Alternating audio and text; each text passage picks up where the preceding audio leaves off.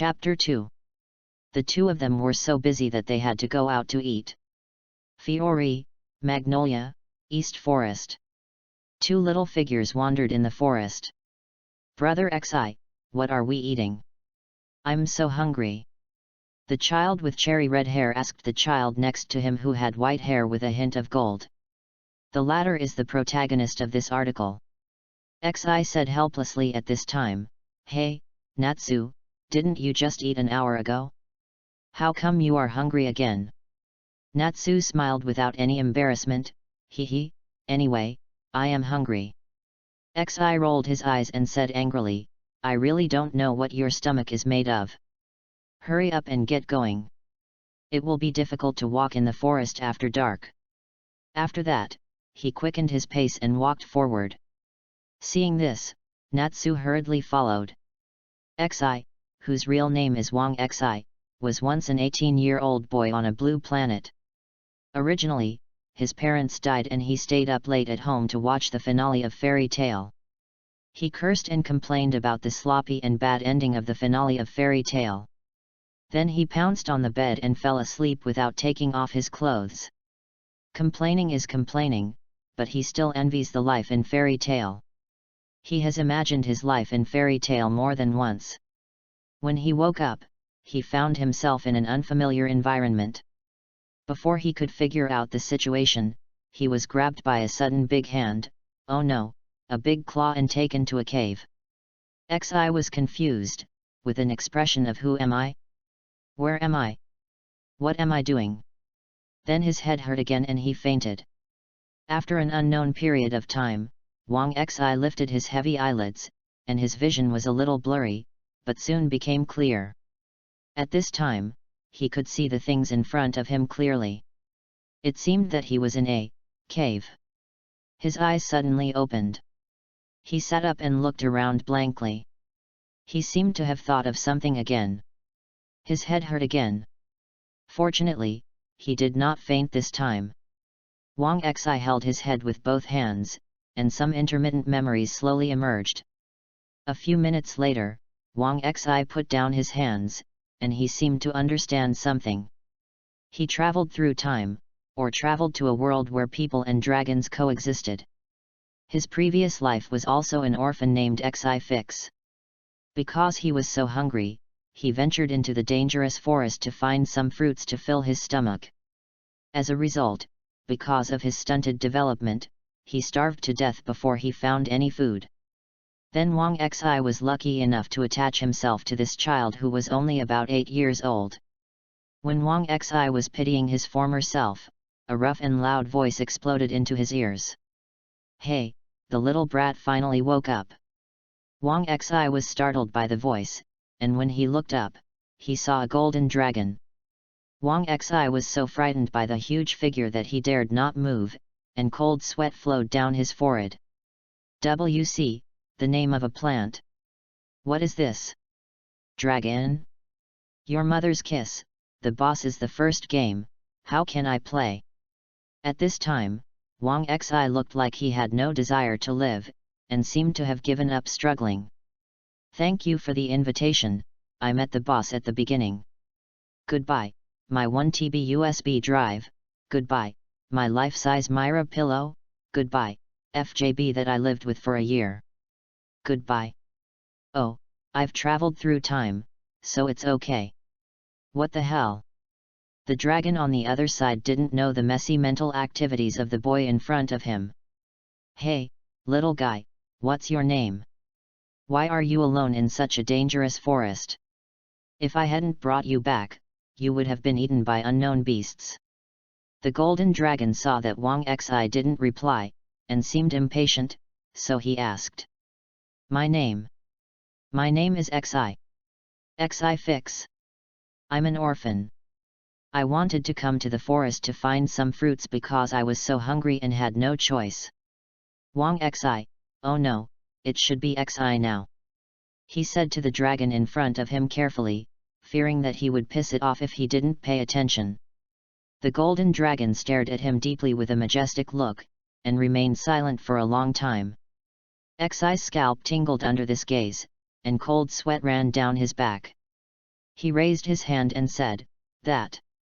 Come be my son." Huang Jinlong's style changed, and he smiled with a hentai expression. "Hey? Hey?" Xi was so frightened by this sudden change in style that he couldn't speak to himself. "Fuck you, it's okay to suddenly bring me to this cave, but at least you saved me. But I can't stand your actions." I thought about it. What the hell is this sudden feeling of déjà vu of Whitebeard? You are not related to Whitebeard, are you? The setting is wrong. You are a dragon. Right. Shouldn't you look at me with your eyes wide open and say something like "eat me"? So, be my son, I like you very much. The point is, Igneel and the others adopted a child, which is fine, but they actually laughed at me and praised how excellent their son is. Damn it. Hey, hey, hey. This last sentence is the key point. The result is because of your boring competitive spirit, asshole. Xi complained crazily in his heart. Happy, love. Xi is really good at complaining, just like Lucy. Lucy, what does this have to do with me? Also, we appeared too early. Then, Xi became the son of the Golden Dragon in a daze, and he also had a bastard father. And that Golden Dragon was the Dragon King of Light, Bagyolangzi. He also officially became the Dragon Slayer of Light. At the same time, he finally knew that he had come to his favorite fairy tale world. In the following years, Xi not only met Natsu's children who were also adopted by dragons, but also became Wendy's favorite and most important brother. At the same time, he was also very diligent in practicing dragon-slaying magic. Because he was familiar with the script, he knew the horror of the dragon in the future that ended the dragon era and became the only dragon of the end, Acknowledge. He must become stronger, very strong, so that he can protect his most important people and the guild. Chapter 3. The crowds were busy, and the crowds were busy. Looking at the noisy scene in front of him, Xi sighed in his heart, it's the style of fairy tale. These two should be Makeo and Wakaba. In addition to these two, Xi also saw Kana, who is still relatively quiet, Gray, who is naked and watching the excitement with others, and Urza, who is sitting in a corner of the guild and eating cake quietly. Seeing Urza wearing armor, Xi couldn't help but feel distressed. Knowing the plot well, he naturally knew the reason why Urza was like this, because she was abandoned by her mother since she was a child, adopted by a kind-hearted person in the village, and then captured by the black magic cult and taken to the Tower of Paradise, so she lost one eye, and finally had to escape for some reason. In short, Urza's childhood was full of tragedy, but she was also lucky because she came to Fairy Tale, a guild full of laughter and unity of the family. Xi didn't recognize the other guild members. It seems that the three sisters and brothers of Myra haven't come yet. But it's true. It's only 777 now, and there is still a year before joining this guild. Xi also didn't see the future Lane Engine team. You two, stop it now. Makarov, who was already frowning because of being hit in the face by the bench, saw the scene in front of him, and his anger surged. His face turned from black to red, and his forehead was covered with number. Makarov's two hands suddenly became bigger and clenched his fists, knocking Makeo and Wakaba to the ground. At this time, the members of the guild found Makarov standing at the door, and the two children beside him. "Welcome back, President," Kana said. "Oh. President, you're back. By the way, how come you kidnapped two more kids? The guild is about to become a kindergarten," a member of the guild shouted. "No way. It's because you guys are not motivated, don't do the mission, eat and drink in the guild every day, go to work." Makarov was furious. The guild didn't care about what Makarov said, and still smiled. Well, after all, this is the norm. Seeing this, Makarov could only give up the struggle and shook his head. Then he took Xi and Natsu in. "Ahem, okay, everyone. This time we have two more companions. Xi, Natsu, you two introduce yourselves. Makarov said. Oh. Hello everyone. My name is Natsu, Natsu Dragneel. I use the Fire Dragon Slayer magic. Then, I want to be the strongest man in the guild. Natsu shouted excitedly. Oh. So cool. It's ancient magic. After hearing Natsu's self-introduction, everyone in the guild looked at Natsu in surprise. Gray, who was standing by, was instantly unhappy when he heard Natsu's arrogant words. Ha! What did you say? I should be the strongest person in the guild. Newcomers should be honest and respectful to their seniors. What did you say, you droopy-eyed guy? Natsu retorted unconvinced. Ha! Do you want to fight, you droopy-eyed guy? Fight if you want, who's afraid of who? Exhibitionist. Die, Scarf Man. The two quarreled happily, and neither could do anything to the other. Xi couldn't help but sigh at this. They are really born enemies. They have been entangled like enemies for less than 2 minutes. There is no way, now that the two of them have just joined the guild, they can't give others a bad impression, so they have to stop them. Okay, you two, stop quarreling, stop it. Natsu, you two, we just joined the guild, so we need to be polite. Xi separated them. Gray heard someone dare to stop them, and challenged, Hey? Who are you with this bastard? Xi didn't care about it at all. After all, psychologically speaking, he was an adult, so he wouldn't bother with a child. My name is Xi Fix, and I'm also a Dragon Slayer magician, using the Light Dragon Slayer magic. Oh, by the way, I'm also Natsu's big brother. Xi said with a smile. Another one who uses ancient magic. Ancient magic now doesn't cost money. The other members of the guild were extremely surprised by this, whispering and looking at Xi with surprised eyes. But the young and energetic Gray didn't care about ancient magic or anything. In his opinion, his ice modeling magic was the strongest. Oh. Are you the big brother of this bastard? Then you must be very strong. Let's have a showdown.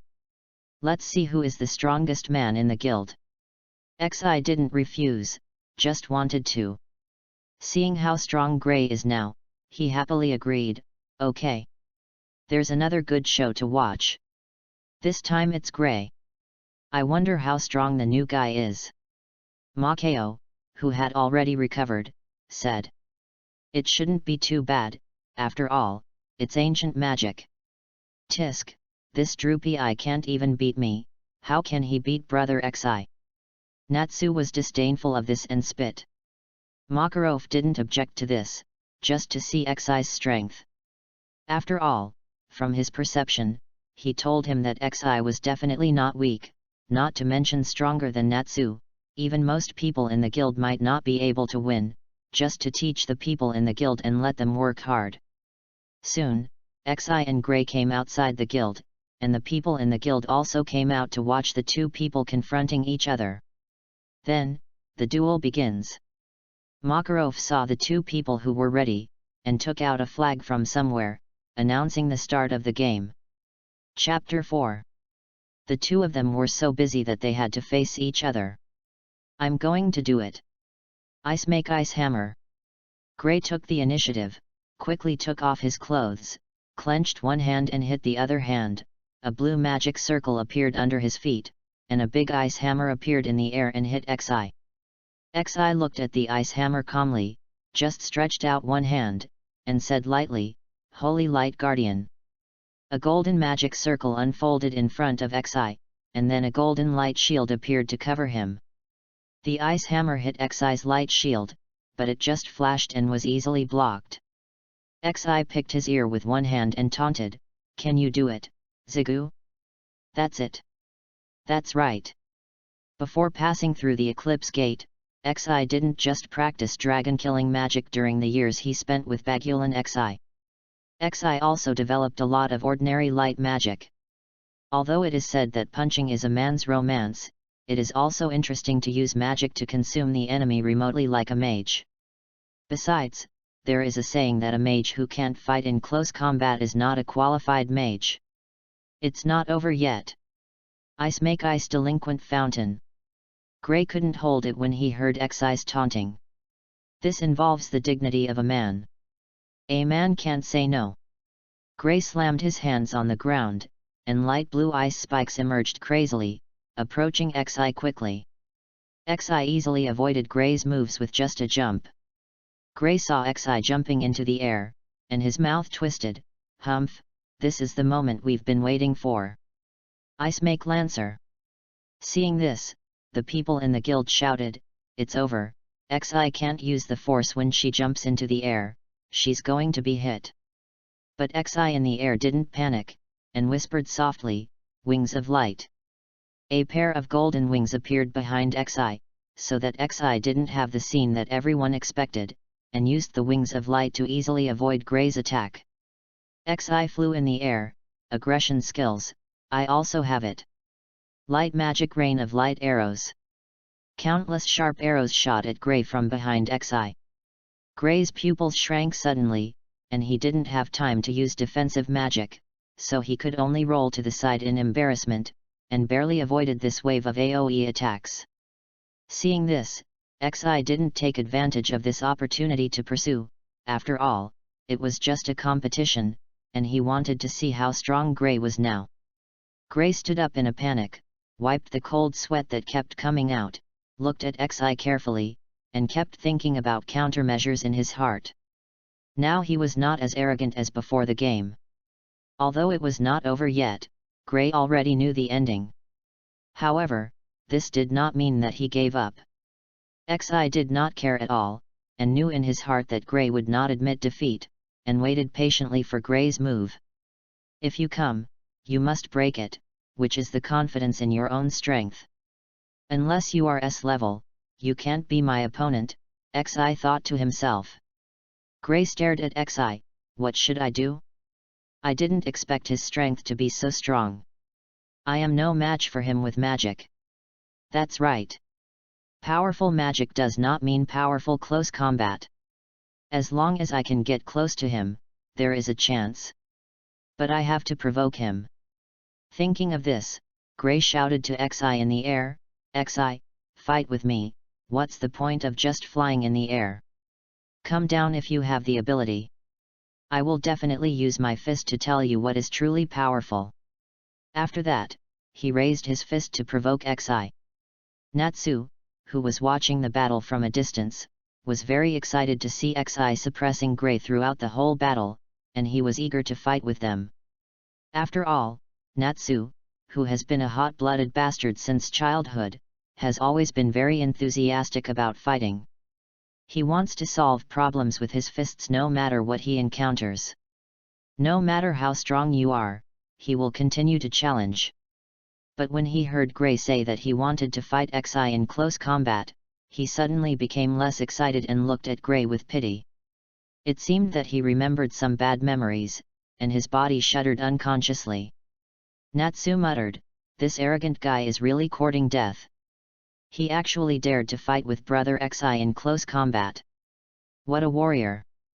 Makeo, who was standing next to Natsu, happened to hear Natsu's muttering and couldn't help wondering, "Why, is Xi very good at close combat?" Natsu nodded, "Of course. Brother Xi and I often fight, especially in close combat. I have never won.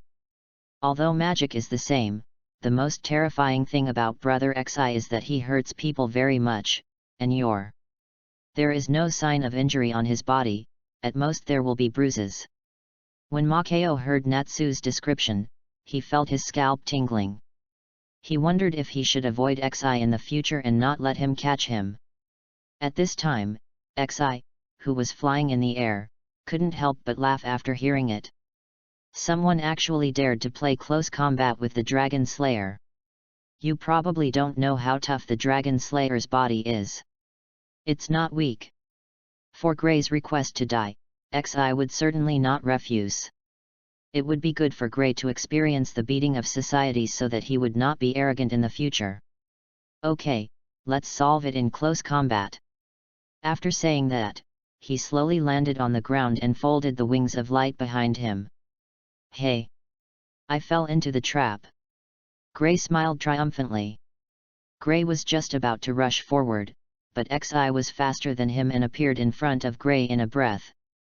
Looking at Gray's horrified eyes, he grinned, then stretched out his fist with golden light, holy fist of the light dragon. Yefeng's fist hit Gray's chin hard, knocking Gray into the air, and then fell heavily to the ground. He didn't respond for a long time, and it seemed that he had fainted. Makarov saw that Gray lying on the ground had lost his fighting ability, and announced, "The winner is Xi." After a long time, the guild members reacted, "Oh! I didn't expect Xi to win." Makayo said to Makarov, "President, you brought a little monster." Wakaba also nodded in agreement.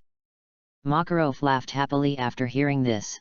"Ha ha ha, of course, when has my vision ever been wrong? How could I miss such a talent?" Then, Makarov shouted to everyone, "Young men, to celebrate the arrival of new partners in the guild, let's have a party." Oh! Chapter 5. Soon, the guild became lively again. Xi was also sitting at the bar, smiling and drinking the juice in her hand quietly. Because she was not old enough, the waiter forbade her to drink beer, and no matter what Xi said, she would not give it to him. She had no choice but to take the juice handed by the waiter. Then looking at the lively guild in front of her, she thought, "It's great to be in this world." At this time, Makarov came over, followed by a little girl. Xi recognized the identity of the little girl at a glance, "Kana Uruparana." "How is it, Xi, our guild is not bad?" Makarov asked Xi with a slightly red face while drinking beer and burping drunkenly. Xi also nodded in approval, "It's really good. It's very lively. I like this atmosphere very much. It makes me feel like home. Ha ha ha. Of course, since we have come to Fairy Tale, we are companions and family." Makarov laughed heartily. At this time, Kana, who was sitting next to him, came forward to say hello. "Hello, Xi, my name is Kana Alprona, just call me Kana, please give me more advice in the future." The gentle and lovely look made Xi hard to believe that the person in front of him would be a drunkard who would love to drink in the future. But Xi quickly reacted, "Well, please give me more advice too. Oh, by the way, I have to stamp the guild seal on you and Natsu." Kana took out the guild seal. Because Kana is still too young and not strong enough, she did not register as a formal wizard to accept commissioned tasks, but as a receptionist of the guild, she was responsible for receiving newcomers, and each newcomer had to register information with her and stamp the guild seal. Hearing this, Xi also reacted and pulled Natsu, who was arguing with Gray, over. "Natsu, come here.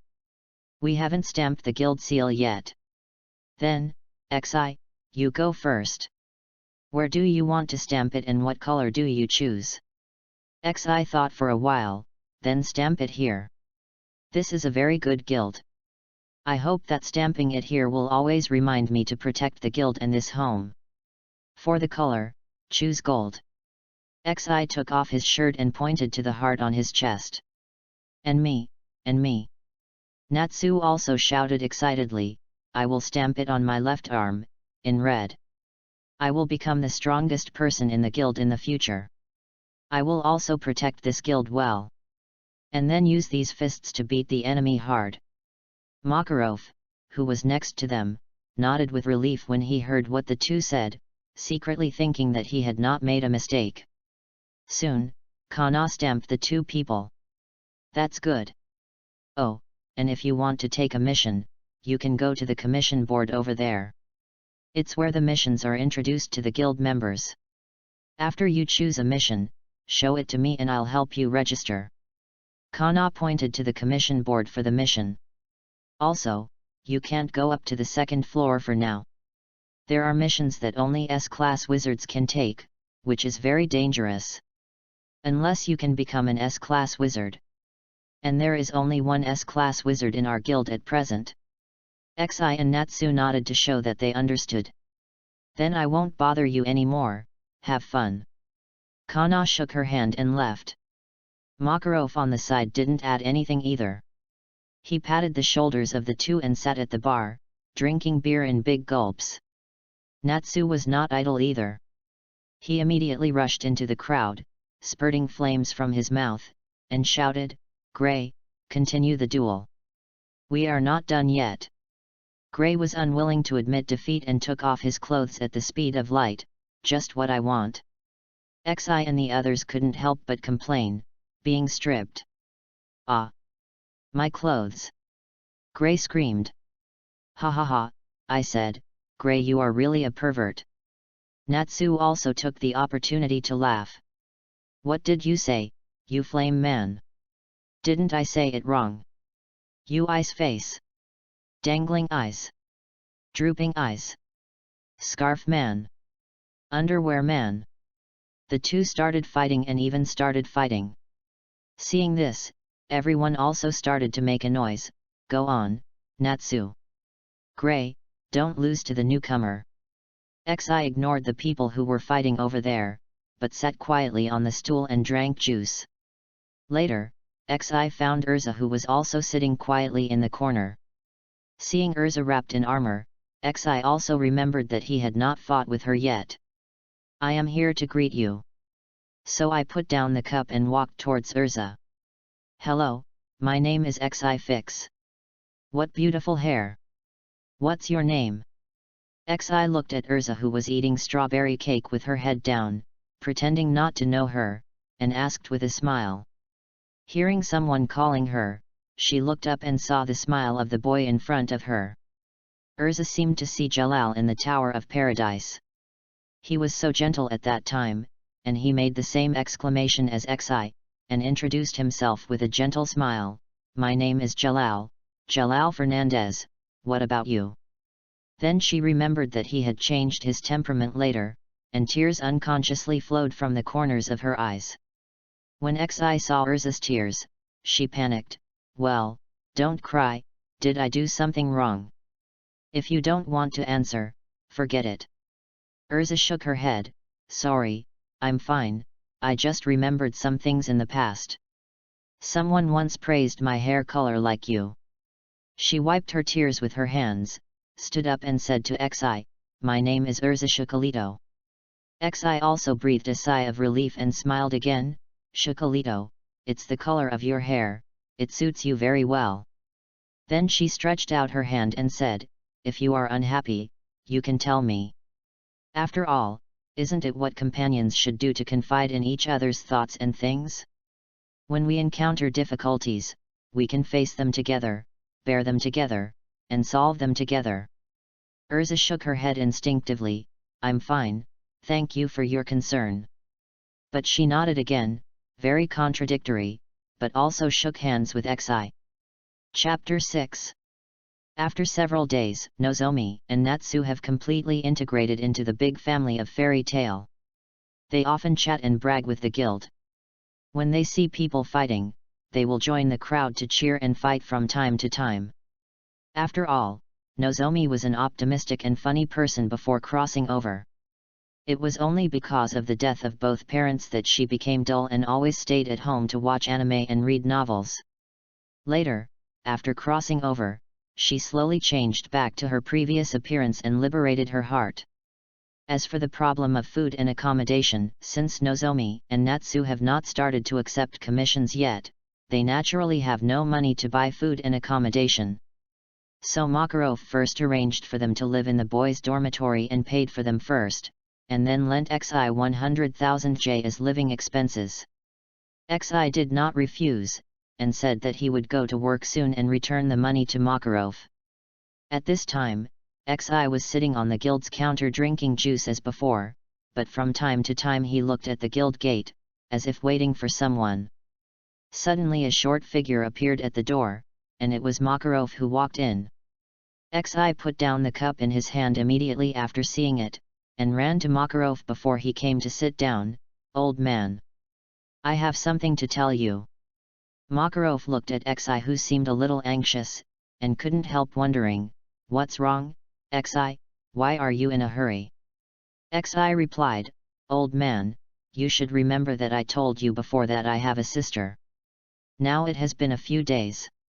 I am really worried about Wendy and want to find her quickly." Makarov touched his beard and thought, "Well, I won't stop you from looking for her. Your sister, I am quite confident in your strength. You should be able to protect yourself if you go out alone. But do you know where to look? If you don't know, you will waste a lot of time and even encounter other dangers." Xi had a plan in mind. "Don't worry, old man, I can still roughly know where Wendy is. It won't take too long." Seeing Xi's confident look, Makarov did not object. "In that case, then go ahead, and be sure to pay attention to safety." "Yes, I will." Xi nodded, then turned around and rushed out of the guild. A day later, Xi took the train, and then walked a long way, and finally came to a large forest.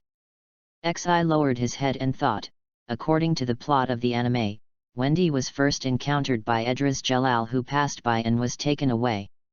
Then, because he had to stop Anima, it was inconvenient to take care of Wendy, so he asked the chief of the Nebit tribe, who had existed for 400 years, to take care of Wendy. If I'm right, the Vaslan Sea in the anime should be this forest. Boom! Suddenly, Xi was attracted by a huge explosion in the distance, and couldn't help squinting his eyes. "There is an explosion in front. Is there someone fighting? Let's go and see."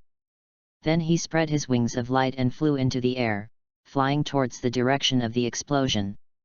Not long after, he arrived at the scene of the accident and saw the people below. Triple magic circle, mirror water. I saw a blue-haired boy who was only 12 or 13 years old holding a magic wand in his hand and outputting to a group of Vulcans who seemed to be green versions in front of him. A blue magic circle appeared under the feet of several green Vulcans, and then an explosion made them lose their combat effectiveness and fall to the ground. The other green Vulcans that were not affected cried a woo and rushed towards the blue-haired boy. Seeing that there were still more than a dozen that had not been dealt with, the blue-haired boy gritted his teeth, as if the magic power in his body was not enough, but he still insisted on not falling down, preparing to meet the counterattack of the green Vulcan. At this time, Xi also recognized that the blue-haired boy was Jalal from Edlas, and at the same time, he also judged that the opponent was not good enough, and flew to Jalal without hesitation. Xi fell to the ground and opened his mouth, the roar of the light dragon. A huge golden beam of light took away the 5 green Vulcans on the opposite side with the explosion. Seeing such a great power, the remaining green Vulcans also stopped immediately and looked at Xi in fear. Jalal also understood that the person in front of him was here to save him, and he relaxed and fell to the ground gasping for breath. Xi didn't seem very satisfied with his results, and frowned. "How many are there? Let's kill them all at once." Xi stretched out his hand. "Shoot them, Gungnir." A 10-meter wide magic circle appeared in the green. The sky above Swaken was unfolded, and then golden spears continued to emerge and shot at them quickly. Faced with a large-scale and fast attack, the remaining few had no time to escape, and were shot by the spears in the air, and then followed by a loud explosion, all knocked to the ground. Seeing the scene in front of him, Xi also praised proudly, "Hey, art is explosion. It's worthy of me." Xi looked back at Jalal, who had fallen to the ground exhausted, stretched out his hand and asked with concern, "Are you okay?" Jalal was stunned by Xi's strength. Seeing that the boy in front of him, who was about the same age as him, solved this crisis so easily, he also admired the other party's strength. Although these monsters can be defeated in the period of full victory, it is not as easy as Xi, and it still takes some effort. But he quickly reacted, held the other's hand, and stood up with difficulty. "I'm fine, thank you for helping me defeat these monsters. My name is Jalal, Mr. Gang." Seeing that Jalal did not tell his real name, Xi did not care. Knowing why he did so, he did not expose him. "You're welcome. After all, when I see someone in trouble, of course I have to help. My name is Xi Fix." Chapter 7. Bien Engzem Vn Bngc Cha Dch, Coth Kyo Sung Kwai Trang Chn Bn Dch. Xi looked at Gerald, who was adjusting his condition, and asked, I can see that you are not that weak, why are you trapped by these monsters? Mr. Gang smiled modestly, my strength is not as strong as you think. My magic actually comes from the magic wands I carry on my back. As for why I was trapped by these monsters, Mr. Gang thought of something and smiled ugly. It was because I had a personal matter just now. Because I had consumed too much magic power and physical strength, I wanted to get out of the forest quickly and find a place to recover. As a result, I was blocked by this group of monsters that suddenly appeared on the road. I had to find a way to quickly deal with them, and you know what happened later. Xi was thoughtful, and realized that the private matter that Mr. Gang mentioned must be to stop the small anima. It seems that anima is indeed very difficult to deal with, even Mr. Gang was forced to this point. Xi did not ask about the so-called private affairs of Mr. Gang in detail. After all, this is someone else's business. If they don't want to tell you, do you still have to force them to ask? When they are willing to tell you, you will naturally know. You can't say, actually I came to this world through time travel. I know you are actually going to stop anima. I can help you. But then again, Mist was just about to walk out of the forest. Wendy had just been entrusted to that person, and there was still time to take her away. Although it was fine to just let Wendy stay with that person, Xi, who couldn't bear to see her sister cry, didn't want to wait until the guild coalition defeated the 6 demons. After the general, Wendy burst into tears, reluctant to leave the demon cat in. At worst, after picking up Wendy this time, I can come here to visit him often. Thinking of this, Xi asked quickly, by the way, I came here to look for someone. Have you seen a little girl with blue hair about 6 or 7 years old? I am her brother. Mr. Gang also heard this. She asked in surprise, are you talking about Wendy? So you are the brother Xi she mentioned. Xi quickly agreed, yes, it is Wendy. Can you take me to find her? I came out this time for I'm here to take her back. Mr. Gang certainly wouldn't refuse, after all, he didn't think Xi was a liar. Well, I just entrusted her to an old man, not far from here, I'll go now, I'll take you there. After saying that, he walked in one direction, and Xi followed him. At this time, in a small wooden house, an old man with camouflage painted on his face was coaxing the crying girl across the street. I want my brother, I want to find Gerald, the little girl said. No matter how the old man coaxed her, he even danced a funny dance to make the little girl stop crying. He is Robinlu, the leader of the Nebbit tribe who created the super magic Nirvana 400 years ago. And the little girl who kept crying is Wendy that Xi is looking for. Who would have thought that such a being would do such a thing? Funny move, just to appease a little girl. Robinlu, who was already sweating profusely, was about to do something when he suddenly heard a noise not far from the cabin. He had no choice but to let Wendy Wivuwa cried, walked out of the door and looked at the jungle in front of him, trying to figure out who was there. 2 young men walked out of it, and Robinlu realized that they were the ones who had entrusted the little girl to him. Young man, I don't know the other one, but since he is with him, he should not be a bad person. Soon, Mist Gang brought Xi to Robinlu and said embarrassedly, Grandpa Robinlu, I'm so sorry, I came back to see you again. Robinlu smiled and said nonchalantly, ha ha ha, it's okay, did you forget to take something when you came back, or is there something else? Mr. Gang took Xi's hand and introduced, this is Xi, I met you on the road. Yes, he is here to find his sister, Wendy. So I brought her here. Hearing this, Robin Lu looked at Xi again, oh? Are you Wendy's brother? Xi he bent down to show respect, yes, Grandpa Robinlu, the purpose of my coming out this time is to find my lost sister Wendy. I heard that she is with you, so I came here to take her back. Robin Lu did not immediately agree or refuse, but instead blamed Xi. How can you bear to leave such a small child alone in such a big forest? Such a small child, what if something happens? What should I do? You are such an incompetent brother. Fortunately, the young man next to you sent me here in time. Xi did not refute Robin Lu's accusation, and humbly accepted his lesson. Yes, Grandpa Robin Lu, you are right. It is my incompetent brother who is careless that makes Wendy alone outside. She must be very panicked and scared. When I take her back this time, I will definitely take good care of her and take care of her. Seeing Xi's sincere apology, Robin Lu was embarrassed to say anything else, and sighed, "Come with me." As he said, he opened the door behind him, and Xi saw Wendy, whom he had been thinking about. "Wendy. Look who's here," Robin Lu said gently. Wendy stopped crying when she heard the words, and looked at the person while wiping her tears. When she recognized him, she shouted in surprise, "Brother Xi! Gerald!" Wendy rushed to Xi quickly and couldn't stop crying again. "I thought you didn't want Wendy anymore. I was so scared."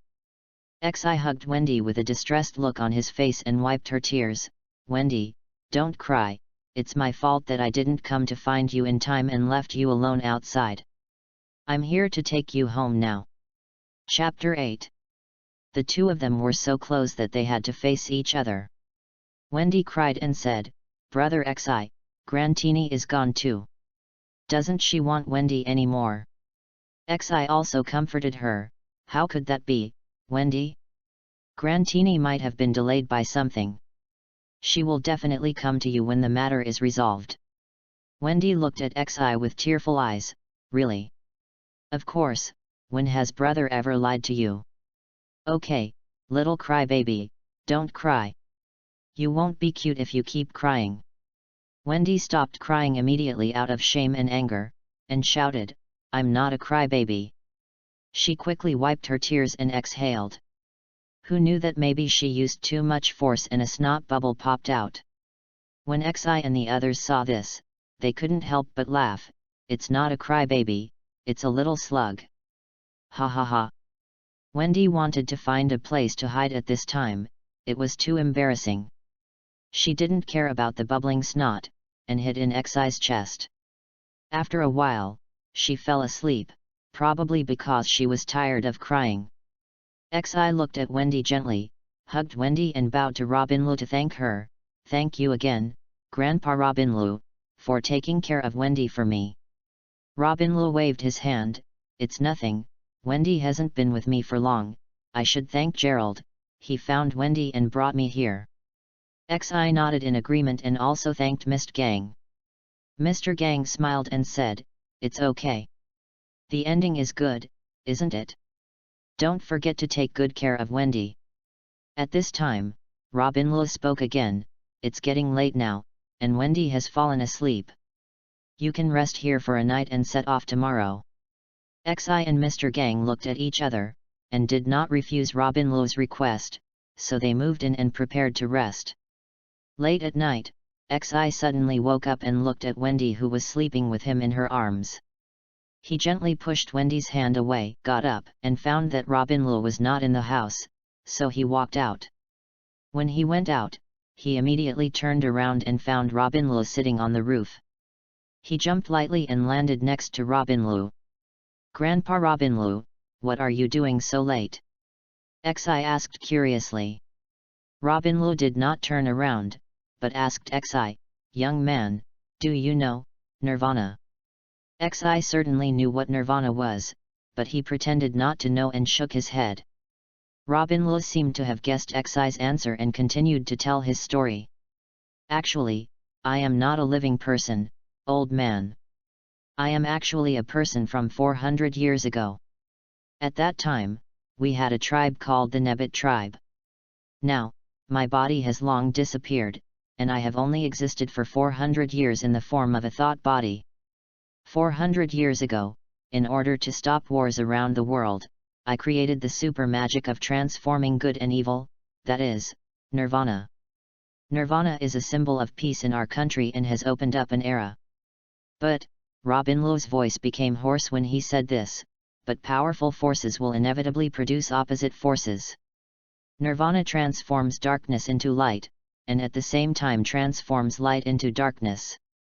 Because it has to maintain balance, Nirvana cannot convert humans into light infinitely. Darkness produces light, and light generates darkness. The darkness lost by humans has entangled our Nebbit tribe. It's like hell.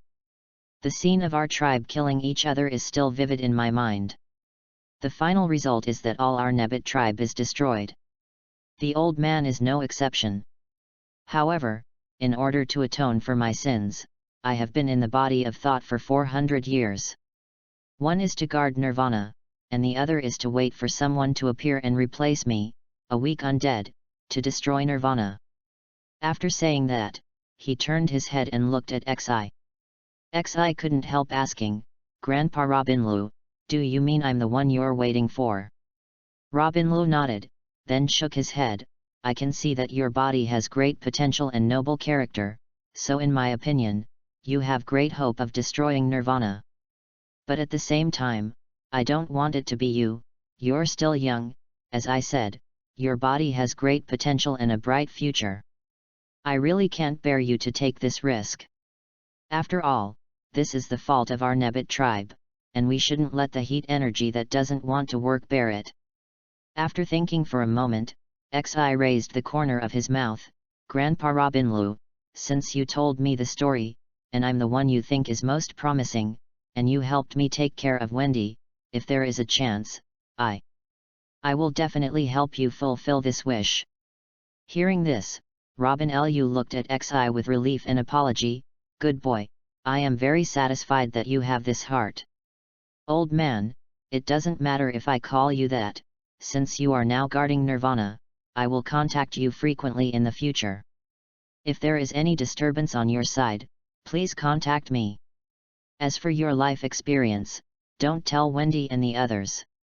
Although Wendy has only been with you for a short time, I believe that you are also taken to heart by her and become an important person. If she knows your life experience, she will be sad." Robin Lu nodded. "Okay. Then I will go back and rest first. Old man, you should also rest early." After that, Xi jumped off the roof and walked into the house. Robin Lu looked at the night sky on the roof, recalled the magic power he felt from Xi just now, and smiled and murmured, "Dragon Slayer, maybe he is really the person I have been waiting for." Chapter 9.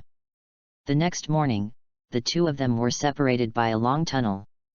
Wendy, who had recovered from her grief, held Xi in her left hand and Mr. Gang in her right hand, and happily said goodbye to Robinlu, who was standing at the door. "Goodbye, Grandpa Robinlu, I will come to see you often in the future." Facing the lovely Wendy, Robinlu also smiled and waved. "Goodbye, Wendy. You must listen to your brother when you go back. Xi, you must also take good care of Wendy, don't lose her again, okay?" Xi also echoed, "Don't worry, old man, I will." "Then, we'll say goodbye, take care of yourself." The three of them bent down and turned to leave.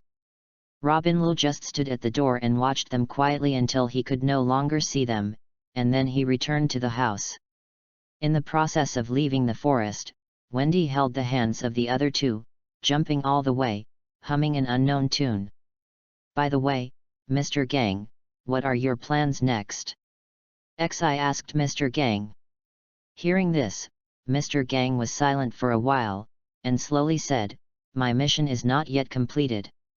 Before I complete my mission, I have not considered other things for the time being." "Is it the private matter you mentioned before? Is it convenient to tell me?" Mr. Gang was silent again, as if considering whether to tell the truth. Xi didn't care about it. He just asked casually, and he didn't really think that he would tell the truth to himself. Wendy looked at the two people who were playing riddles, and stopped humming the tune. She looked at the two curiously, with a big question mark on her head. After an unknown period of time, Mr. Gang suddenly said, "I am not actually from this world." After saying that, he deliberately glanced at the two people. Wendy was very surprised when she heard it. Jalal, you are not from this world? So amazing. Since Xi knew it a long time ago, she was not as surprised as Wendy, but she couldn't show it too obviously. Oh? It's really amazing, then how did you come to our world? Mr. Gang stopped and stared at the two people who were surprised. Do you all believe what I said?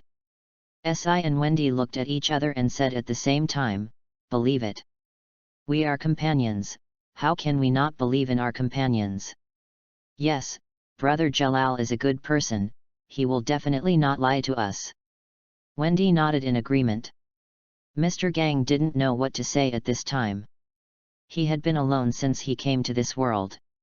For the first time, he felt the bond and trust between companions, which he had never had even in his own world. At this time, he was very glad that he could meet the two people. It felt good to be trusted by companions. Then he explained the reason why he came to this world and his mission. I see. That's why you had such a hard time facing those monsters that day. So does the anime you mentioned have any pattern? For example, how often is it released, and how large is the scale of each release? Xi asked. Mr. Gang replied, generally, the King of Edlas, that is, my father, releases it once every 2 months or so, and the scale is not very large. If you really count it, it is probably the range of a small village. This is why anime is released more frequently, and I don't have much time to rest. Every time I solve one, I have to run to the next place to prevent accidents. I understand. If you need it, you can always find me. After all, you know my strength. But... Mr. Gang also asked when he saw this, but what? Xi didn't hang on, but one person's power is limited after all, and I don't have any contact information with you. Why don't you go to Fairy Tale with us and join our guild? There will definitely be more companions to help you. Mr. Gang didn't refuse this time, but he didn't agree. Fairy Tale? I will consider it. When I get to your place one day, you have to protect me. The burden in his heart was put down at once, and he actually joked. Xi didn't care. Of course, of course. After a long time, the three finally walked out of the forest and took a deep breath of fresh air. Mist Gang also said goodbye at the right time. Then, let's separate here. I will come to find you when I go to Magnolia. Xi nodded. Okay, it's a deal. Although Wendy was reluctant, she also. He waved his hand obediently. Goodbye, Jalal. You must remember to come find us. Mist Gang nodded, pulled up his mask and hood, covering most of his face, and disappeared from the eyes of the two after a few jumps. Okay, let's go back to. Yeah. I am the dividing line. After sitting on the train for half a day, the two finally returned to Magnolia. Wow, is this Fairy Tale? Brother Xi, what are the people in the guild like? Will they not welcome Wendy? Xi finally got rid of the psychological shadow of vomiting on the train, and heard Wendy's words and smiled and said, of course not, the people in the guild will definitely welcome little Wendy's arrival, and you will definitely like it here. Wendy nodded softly. Then Xi opened the door of the guild. We are back. Chapter 10. The first time, the last time, the last time. We are back. What would respond to Xi was not a warm welcome. No, it was indeed quite warm, but the warm way was a little different. I don't know who threw the cup. The perfect parabola pointed at Xi, but he easily dodged it with Wendy. Xi looked at the noisy people with a black face. Although he knew that this was the characteristic of his own guild, he felt it personally, especially when he almost hit Wendy. How could he tolerate it? Xi's style instantly changed to the image of a big devil with bared teeth, who threw the cup. The loud voice finally made everyone in the guild react, and they all looked at Xi and Wendy standing at the door. Oh! It's Xi who's back. Xi, I report it. It was Makeo who threw the cup. Teach him a lesson. Someone pointed at Makeo. Makeo was upset when he heard it. What are you talking about? What are you talking about? It was obviously Marcus who bumped into me and I accidentally dropped it. Then everyone started arguing again. Wendy asked weakly, Brother Xi, are all the people in the guild like this? Xi suddenly felt a toothache and grinned, Don't worry Wendy, because this is just the beginning, you will see more in the future, just get used to it slowly. Then he took Wendy to Makarov, Grandpa, I'm back. This is my sister, Wendy. Makarov nodded, I'm glad you're back safely. Hello Wendy, I'm the president of this guild, Makarov, just call me Grandpa. After saying that, he smiled at Aunt Wendy. Xi was also very speechless about this, although I knew that our Wendy was very cute. But don't show such a vulgar expression, what if you scare the children? Wendy didn't think much about it, but felt that Makarov was very kind. Hello, Grandpa, my name is Wendy. At this time, Kana also came over, and ran over excitedly after seeing Wendy. Wow! What a cute child! Is it your sister Xi? Kana looked at Xi with shining eyes and asked. Xi, yes, she is my sister Wendy. Then Xi clapped her hands vigorously and shouted loudly to everyone, Okay, everyone be quiet.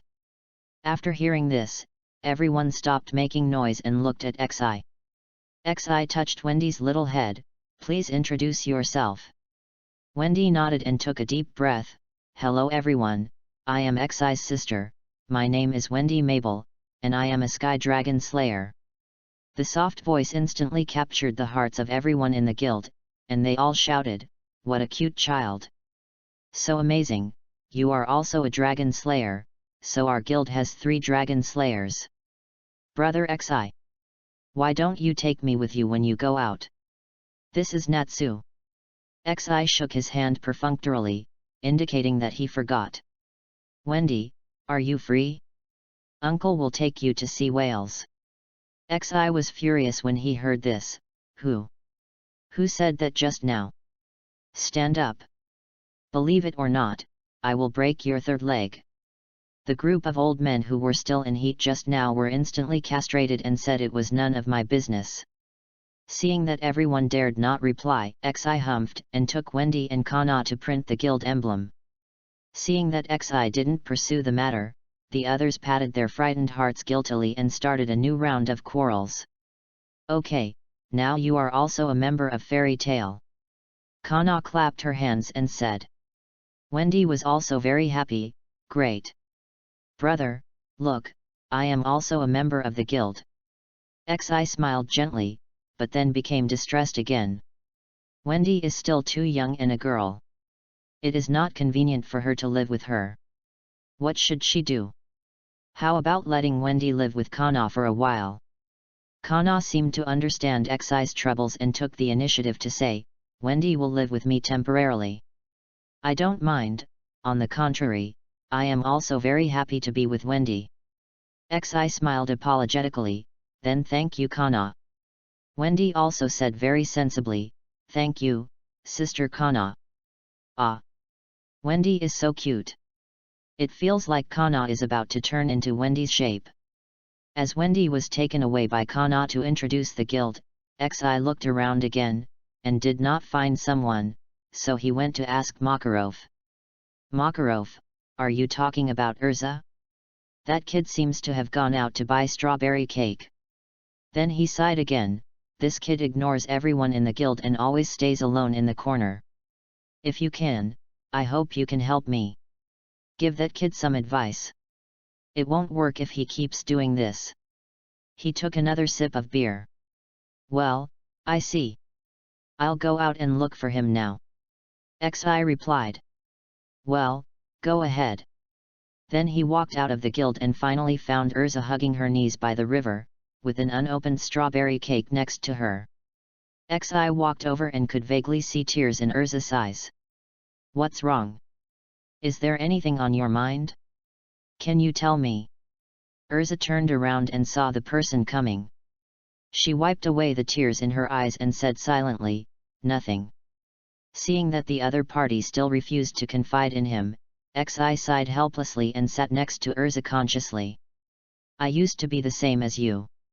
Since my parents' accident, I have become silent and don't want to see anyone or talk to anyone. I feel that I will always be alone. But one day, I suddenly realized that it was not possible to continue like this. If it was always like this, I would not be able to see the beautiful scenery, meet reliable companions, or find a place to rely on. Besides, I believe that my parents in heaven do not want to see me continue to fall. They want me to live happily and happily. Because I believe this, I now see many scenery that I have never thought of, meet my brothers and sisters, and fairy tale, including you." Xi smiled happily. "So, I hope you can also get out of your own shadow as soon as possible like me, and live happily and easily. I don't know what you have experienced before, and what sad and painful things you have encountered. I only know that you have me, the president, and the companions in the guild, and everyone will be willing to share your burdens and listen to you." Iluza stared at Nozomi, who was smiling, and tears flowed unconsciously from her eyes. She engraved Nozomi's appearance deeply in her heart. Finally, Urza told her experience in the Tower of Paradise, and how she drifted alone on a raft in the sea until she came to Fairy Tale. The story was long, but Nozomi didn't show any impatience and listened to Urza's experience patiently. After a long time, Urza stopped talking, lowered her head sadly, and couldn't let it go for a long time. Nozomi knew she had to do something. "It's not your fault, Urza. But I didn't protect my companions. Because of my cowardice and weakness, I betrayed them and ran away alone." Urza cried out in pain. "There is no such thing as betrayal. Didn't you say that it was because the man named Jalal forced you to leave, and you wanted to save those companions at that time, didn't you? Everyone will experience being weak. As long as you become stronger in the future and stick to your original intention, you will definitely be able to do it. Isn't this a manifestation of your strength?" Iluza looked at Xi with hazy eyes. Can I really do it? Can I really do it? Well, of course. I believe in you." Xi was sweating in his heart, thinking that this is really not a job for humans. "I am the worst at comforting people." Iluza finally smiled on her tearful face. "Thank you." Hearing Urza's thanks, Xi also breathed a sigh of relief. Chapter 11. The two of them were very happy. It was almost noon the next day when Xi walked to the door of the guild. Before she could push the door open, an unknown object rushed out and was about to hit her. Xi stretched out her hand and caught it steadily. "Oh, it's Gray. I just arrived. You welcome me in this way. It's too polite," Xi said, and threw Gray to the ground. "Damn Natsu, look at how I beat you to the ground. And who welcomes you? I just bumped into it by accident," Gray retorted loudly. "Ha ha ha, see, it means I'm better than you. If you don't agree, keep laughing." Natsu laughed while holding his belly. Xi didn't continue to care about them. After entering the guild, he saw Makarov sitting at the bar drinking, and Wendy, who had already become friends with a group of sisters in the guild. Wendy waved happily when she saw Xi. "Brother Xi. You're here." Xi also responded with a smile. Then he walked straight to Makarov. "Hey, you started drinking so early in the morning. Be careful not to get sick at your age, take care of yourself. Smelly boy. It's almost noon and you still say it's early. And I'm in good health, so you don't need to worry about it." Makarov was furious. "Ha ha ha, well, don't worry about the details." Xi smiled and slowly walked to the commission board for issuing tasks. "Maybe there are too many tasks and I don't have much experience, so I'm struggling to know which task is better." After thinking for a long time, he still couldn't make a choice, so he had to walk to Makarov again. "Old man, I want to take the mission, but there are too many." I don't know which mission is more suitable for me. Can you recommend one? Oh? Are you ready to do the mission so soon? I thought you would wait another 2 days. Then Makarov took out a commission from his clothes. It just so happens that a commission was delivered this morning. The mission requires to defeat an unknown monster in a mountain range. The mission level is temporarily set as A level. XI took the commission and looked at it. He found that the commission was as much as 2 million J. After weighing his own strength, he felt that it was quite suitable for him, and nodded, "Okay, I'll take this mission." Well, considering that this is your first mission, for safety reasons, you should find someone to team up with you. Before XI had time to speak, Naz, who had heard them talking on the side, rushed over. "Brother XI, take me with you. How can you do the mission without me? I also want to do the mission." "Humph, with your strength, you will only hinder XI if you go. XI, it's better to take me with you." Gray, who is at odds with Natsu, will naturally not miss the opportunity to attack Natsu, and he also recommended himself. "What did you say? You said this wretched man. Are you looking for a fight? It's obvious that I am stronger than you." Hearing Gray's words, Natsu was instantly unhappy and retorted. "It's obvious that I am stronger than you. What do you think? I am stronger than you. I am stronger than you." XI was also troubled by the quarreling two people. She hadn't agreed yet, so what was she quarreling about? Inadvertently, XI saw Urza. Her eyes lit up, and she walked quickly towards Urza. "Urza, team up with me to do the mission." Urza was also stunned when she received XI's invitation. Maybe she didn't expect XI to invite her, but she reacted quickly. "Well, if you dislike my weak strength, it's okay." XI smiled and said, "How could that be? Then it's settled." Seeing the two people who had already made up their minds, Nakarov said, "Then you can set off when you are ready, and be careful." XI did not refute. "I know, old man, then we will go back and prepare first." Wendy also cheered XI up. "Come on, brother XI, you must come back safely. Don't worry, Wendy. I am very strong." After saying that, he went back to prepare things, and did not forget to turn back and tease Natsu.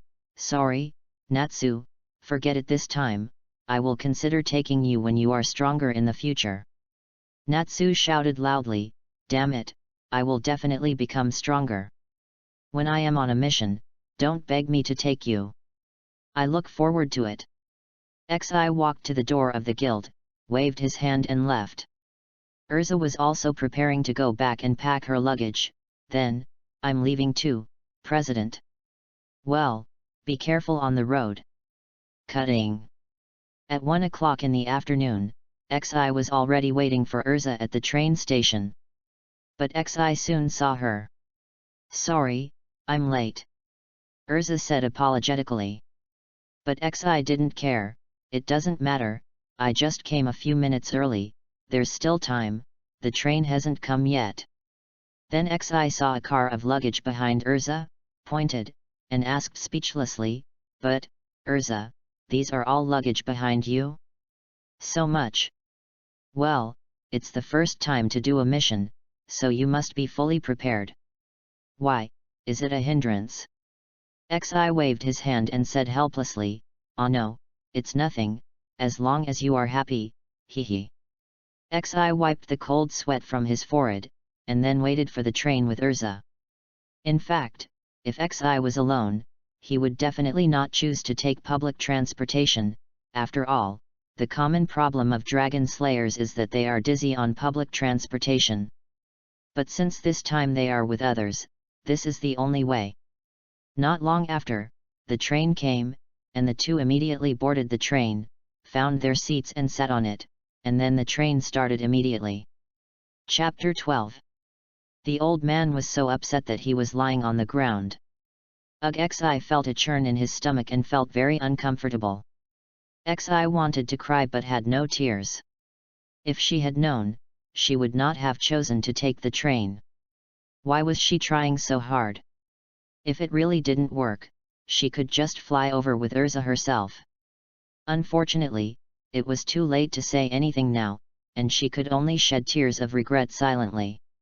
Urza saw Xi's uncomfortable look and asked with concern, "What's wrong with you?" Xi's head was on the table, and he said weakly, "It's okay, I just feel a little dizzy in transportation. I'll be fine after getting off the train." Ugh! After saying that, he wanted to vomit again, but he held it back. While the train was running, Urza also asked about the content of the task. "Well, the mission only says that we need to defeat an unknown monster located in the Yalan Mountains. Ugh! There is no specific information. I only know that the commission for this mission is very high, 2 million J." Iluza saw that Xi was in pain. "Seeing that you are in so much pain, let me help you." Without waiting for Xi to refuse, Tachibana sat next to Xi, punched Xi in the stomach and knocked him out, and then put his head on her thigh. If it were normal, Xi would definitely be very excited to be on Urza's lap, but unfortunately he fainted and didn't see Urza looking at him silently with a slightly red face. A few hours later, the destination was reached. Xi didn't recover until he got off the car. He inexplicably felt that he was so relieved to step on the ground. But he was also thinking about whether there was any way to resist the problem of being sick of transportation, or not to take transportation in the future. Well, it's not impossible. The two first found the client of the mission and asked for detailed information about the mission. The two came to a place called Moss Town and randomly asked a passerby about the client's address. Not long after, the two found it and knocked on the door. Xi observed the house in front of him. From the size of the building and the luxury of the decoration, he judged that it was a person of high status. If nothing unexpected happened, he should be the mayor of this town. Soon, a middle-aged woman opened the door and saw two children. Although she was confused, she asked politely, "Who are you?" Xi stepped forward and said, "Hello, we are wizards of fairy tale. We are here to complete the task you entrusted." "Is that so?" "That task was actually entrusted by my husband. You come in first. I'll call my husband down." Although the middle-aged woman didn't know why the guild would send two children, she didn't refuse, and then went upstairs to call her husband. Xi and Urza also waited patiently on the spot. "Are you the wizards who took the task this time?" A middle-aged uncle with a serious face, thick eyebrows, and big eyes walked down the stairs with his wife. "Yes, we are the wizards who took on the task this time. My name is Xi Fix. My name is Urza Shakalito. Hello, I am the mayor of this town, Prodoma, and this is my wife, Martha." Then, the mayor looked at the two boys and girls who were only 12 or 13 years old in front of him, and asked in a doubtful and distrustful tone, "Excuse me, I think you are too young, and your strength is definitely not enough to defeat the monster. There have been several waves of wizards who took on this task before, but all failed." Before he finished speaking, he paused and continued to persuade, "So, you should go back and find a powerful wizard to come again." Urza was inevitably a little angry when she heard the mayor's words, thinking that he was looking down on them. Just as she was about to step forward to argue, she was stopped by Xi Shen Beast. "Xi, you..." Urza seemed to want to say something, but Xi knew what she was thinking and didn't say anything. He just looked at Urza and said that he would leave it to him. Xi stepped forward and said calmly, "Mayor, we can understand your idea, but you have to know that the strength of a wizard is not entirely measured by age. You have to trust us.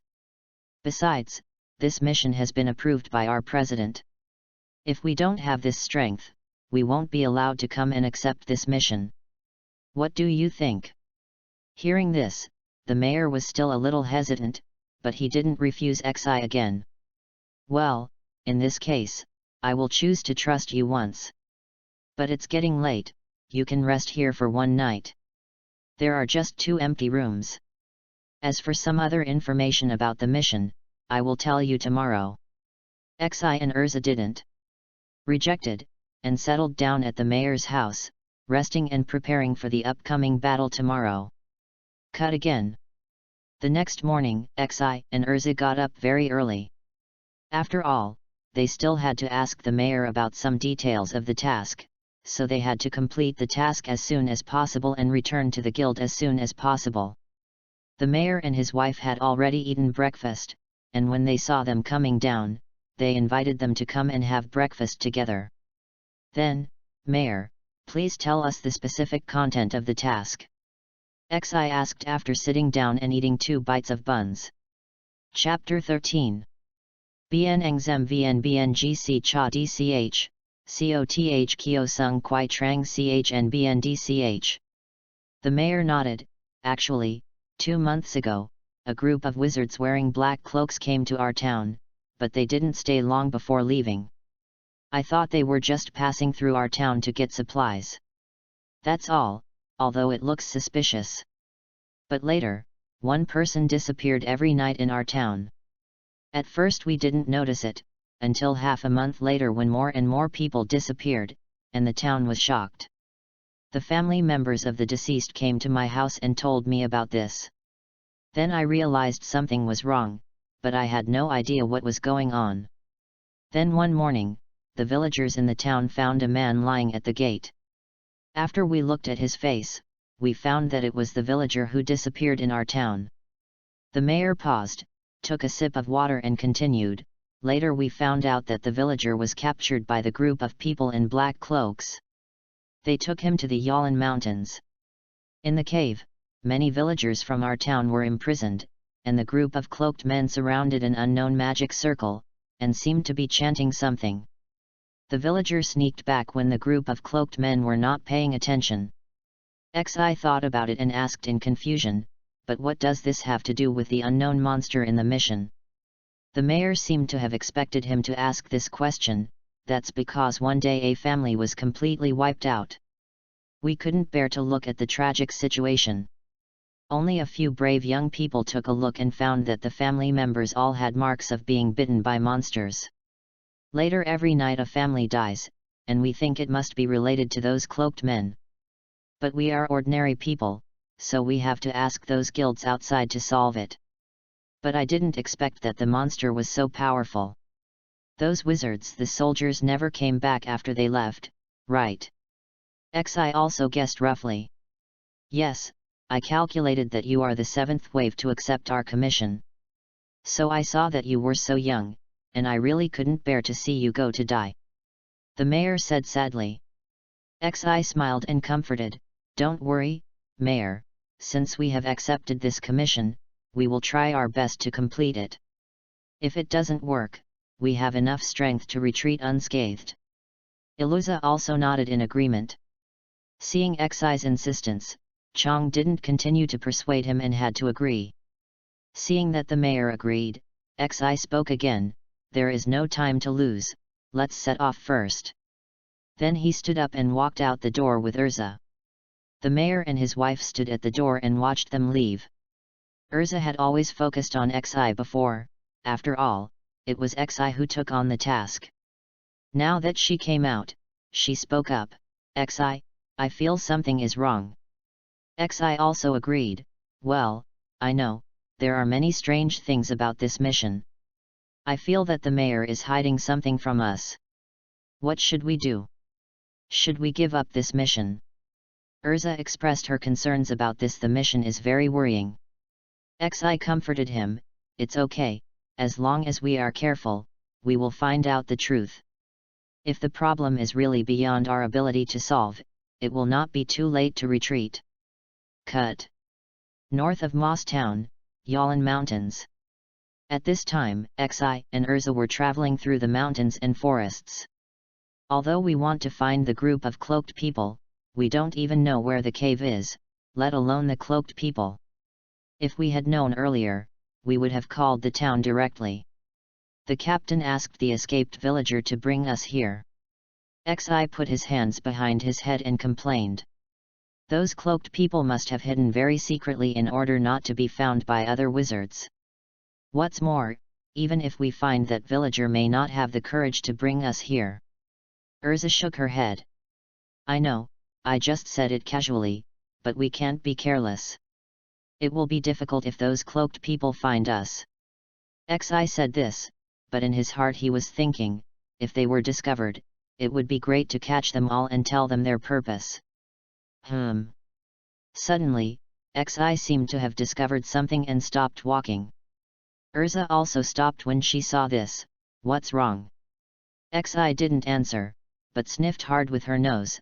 I smell something strange. Smell, follow me. After saying that, without waiting for Urza's response, he directly pulled Urza's hand and ran in one direction. Urza looked at the hand being held by Xi, and her face turned red unconsciously, but it did not stop him from following Xi silently. After a while, the two ran to the cave, but nothing can be seen clearly when looking inside. Xi and Urza looked at each other. Let's go, be careful. Xi took the lead, pinching a light ball in her hand for lighting, and Urza followed closely behind. Crack! A sound came from under Xi's feet, and she felt something was wrong. Urza, be careful. Several fireballs appeared in front of them and attacked them quickly. Xi directly grabbed Urza, who had not reacted yet, and dodged the attack. Pop, pop, pop. Torches were lit on the walls of the cave. A man in a black cloak walked out of the darkness. As expected of fairy tale, you react quickly, you managed to dodge this. Xi snorted coldly, I don't want to be praised like this, especially by the enemy. How can you hurt me with such a trick? Then he scolded, who are you? How did you know we would come here? What do you want to do by arresting so many villagers? Well, don't be impatient, there are so many questions, which one do you want me to answer first? Humph. Then don't say anything, it won't be too late to ask after I knock you all down. Oh, you are such a grumpy kid, but do you think you two can beat so many of us? After saying that, 3 more people dressed like him walked out of the darkness. Chapter 14. The 2 of them were in a state of panic, and the 2 of them were in a state of panic. Humph, we'll know if it works after we try it. Urza won't be here before us. After saying that, Xi rushed up first. Holy Fist of Light Dragon. Xi punched one of the cloaked men, but unfortunately he blocked it and didn't cause much damage. Except for the man who came out at the beginning, the others dispersed and surrounded the 2. Fierce Wind Wave. Flame Bomb. Water Tail. The magic of several cloaked men was directed at Xi, but Xi dodged them all nimbly. Urza didn't sit still and wait for death. Change clothes, Heaven Wheel armor.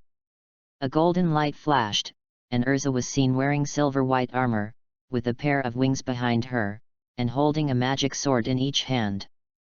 Tianlun Chaos Sword. Dozens of magic swords appeared out of thin air behind Urza and rushed towards the 3 cloaked men. The 3 men seemed to have no defensive magic and could only use offensive magic to resist. But it was not over yet. Tianlun 3 swords. Urza rushed over with a sword in hand and knocked the 3 men away directly. Seeing this, Xi also used magic tacitly, Roar of the Light Dragon. A huge light wave directly hit the 3 people in the air and collapsed to the ground. Tisk, you dare to fight us with this little strength? Xi said disdainfully, and then looked at the only one left, the one who spoke at the beginning. Pa pa pa. The cloaked man clapped his hands. Wonderful, really wonderful. As expected of a wizard of fairy tale, he defeated my 3 men so easily. Don't talk to me so sarcastically, now you are the only one left, what tricks can you use? Xi spat. So what, they are just chess pieces that can be discarded at will. The cloaked man said indifferently. Humph, rats are rats, their hearts are all so black. I think you should have achieved your goal, right? Xi stared at him intently, and said word by word, Mayor Protoma. What? Urza was shocked.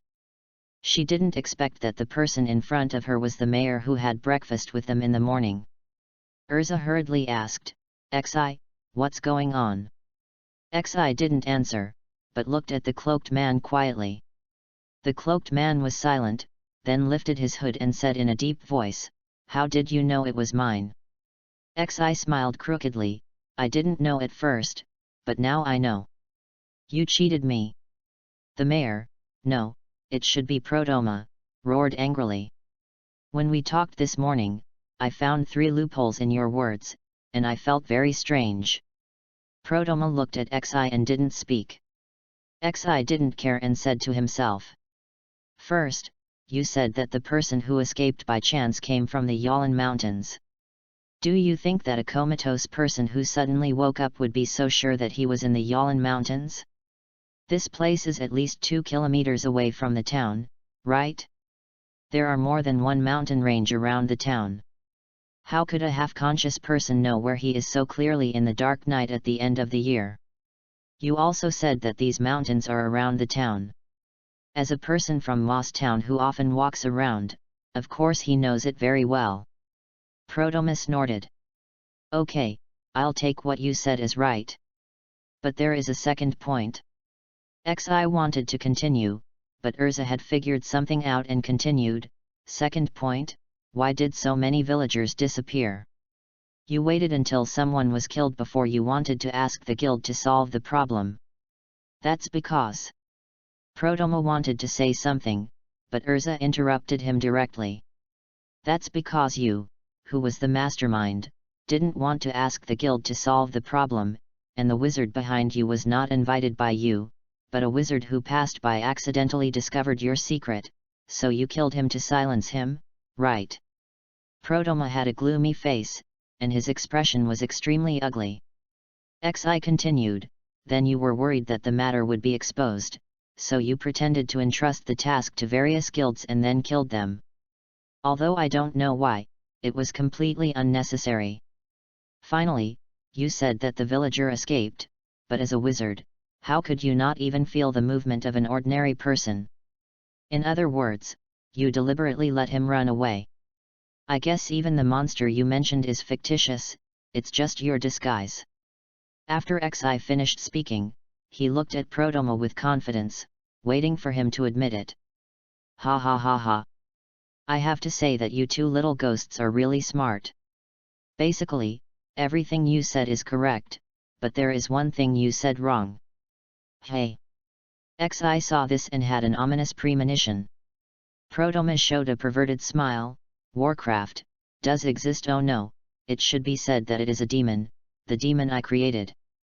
"Ha ha ha ha." Prodoma laughed crazily. "What did you say?" Xi and Urza were in doubt and couldn't believe what he said. Prodoma explained, "I was originally a member of a dark guild, and then I accidentally got a forbidden magic book during a mission. It records how to create a demon, and creating a demon requires some price." Xi also thought of it at this time, and gritted his teeth and said fiercely, "The price is the need for sacrifice, and the sacrifice is those villagers and wizards." "Ha ha ha. That's right. After I got this book, although my strength is not weak, I am not strong enough to ignore everything. But when I felt that I had such a powerful means in my hands, why should I be inferior to others? So I brought a few people who were willing to follow me, that is, the few trash you just defeated. Later, we came to this village and killed the mayor of this town. In addition to dark magic, I have another magic, disguise magic. So I turned into his appearance, and his wife has not discovered my true identity until now, ha ha ha ha. You really deserve to die." Urza said viciously. Prodoma didn't care. Originally, it was the final stage yesterday. There was only one step left. The magic eye devoured those villagers and it would be born and become stronger. "I didn't expect you to show up." Prodoma pointed at the 2 people and said regretfully. "It's just right. Instead of sacrificing those useless villagers, it's better to sacrifice 2 wizards to get more power, ha ha ha." Chapter 15. The enemy was killed, and the enemy was killed. When Xi heard the word magic eye, he knew it was the name of the artificial demon. He walked to Urza and whispered, "Urza, be careful. It is obvious that there are more than just enemies in front of you. There is also a demon hiding in the dark." Urza nodded, "In that case, let's kill you first, and then destroy the demon." Just as he was about to raise the sword in his hand, Prodoma took the lead, dark beam. He fired several black beams in his hand and hit the two. Fortunately, Xi reacted in time and stepped in front of Urza, Holy Light Guardian. A light shield blocked the attack. "Let's go!" Roar of the Light Dragon. Change clothes, black feather armor. Black feather moon flash. The two used their strongest attacks at the moment, hoping to solve the problem with one blow. Unfortunately, Prodoma is not the three wastes before. Prodoma burst out with powerful magic power, and a black magic circle appeared in front of him to block the attacks of the two, making the two people's calculations fail. Then Prodoma immediately counterattacked, Dark Entanglement. Melody of Dark Night. Prodoma first bound it with magic, and then released two black light beams. Fortunately, Xi and the others were strong. Although it was a bit difficult, they still broke free in time. Light Dragon Sword Slash. Xi unfolded the magic circle, and a golden longsword appeared in his hand, directly defeating the beam attacking him. Black Feather Moon Flash. Urza's strength was not as strong as Xi. Although she barely blocked the attack, she was still pushed back more than 10 meters by the power of the explosion. "It won't work this way. I didn't expect him to be so strong. This terrifying magic power is probably S level. His status in the previous guild was definitely not low." Xi said with a grim face. "That's right. With our current strength, it's hard to defeat him alone." Urza stood up with the magic sword and said, "Urza, I'm stronger than you. I'll try my best to contain him first. You wait for an opportunity to act on the side. Wait until he reveals a flaw before you go up." "Well, I know." Urza was not angry because of what Xi said. She knew that her strength was still far away. Unlike Xi, she already had the strength of A level or even the peak of A level.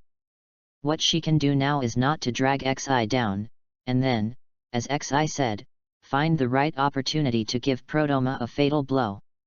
Prodoma didn't stop them, just waited for them. "What, have you finished whispering? It's useless. You can't beat me. In the face of absolute strength, any conspiracy is futile. Do you think you are the protagonists in the novel, and you can make a comeback at the last moment?" Xi snorted coldly, "It's really inappropriate for you, a person from the Dark Guild, to say the word conspiracy." Then he burst out with the peak magic power of A level and rushed towards Prodoma. "Whether I can defeat you is not up to you, but depends on my fist. The Holy Fist of the Light Dragon." Prodoma easily took Xi's attack. "That's it. It's not over yet." The Sword Horn of the Light Dragon. The Elbow of the Light Dragon. The Broken Teeth of the Light Dragon. The Last Blow. Xi jumped into the air, the light of the left hand plus the light of the right hand, the glory of the Light Dragon. Yefeng raised the dazzling huge energy ball and smashed it hard at Prodoma. Prodoma, who was hit by a series of attacks, had no time to release magic. He took the attack completely with an expression of disbelief and a little fear. Boom! The smoke was filled, and the huge sound showed the power of Xi's last magic. Xi, who had jumped far away, also had his chest heaving, and stared at the smoke in front of him breathlessly, trying to see Prodoma's figure clearly. However, who would have thought that after the smoke dissipated, he could not be found at all, and no one knew where he went. Urza also noticed his disappearing figure at this time, so she moved closer to Xi. "Xi, why is he gone?" Xi was also confused. Did she beat him to ashes with her last attack? Then she shook her head and quickly denied her idea. She knew her own strength best. There was no such possibility at present, although it might not be the case in the future. Xi said to Urza, "Be careful, no matter what, we must find him. If we really defeat him, don't forget that there is still an artificial demon that has not been eliminated. Suddenly Xi opened his eyes wide, his pupils shrank, and he seemed to think of something. Wait, artificial demon. Damn. Urza, I'm fast, let's go in and see what's going on inside first. My intuition tells me Prodoma must have gone to release the artificial demon. You follow up, we must stop him. Otherwise it will be bad. Well, I know. You go quickly, I'll be there soon. Urza nodded. Xi didn't spread the wings of light like before, but turned directly into golden light, and in the blink of an eye, he reached the depths of the cave. The reason why he didn't do this before was mainly to show off, and secondly, the wings of light were more stable and more operable. After naturalization, it can only go in one direction and cannot turn. When Xi arrived, he found a big iron cage inside, with many people locked up inside. It seemed that they were the villagers of Moss Town. In addition to these, Xi also saw a huge magic circle on an open space, and there was an unknown creature in the center of the circle. Could it be the artificial demon? Xi thought to himself. Humph, you are here after all. Prodoma walked out from behind the demon. Look. This is my perfect masterpiece. I named this man-made demon Magic Eye. With him, I will soon conquer the whole continent. He showed off his masterpiece with enthusiasm. But his wounded and ragged appearance ruined his image, although his previous image was not much better. Xi couldn't help but laugh at the other party's arrogant speech. Hey, I didn't expect that you are not so strong, but your vision is so narrow. You think you can dominate the continent with just a beast? It's really funny. Then he stretched out his hand and lit up the magic circle. This time, I won't let you escape. I will also destroy this demon. The inflated Prodoma didn't care about the other party's sarcasm at all. Escape? Why should I escape? I deliberately attracted you here. You couldn't beat me. The injury just now was just a moment of carelessness. Then he raised his hands and said morbidly, but don't worry, I won't kill you. It's too wasteful. In order to show your greatest value, the best way is to become the nourishment for my demon to become stronger. You should feel honored to witness the birth of the strongest demon. Humph, let's see whether I kill you first or you defeat me first. Light magic light arrow rain. Xi didn't say anything and directly output group damage attack to prevent the opponent from dodging. After all, the space in the cave is so big. Prodoma saw that he couldn't dodge, so he didn't dodge casually. Dark shield. A black shield perfectly blocked Xi's attack. Xi didn't think of solving the opponent with one move, Blessing of the Light Dragon. Xi's strength, speed, and defense were greatly improved after using this move, which increased his strength by several %. His strength is already half S level. But it's not over yet. Xi turned into light and stopped in the air, crossed his hands, and emitted a bright light, Yashikani no Megatama. Countless light bullets were fired. Xi was a half otaku in his previous life. He had watched the anime One Piece. He especially thought Kizaru's moves were very cool. He tried to imitate them before he separated from his cheap dad. He didn't expect that he would really use them. Triple Dark Shield. Facing this terrifying attack, Prodoma didn't dare to be careless. The 3 dark shields blocked these light bullets until the end. Although he blocked it, he was sweating from exhaustion. After all, such a high-intensity and intensive attack was not so easy to block. In addition, he was not only injured but also consumed a lot of magic power in the previous battle. Now his magic power is less than half. Xi frowned and snorted, this turtle shell is really hard. He rushed forward, and the light element in his hand condensed into a sword, Light Dragon Sword Slash. Feeling the sharp breath that broke through everything, Prodoma roared, Dark Indulgence. The situation was deadlocked, and no one could do anything to anyone, but it was only temporary. No matter how strong Xi was, he was only half S level, and it was still temporary. Prodoma was a real S-level. It must be said that it was not easy for Xi to fight him to this extent, which showed that Xi was strong and talented. Xi was still a little weak, and was finally broken by Prodoma's lightsaber, and hit Xi's chest with one blow. Xi could only be knocked to the ground helplessly. And Urza, who finally arrived, just saw this scene. Anxiously shouted, "Xi!" He hurried to Xi's side and held up his head. "Xi, how are you? It's all my fault. If I had come here faster, it would have been great." Urza once again felt both hatred and powerlessness for her own weakness. Xi didn't speak, he was already in a coma at this time. "Ha ha ha, what a pity, I was almost defeated. To be honest, at this age, there is such a... This is the first time I have seen someone as powerful as you. If I give you a few more years, I really can't beat you. What a pity." Arisa's eyes were wide open, and she looked at Prodoma with gritted teeth. "You bastard." She stood up and rushed forward. "It's a pity that Urza is not as strong as she will be in 7 years. She is only 12 years old, with only B-level strength and only 2 sets of armor. She didn't cause any trouble to Prodoma at all. Just an ant." He just glanced at her lightly, easily caught the attack, and then threw Urza out. Melody of the Night. He threw out a black light wave and hit Urza accurately. Poor Urza was knocked away again. Urza felt pain all over her body, as if her body was broken apart. She stood up with difficulty, raised the sword in her hand and rushed towards Prodoma. Urza knew that she couldn't fall down at this time. Even if the strength of the two sides was very different, they had to fight to the end, otherwise only death was waiting for them. At this time, Xi finally woke up. Seeing Urza, who was constantly injured, she ran over without caring about the pain on her body, and shouted worriedly, "Urza, run, you can't beat him.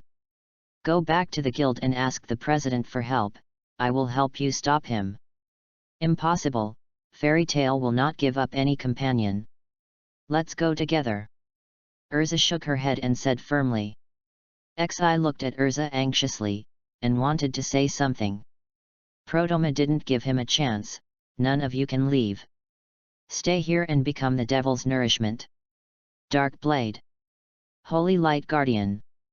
Xi ran to Urza and resisted the opponent's attack with difficulty, but the flickering light shield showed that Xi's magic power was about to run out.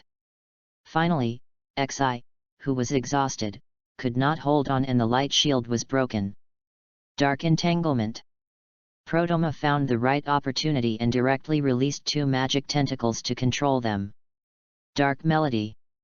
The two were unable to resist, and the magic hit them and produced a huge explosion, and they lay on the ground helplessly. Especially Urza's black feather armor disappeared and turned back into the armor she usually wore. Xi crawled to Urza with difficulty and called Urza with difficulty, "Urza! Urza!"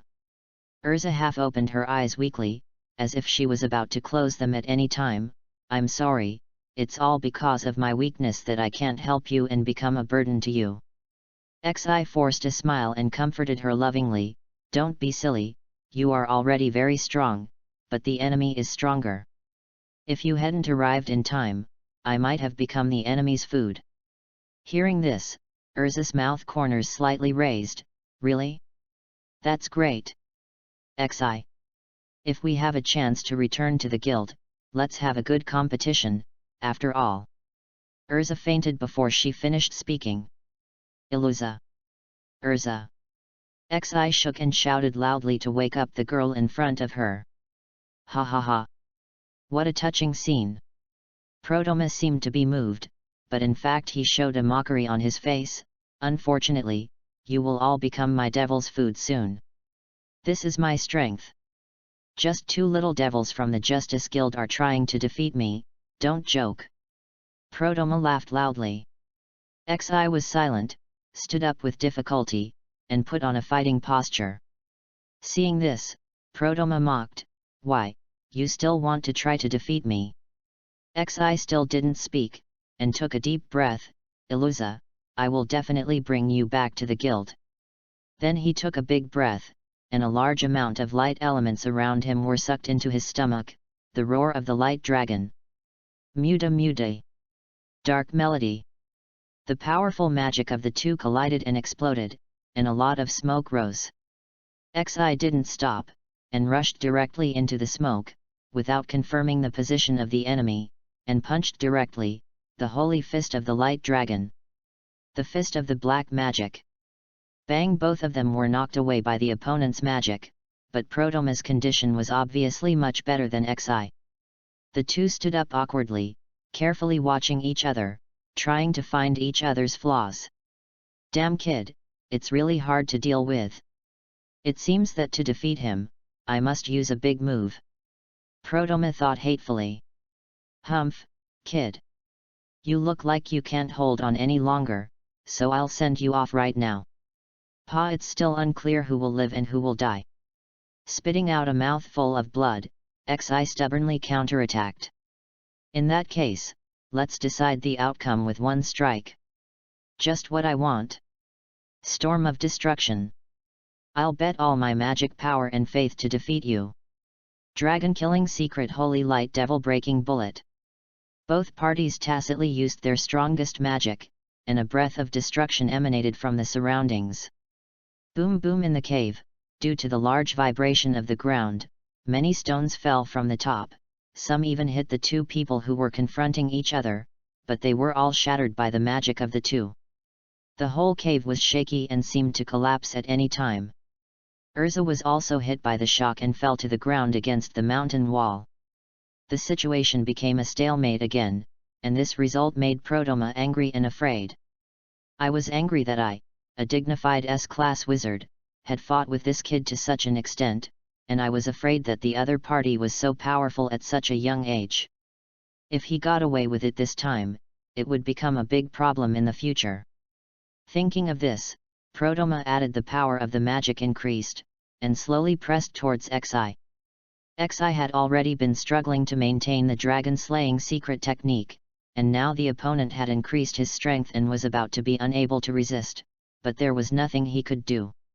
Looking at the black light wave pressing towards him, Xi was unexpectedly not panicked, but became calmer in his heart. He thought of the cheap dad Bagulangzi who taught him magic, the old man, the lovely Wendy, the naughty Natsu, the often undressed Grey, and Urza who was doing tasks with him and now fell unconscious on the ground. I haven't become stronger yet, I haven't seen Bagulangzi yet, my guild partners are still waiting for me to go back, and there are still many things I haven't done. How can I fall in such a place? Xi roared loudly, looking at the other party with a firm look in his eyes, and a large amount of magic power suddenly surged from his body. Give me, die. With Xi's roar, he pushed forward suddenly and fell towards Protoma like a rotten wood. Protoma opened his eyes wide and shouted in horror, no. This is impossible. The beam of light suddenly became thicker and instantly submerged Protoma's figure. As the beam of light dissipated, Protoma's clothes were all torn and his body was black. He fell to the ground and fainted. Chapter 16. The wound was so severe that the wound was not serious. And Xi couldn't hold on and fell down before he could see the result. I don't know how long it took. When Xi woke up again, he found himself lying on Urza's thigh. Urza also found Xi woke up. Xi, you woke up, are you okay? Do you feel uncomfortable? I'm fine, it's just that my magic power consumption is a bit large, and the injury is not very serious. This is a lie. Xi felt his own condition. Not only was his magic power basically exhausted, but his injuries were also very serious, but he could still hold on to his own activities. Although the situation was very bad, he didn't show it, so as not to worry Urza. Urza was relieved. Xi suddenly thought of something. By the way, what about Protoma? And what about those villagers who were locked up? Don't worry, Protoma has been defeated by you, and he is still in a coma. Urza pointed at Protoma lying on the ground in the distance. As for the villagers, I woke them up and released them after I woke up. Xi then relaxed, but still said seriously, "It's not over yet, there is still an artificial demon he created, and it must not be awakened, otherwise it will be another disaster." Iluza also knew the seriousness of the matter, and laid Xi flat on the ground, ready to go and destroy the magic circle. But it was still a step too late, and Prodoma, who was lying on the ground, stood up tremblingly and walked to the front of the magic circle with difficulty. "Do you think you have won? None of you can leave today." Then he closed his eyes, chanting an unknown spell, and the magic circle lit up with a dark light, and the breath of the demon in the formation became more and more terrifying. After seeing this, Xi and the other two said, "Not good." They rushed forward with difficulty, trying to interrupt his spell. Unfortunately, Xi was injured too badly. Just as he was about to get up, he felt a sharp pain in his body, as if his whole body was falling apart. Xi grimaced in pain and was forced to stop. He shouted weakly at Urza, "Go, Urza! Change clothes, black feather armor." Urza summoned the armor and raised the sword in her hand to stab Prodoma. Prodoma suddenly opened his eyes. "Wake up, my most proud masterpiece, Magic Eye Cancudlia." The demon behind him opened his huge single eye and burst out with powerful magic. In the blink of an eye, he came in front of Prodoma and slapped Urza away with one claw, and she was unable to move. "Ha ha ha! See this magic? This power? This is my masterpiece, Magic Eye Cancudle." After seeing this, Xi said unwillingly, "Damn it! Is it too late?" Prodoma continued, "It's a pity that the villagers imprisoned here were released by you, otherwise my magic eye would be even more powerful. But it doesn't matter, there are still you. As long as I devour you all, I can become stronger. The effect of 2 wizards is far from being comparable to a dozen ordinary villagers." Then Prodoma showed a fanatical smile, "Go, be the nutrients that make my magic eye stronger. Come on, Magic Eye Cancudle. Devour them, and then follow me to rule this continent." But strangely, the demon did not listen to him, but walked in front of him, staring at him evilly with a huge scarlet eye. Prodoma frowned and shouted, "What do you want to do? I am your master. Do you dare not obey my orders? My master is not you. Only Zeref is my real master." A low and numbing voice came from the devil's mouth. Prodoma was furious. "What did you say? I created you. I gave you your power. Without me, you are nothing. I am your real master. Go and kill them for me." After hearing this, Xi and the others watched them carefully in case the devil suddenly attacked. They seemed to have an internal conflict. "What should we do?" Urza asked. "At present, our strength is only 1/10 of what it is. We can only find an opportunity to retreat and then go back to the guild for help." Urza nodded in agreement. The other demon ignored them and stared at Prodoma with greedy eyes. Of course, Prodoma also noticed it and said in panic, "Damn it, what do you want to do?" The magic eye gathered a lot of magic power in its single eye, and a magic light flashed. Prodoma instantly fell to the ground in pain. The magic eye demon jumped suddenly, and its huge claws. The demon grabbed him and opened his ferocious mouth to push the demon into his mouth. Prodoma screamed in fear, "No, no, no! Don't! Ah!" Crack crack crack. As the demon continued to chew, blood continued to flow from the corners of his mouth, and finally Prodoma was swallowed into his stomach. Then, his body burst out with unprecedented powerful magic. Feeling the terrifying magic power of darkness made Xi and the others tremble uncontrollably. "No, this magic power! The strength of this demon has exceeded the scope of S level, far beyond our ability to deal with." Xi yelled at Urza, "I will stop the demon, Urza, you go." "No," I said. "Fairy Tale will not abandon its companions. Go. We will all die here. It's better to escape as many as possible." "You must escape." Urza wanted to say something but was interrupted by Xi immediately, "Go. Don't worry, I won't die so easily, I still have a lot of things to do. Believe me, you run away, go back to the guild and tell the president, and then find a way to save me. Urza was grief-stricken and hesitant, but finally gritted her teeth and said painfully, I know, you must hold on, don't die. Then she turned and ran away, leaving behind painful tears. Ah, don't worry, even if I can't beat him, I still have the ability to escape. Xi raised the corners of his mouth slightly, and then stared at the devil with full readiness. Chapter 17. The demon had already digested the food, and looked at Xi and said, Human, food. Then another huge beam of light shot towards Xi. Xi knew that even in his prime, he was no match for him, not to mention that he was covered in wounds, and dodged the attack in a panic. Xi judged that even if he used the Dragon Slayer's secret, he might not cause much damage to the demon, let alone ordinary magic. But Xi also considered defeating it. He only needed to delay time, try to get Urza to escape successfully, and then find a way to get out. Thinking of this, Xi no longer hesitated, and kept wandering around, trying to harass the opponent. Light magic, light arrow rain. Countless light arrows shot at the demon. But it's not over yet. Ye Fengsheng extended his index finger, shining with golden light, laser beam. A golden laser beam pointed at the demon. The demon just crossed his hands to block all the attacks, but its arm was only slightly scratched and was not affected. Seeing this, Xi did not dare to be careless. He put his hands together and opened them again, light magic, light destroying bomb. With a push of his hands, a basketball-sized ball of light shot out.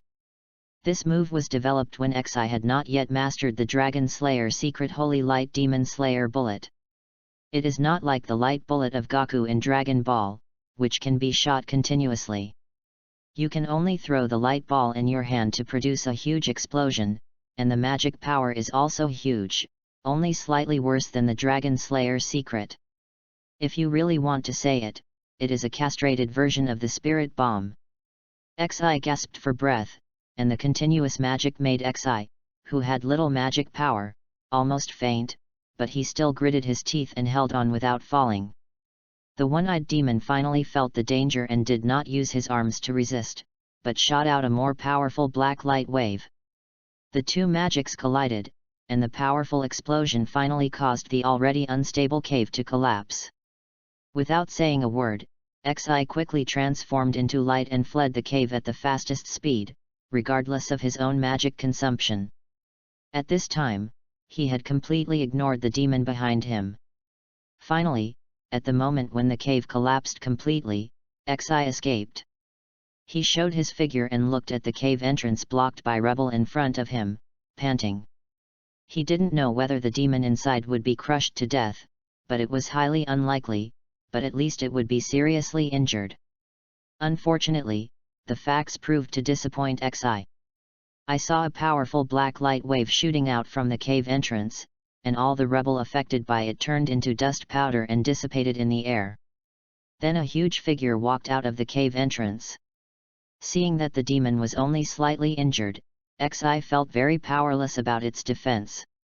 Although Xi still has dragon-slaying magic, most dragon-slaying magicians are mainly close range. Even if the attack is effective, it can only be a wound in exchange for wounds. In the end, he will definitely die. Although there is still a dragon-slaying secret, the premise is that he has enough magic power. Unfortunately, Xi's magic power has already run out at this time. At most, he can only barely use an ordinary magic, and then he can only be slaughtered by that kind of demon, and the ending remains unchanged. Thinking of this, Xi is extremely eager to have a strong strength. Just as Xi racked his brains to find a solution, on the other side, Urza kept running to the foot of the mountain. She didn't dare to stop. She just wanted to run faster and faster. The more minutes Xi wasted, the more dangerous it would be. She didn't want to waste the time Xi exchanged for his life. But despite saying so, her physical condition was not much better after continuous battles. Not only was her magic power very little, she was also seriously injured in the previous battle, and even her physical strength was gradually exhausted as she continued to run wildly. Slowly, Urza felt that her legs were as heavy as if they were filled with lead, and her eyes were blurred. She could only move forward step by step, biting her lips hard to force herself to wake up. But she still fell down due to her physical condition. Urza fell to the ground in a mess, her eyelids trembling slightly, and when she was about to close her eyes, she vaguely found a figure in front of her. Orange hair, tattered black cloak draped over her body, seemed a little familiar, as if she had seen it in the guild before, and a light flashed in her mind. That's right. It's Guildarts. Surprised, she forced herself not to faint again, opened her mouth slightly, and wanted to call that person. And the man, Guildarts, also found Urza lying on the ground not far away. He was so surprised that he didn't have time to think about why there was an injured person here. Child. He quickly ran to Urza, propped up her body, and kept calling her to wake her up. Unfortunately, Urza was too tired, and with the serious injuries, she had fallen asleep. When he carried Urza on his back and wanted to find a doctor, he vaguely heard Urza calling someone's name, Xi, there's danger, go save him. What? Who is Xi you are talking about? What happened to him? Guildarts asked. Unfortunately, Urza had already answered his question. Just when he was at a loss, he suddenly heard an explosion on the mountain. He turned around and saw a beam of light shooting out from the mountain. He understood where someone was fighting, and it was very likely that it was the person Urza was talking about. It seemed to be called Xi, right? Thinking of this, he didn't care to think so much. He knew that Xi was in a very dangerous situation at the moment, and if he didn't save her, she would probably die. Then, Guildarts carried Urza on his back, exerted force on his feet, and rushed to the battle over there at the fastest speed. The scene returns to Xi again. At this time, Xi was inadequate in magic power, so he could only dodge the devil's magic in a panic, constantly looking for an opportunity to escape. On the other side, the one-eyed demon seemed to have found a fun toy. He did not use any large-scale magic, but just kept shooting rays to tease Xi, not letting him stop. It was really a bad taste. Xi certainly understood the devil's mind. He was very angry and powerless. Now he had no choice but to dodge. He didn't even have a chance to escape. After a few minutes, Xi no longer had the strength to dodge, and could only barely keep his body from falling. He looked at the one-eyed demon in front of him panting. He thought helplessly, is this the end? Damn it! I haven't become the strongest wizard, I haven't met Bagulin Xi, I haven't experienced the fun of adventure, is it over? However, Urza should have escaped by now, but it's a pity that when she came back to find me, she was already a corpse, and there was not even a corpse left. Of course, Xi couldn't die. Not to mention that the Light Dragon King Bagulang Xi who adopted him was in his body, he was still the protagonist of this book. If he died, this book couldn't be written. On the other side, the one-eyed demon saw that Xi was no longer able to escape, and felt that he had had enough fun. It was time to eat him as his own nourishment. Then, the one-eyed demon condensed a large amount of dark magic power. No, it was curse power. It is well known that the demons created by Zeref did not use magic but spells. Although the one-eyed demon was not created by Zeref, but it was also created by relying on one of Zeref's dark taboo books, so it was naturally able to use curse power. Every once in a while, the spell cast by the one-eyed demon exuded a terrible breath. When it reached the limit, a 3-meter thick black light column shot out. If Xi was hit by this trick, it would probably be really dead. But God favored him. Just when the light column was about to drown Xi, suddenly a tall figure rushed in front of him. The man raised his fist wrapped in white magic and punched hard, shattering the entire beam of light. Seeing such a powerful spell being caught and broken easily, Xi opened his mouth in surprise, with incredible eyes flashing. Later, when the man turned to look at him, Xi seemed to recognize his identity. It was Guildarts. That's right, only he who possesses the super high-level magic that can crush magic can do this. Hey, boy. Are you okay? Guildarts greeted Xi with a smile. He also saw Xi's expression and was secretly happy in his heart. Another boy who was fascinated by him. I am still so handsome. Guildarts thought narcissistically. Xi also reacted at this time. Yes. Thank you for saving me. Looking at Guildarts with a wretched smile in front of him, he thought to himself, sure enough, he is just like the sloppy and wretched uncle in the anime in the previous life, it's confirmed. But on the surface, he still maintained a look of surprise and a hint of admiration. Of course, Guildarts didn't know Xi's inner thoughts. He pointed at Urza, who was placed on a big tree behind him. Is that girl your companion? Xi looked in the direction and soon saw Urza. Yes, her name is Urza, my name is Xi, we are both wizards of fairy tale. Guildarts was also surprised when he heard it. Really? I am also a wizard of fairy tale, my name is Guildarts. Then he looked at the demon in the distance seriously. How could you face such a powerful monster? This is not a task you can complete at all. Xi smiled bitterly. It's a long story, we don't know this. This demon is so powerful. Thanks to you, uncle, or I would have died. Guildarts, in that case, let's not talk about it for now. Wait until I kill this demon, and then you can tell me in detail. Hearing Guildarts' words, Xi was very impressed. Such a powerful demon, Guildarts could easily say that he would kill it, which proved how strong Guildarts was. Xi guessed that Guildarts had the strength of the 10th saint at this time, and it was not the last one. Thinking of this, the body relaxed, and then prepared to observe the battle between Guildarts and the one-eyed demon. Chapter 18. The one-eyed demon stared at the man in front of him, and his heart kept ringing alarm bells. The powerful magic he exuded told him that this man was very strong. Guildarts stood in front of the one-eyed demon and looked at him calmly. The huge pressure made the one-eyed demon finally unbearable, and decided to take the initiative and directly burst out a powerful spell. With his claws extended, thick black fog gushed out, quickly covering it and Guildarts, and Ling Xi couldn't check the situation inside. The one-eyed demon kept moving quickly in the black fog, and Guildarts, who was in it, did not show any panic, but just took a serious look at the surrounding situation. In fact, he could easily crush the surrounding black fog with his shattering magic, but he didn't do it. On the one hand, he wanted to test the strength and ability of this one-eyed demon, and on the other hand, he wanted to show weakness and prevent the demon from escaping.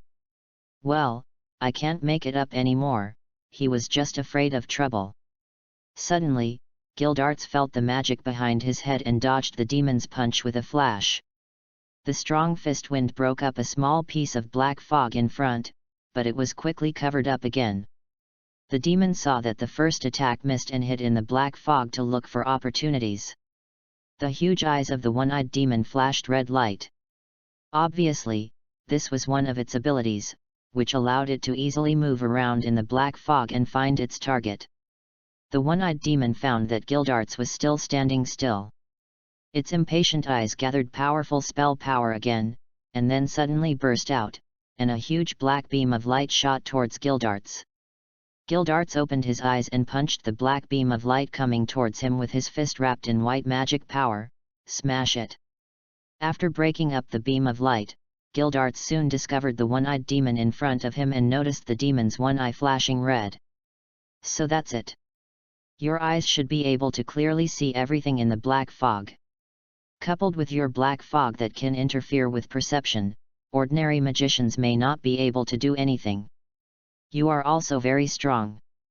This powerful magic power has obviously reached the Saint 10 level. Guildarts didn't know that the demon in front of him was not using magic at all, but spells. Although it gave people a different feeling, Guildarts didn't think much about it. He thought it was just because of the demon that the magic power was special and weird.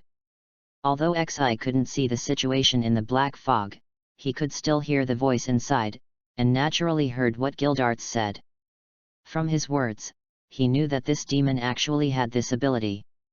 If it was used on him, Xi didn't dare to imagine it, and he was more determined to become stronger. Inside the black fog, the one-eyed demon did not answer, but attacked more fiercely, but unfortunately, it was still crushed by Guildarts one by one. Guildarts knew the ability of the one-eyed demon, and did not waste any more time, and decided to fight quickly. He kicked hard, and a big pit was stepped on the ground, and then the reaction force rushed out of the range of the black fog. Smash! The black fog in front of him dissipated directly, revealing the figure of the one-eyed demon, and Xi finally saw it clearly. The demon was very angry when he saw that the black fog he released was so easily dispersed by the hateful man in front of him. He roared to the sky, and then shot out a black beam of light that was more powerful than before. Guildarts did not dare to be careless, but still simply swung a punch, bursting out a powerful crushing magic, and crushed the demon's attack. The demon was furious and rushed directly to Guildarts to launch a fierce offensive, and Guildarts did not want to be outdone. Xi was surprised to see Guildarts and the demon fighting fiercely in front of him, but he also felt that he could not keep up with their pace.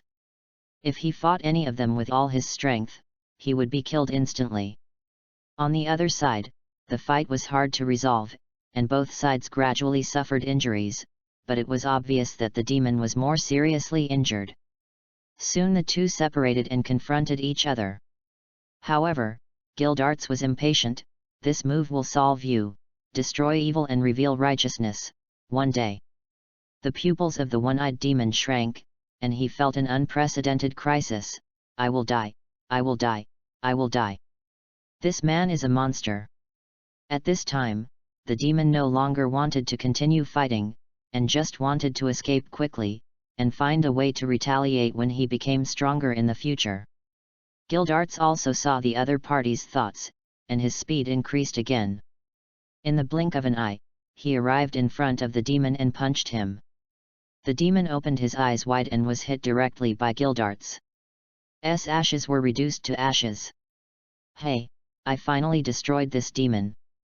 It's really powerful. I almost couldn't defeat it. Guildarts patted his chest with a scared expression.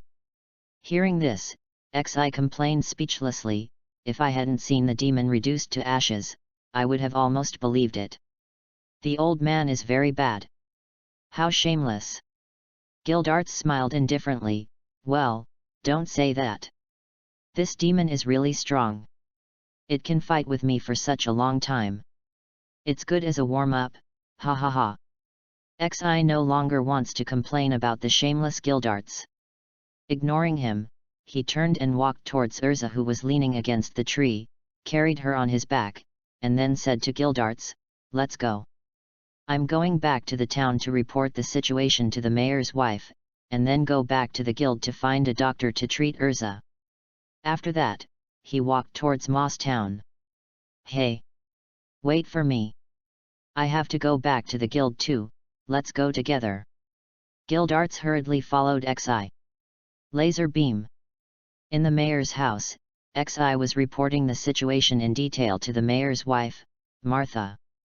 Martha heard the news of her husband's death. Oh, my poor husband, how could you leave me like this? What should I do alone in the future? Woo.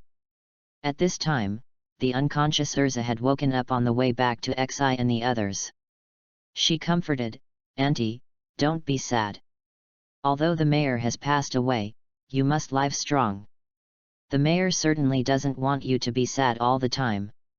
After hearing this, Martha held back her tears, held Urza's little hand with both hands, and said gratefully, thank you, young wizard, if you hadn't discovered it early and helped me get revenge, otherwise I might have suffered the murderous hands of those people.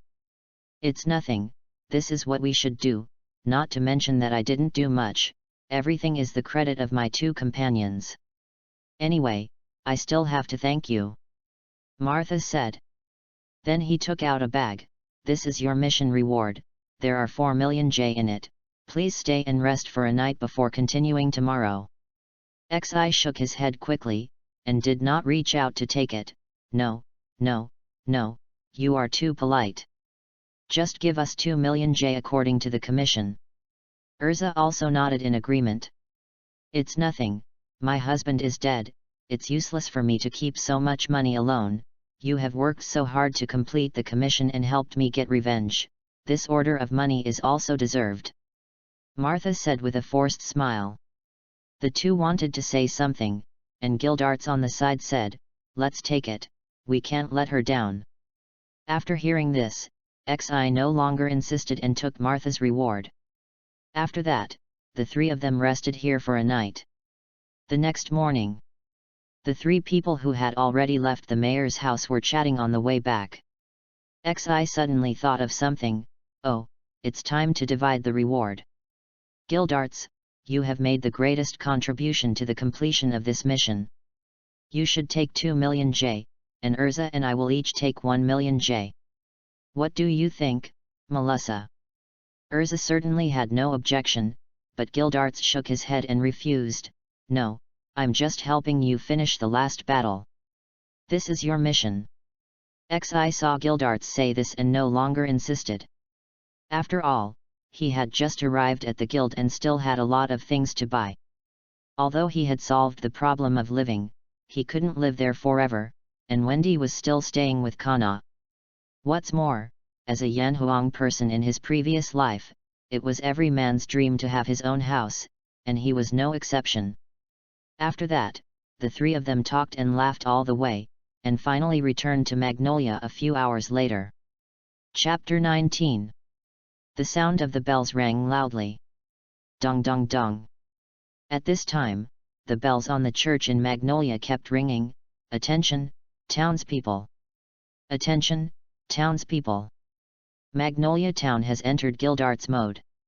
Please quickly go to the designated area. Say it again. Magnolia Town has entered Guildarts mode. Please quickly go to the designated area. Suddenly, the city continued to shake. The streets slowly split and began to move to both sides. Soon, a passage leading directly to the fairy tale guild appeared. This is really exaggerated. Guildarts, you are really sinful. Xi was speechless at the scene in front of him at this moment. Although he had seen it in the anime in his previous life, when he saw it with his own eyes, he still felt that it was a bit exaggerated to change the road conditions because of the return of one person. Even the thick-skinned Guildarts was very embarrassed at this time, and smiled awkwardly. Ah ha ha ha, this. I don't want to, just because. It's just because Guildarts always gets dazed from time to time, causing his magic power to go out of control, so he often accidentally destroys the surrounding buildings. Urza continued. Xi also shook his head speechlessly. You are really Guildarts. Let's go. Then he walked towards the guild with Urza. Guildarts touched the back of his head awkwardly and followed. At this time, almost everyone in the guild gathered at the door. Oh! Guildarts is back. Welcome back. Guildarts. Long time no see. Guildarts. Most people in the guild had smiles on their faces, looking at Guildarts with admiration. After all, he was the idol of their generation. Guildarts also responded with a smile. Ah, long time no see, everyone, there are many new faces. Oh, and Xi and Urza are back with us. Someone in the guild also saw Xi and Urza on the side. Natsu and Wendy also rushed out of the crowd, and Wendy even came over and hugged Xi. Brother Xi, you are back. Is this Uncle Guildarts? Brother Xi, how are you not injured? Xi smiled and comforted. Don't worry, I'm fine, look, I'm back, right. Then he reached out and wiped Wendy's tears. Then he said to Natsu, Natsu, this is Guildarts, the only S-class wizard in the guild. Natsu shouted excitedly, Yoshi! I'm burning! Uncle, duel with me! Gray also rushed out, and me! Guildarts, I want to duel with you too. I came here first. You should fight me first. Natsu shouted. Who cares about you, stinky flame? What did you say, dead ice? Guildarts laughed, ha ha ha, what a lively guy. Guildarts. Makarov walked out of the crowd. Oh. President, long time no see. Guildarts replied.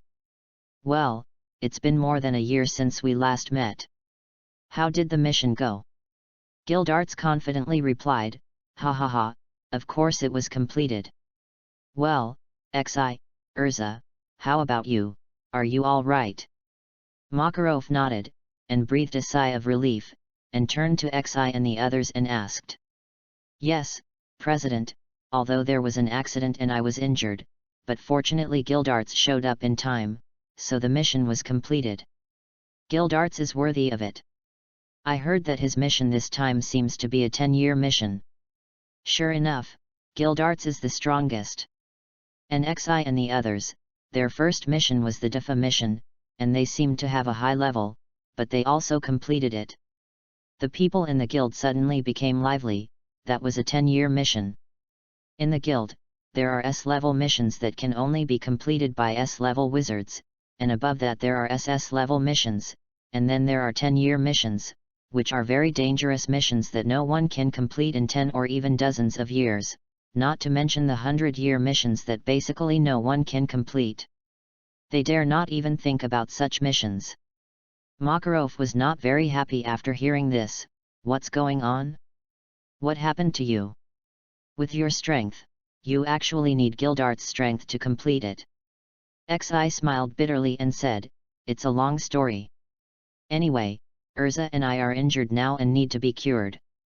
Take care of it. Makarov did not dare to be careless. Well, in that case, you can tell me in detail later. Natsu on the other side also heard the conversation between Xi and them. He calmed down from his excitement and asked worriedly, Brother Xi, you are injured. What happened? Tell me who it is. I must beat him up. Wendy finally wiped away her tears, but they could not stop flowing again after hearing Xi's words. Seeing that Natsu was so worried about him, Natsu was also relieved. It's okay, Natsu, it's just a minor injury. It will be fine after a period of recuperation. As for the enemy, it is gone. Then he looked at Wendy with a headache. He had just forgotten that Wendy was right next to him. It took him a long time to persuade her. Cut Natsu. At this time, in a treehouse in a forest.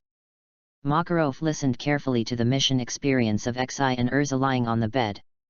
I understand the matter. I didn't expect that the client was actually a member of the Dark Guild, and there was a powerful artificial demon. Fortunately, Guildarts arrived in time, so you are fine.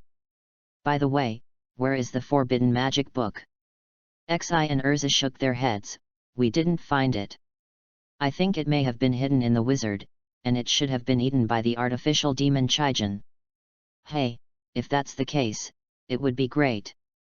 I didn't expect that such a big thing would happen with just an A-level crusade mission, and it was related to Zeref. Fortunately, your strength is enough. Well, after this mission, I understand that my strength is still insufficient, and I have to become stronger. Only with strong strength can we face future emergencies and protect the guild. Xi said seriously. Stinky brat. I'm not old enough to need you brats to protect me. You should heal your wounds first. Don't put too much pressure on yourself. Remember that fairy tale is your strongest backing. Makarov scolded with a smile. Okay, don't stay here all the time. The patient needs to rest, get out. At this time, a middle-aged woman with fan-like hair walked into the room with a broom in her hand and wanted to drive Makarov out. Polyasika, Fairy Tale's exclusive physician, has superb medical skills. Every time someone in the guild is injured, they will go to her for treatment. Ah! I know. Makarov held his head with both hands and fled from the house in a panic. Really, Polyasika, you are still so irritable. Makarov complained. Polyasika was furious after hearing this. Get out. Chapter 20. After a week, he recovered from his injury and sat at the guild bar with Wendy, drinking juice while watching the lively guild in front of him, and constantly encouraging the quarreling people. Wendy became particularly clingy because of Xi's injury and because she hadn't been alone with Xi for a long time. Suddenly Xi saw a yellow figure, his eyes lit up, and he shouted, "Oh! Laxus! Come over and have a drink together." Hearing this, a yellow-haired boy wearing headphones turned his head and saw that it was Xi who called him, and walked over indifferently. Although Laxus at this time was not the radical and childish person he would be in the future, he looked like the strongest and was very disdainful of the people in the guild. But he still doesn't like to talk much, let alone get together with the people in the guild. As for how the two of them met, it was because he happened to be the guild that Xi returned to when she just recovered, and he just saw Xi after completing the task and met him. Laxus still recognized Xi's strength, and he also learned about Xi's deeds from everyone in the guild. Xi was also interested in the current Laxus, and wanted to change Laxus's ideas. He always pulled Laxus to chat and drink, although he drank juice, so the relationship between the two was pretty good. "Why, isn't your body healed? Why are you still drinking juice? You can't do it," Laxus teased. Xi was instantly unhappy. "Go, how can a man say no? Do you think I don't want to?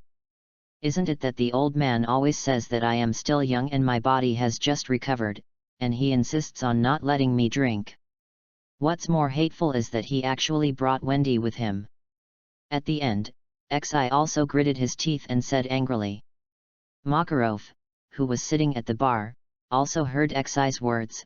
"Hey, you little brat, it's too early for you to drink." Wendy also turned around and said cutely, "What the hell? Brother Xi, listen to Grandpa Makarov." Although Laxus had an opinion about Makarov who drove his father out, he would still listen to him. In this regard, he didn't say anything else, and calmly clinked glasses with Xi and drank. Xi was also unhappy when he saw the wine in Laxus's hand. "So, why can you drink? Damn it, hey! Old man, I want to drink too." Laxus laughed. "So you can't? Tisk." Seeing that Makarov didn't reply, Xi drank the juice sullenly. Suddenly, the door of the guild was opened, and a crimson girl in armor stood at the door. "I'm back." Xi greeted. "Hey, Urza is back." Urza chuckled and nodded, then turned serious and looked at everyone and scolded, "Kana, why are you drinking in this posture again? Didn't I say that girls should be more ladylike?" Kana smiled awkwardly. "That. It's not your turn to say that. Wakaba. You are teasing girls again. And your cigarette ash fell to the ground again. Knob. Why are you still hanging around the commission board? Go and work for me. Vegeta. If you want to dance, go outside. Macau. Say something." Macau complained. "Really, a bunch of troublesome guys, I don't want to say anything."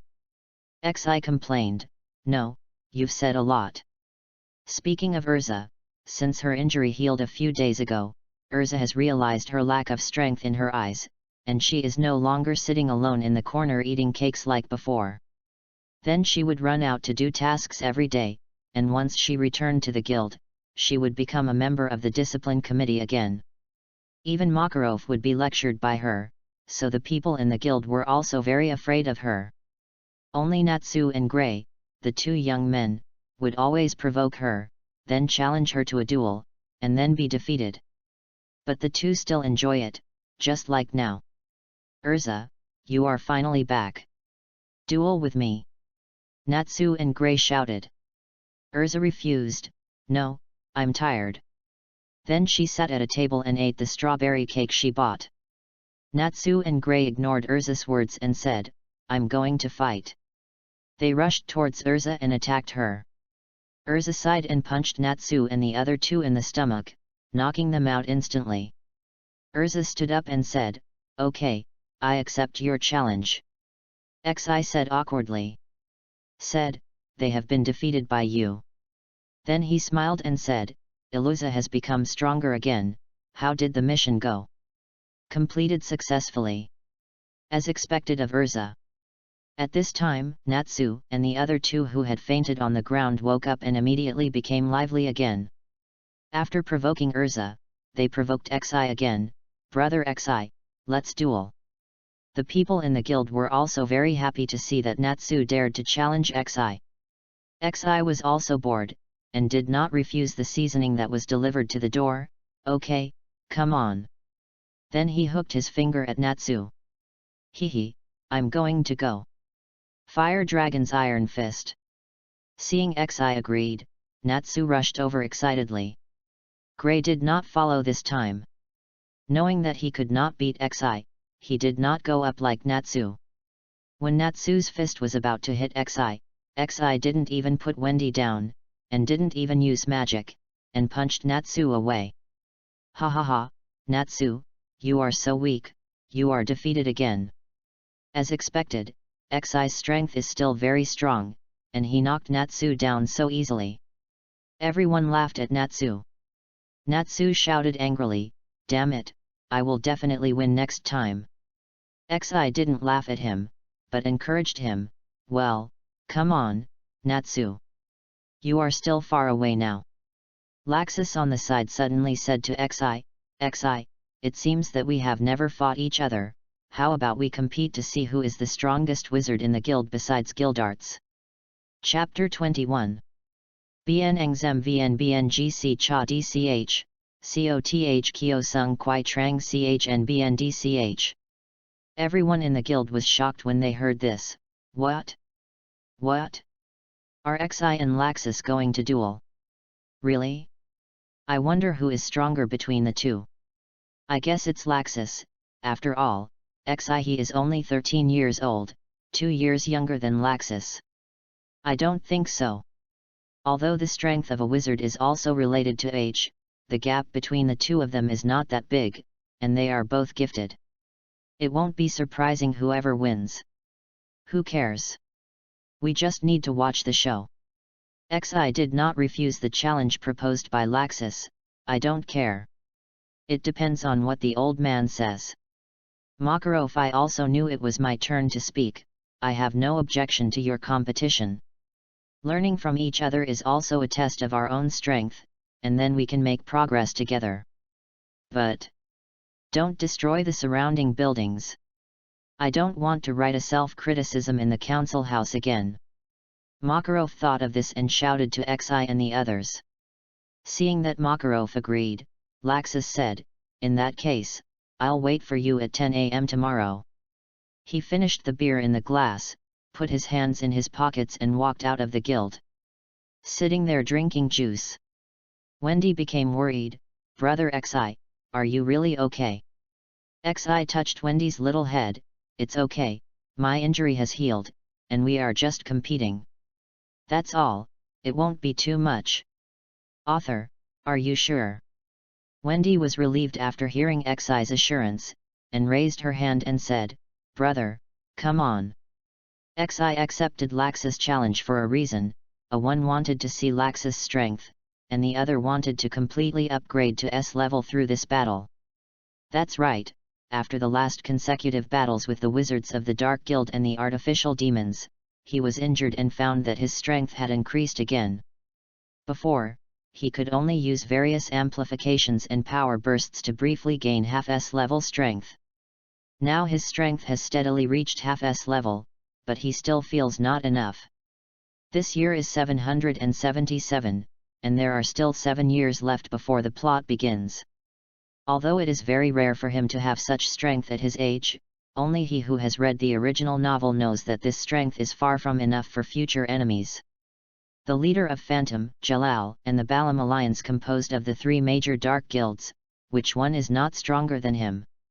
Not to mention, there are 2 strongest enemies in this world, the Black Dragon Aknologia and the Dark Mage Ziref. So Xi wanted to improve her strength quickly, so besides training and opportunities, she had to fight non-stop. Soon, it was 10 o'clock the next morning. Xi and Laxus were not in the open space outside the guild gate, but in a large training ground behind the guild. Because Makarov took into account the strength of both sides, not to mention that it would destroy the surrounding buildings, the small space would also affect the two people's competition. They couldn't bring out their full strength. Neither of them objected to Makarov's arrangement, but rather they were very supportive of Makarov's decision. As for the people in the guild, they stood far away and watched the duel between the two. At this time, Natsu shouted unwillingly, "Damn it, I really want to go up and fight with them." Gray was standing aside. Hit said, "Forget it, have you forgotten that Xi killed you with one punch yesterday? That was because I was not prepared. I will definitely win next time." Natsu said, unconvinced. Gray didn't even not believing what Natsu said.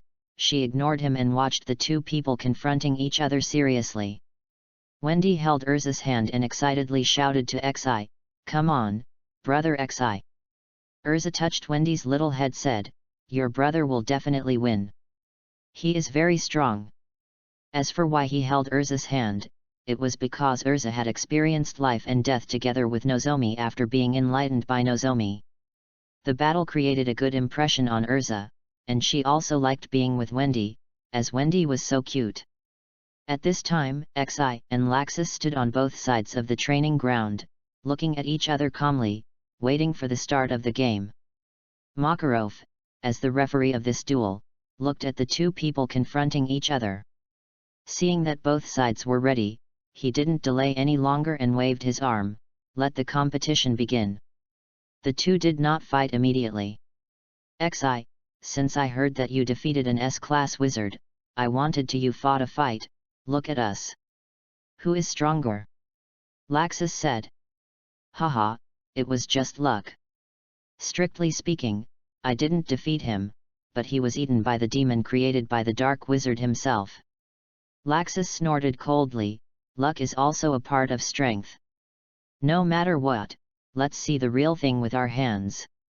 Xi chuckled, "Okay, I'm also very interested in your strength, Laxus.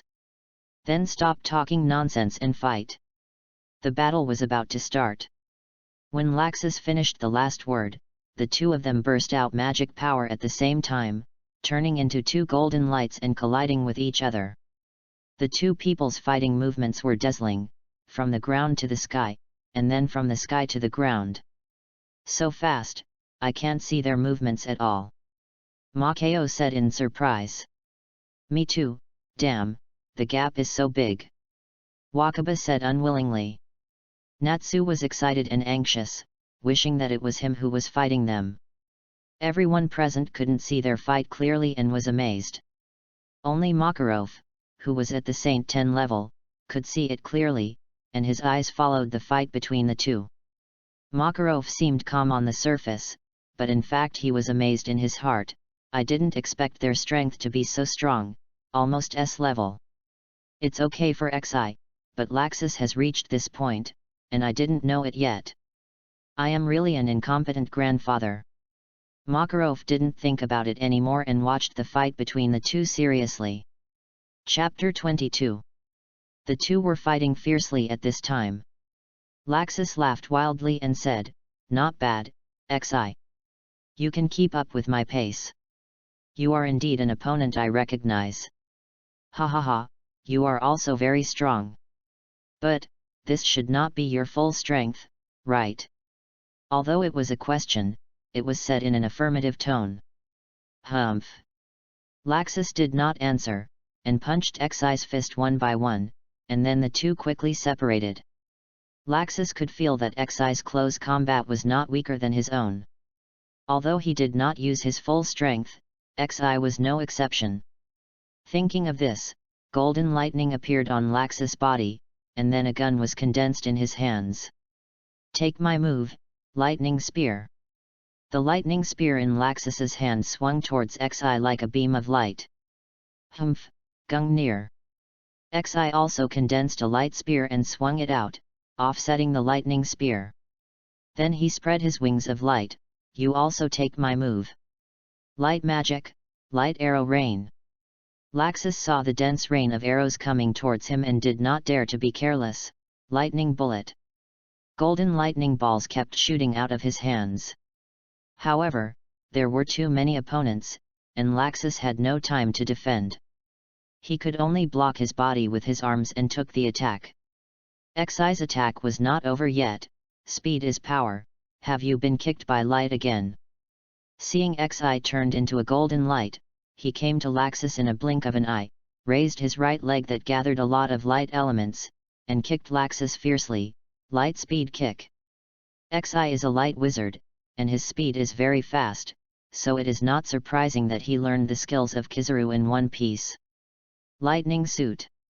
Laxus also reacted instantly, and a large amount of golden lightning quickly gathered on his body to wrap his whole body, quickly forming a suit, and then blocked Xi's attack. Laxus was not to be outdone by the damage, and immediately counterattacked. Lightning fist. He raised his fist wrapped in lightning and hit Xi's unprotected stomach directly. Xi flew backwards with a painful look on his face, but soon stabilized his body in the air. Gung near. More light guns continued to shoot. Laxus also used lightning bullet to fight back. Boom boom, the magic of the two people confronted each other and kept making huge bombardment sounds, and it seemed that there was no winner. Then the two cast other magic. Violent Volt. Light Magic Holy Light Guardian. Lightning Shock. Light Magic Holy Light Shock. The people in the guild watched the two people fighting fiercely with various magics with relish, and exclaimed from time to time. Seeing that long-range magic didn't have much effect, Xi and Laxus turned into two golden lights and entangled with each other, fighting fiercely. President, with their strength, they can definitely participate in the S-level assessment next year, right? Makayo said to Makarov. Makarov did not answer, but watched more seriously, knowing that the real duel was coming. Sure enough, Xi and Laxus found that neither of them could do anything to the other, so they stopped and flew to both sides of the training ground, looking at each other seriously. At this time, Laxus said, "This will never end, it's time to use your real strength, Xi." "Ah, that's right, then let's stop warming up. Go all out, Laxus." Xi felt that the blood in his body was boiling, and borrowed Natsu's words, "I'm burning." In the past, when Bagulangzi had not disappeared, Xi was also very warlike, and he often challenged Bagulangzi. Unfortunately, the gap in strength between the two sides was too great. Xi was either being abused or on the way to being abused, which was very frustrating. The last mission was also like this. The artificial demon was too powerful. Although it was not completely powerless to resist, it was helpless.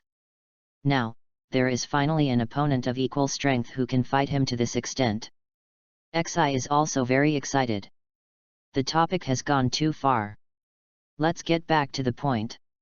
I saw Laxus suddenly burst out with stronger magic power, golden lightning wrapped around him, and his muscles all over his body swelled several times, and his body became taller. The guild members were also overwhelmed by this powerful magic. Makarov seemed to have discovered something, and his eyes suddenly widened. This is Dragon Slayer magic. Has he mastered it completely?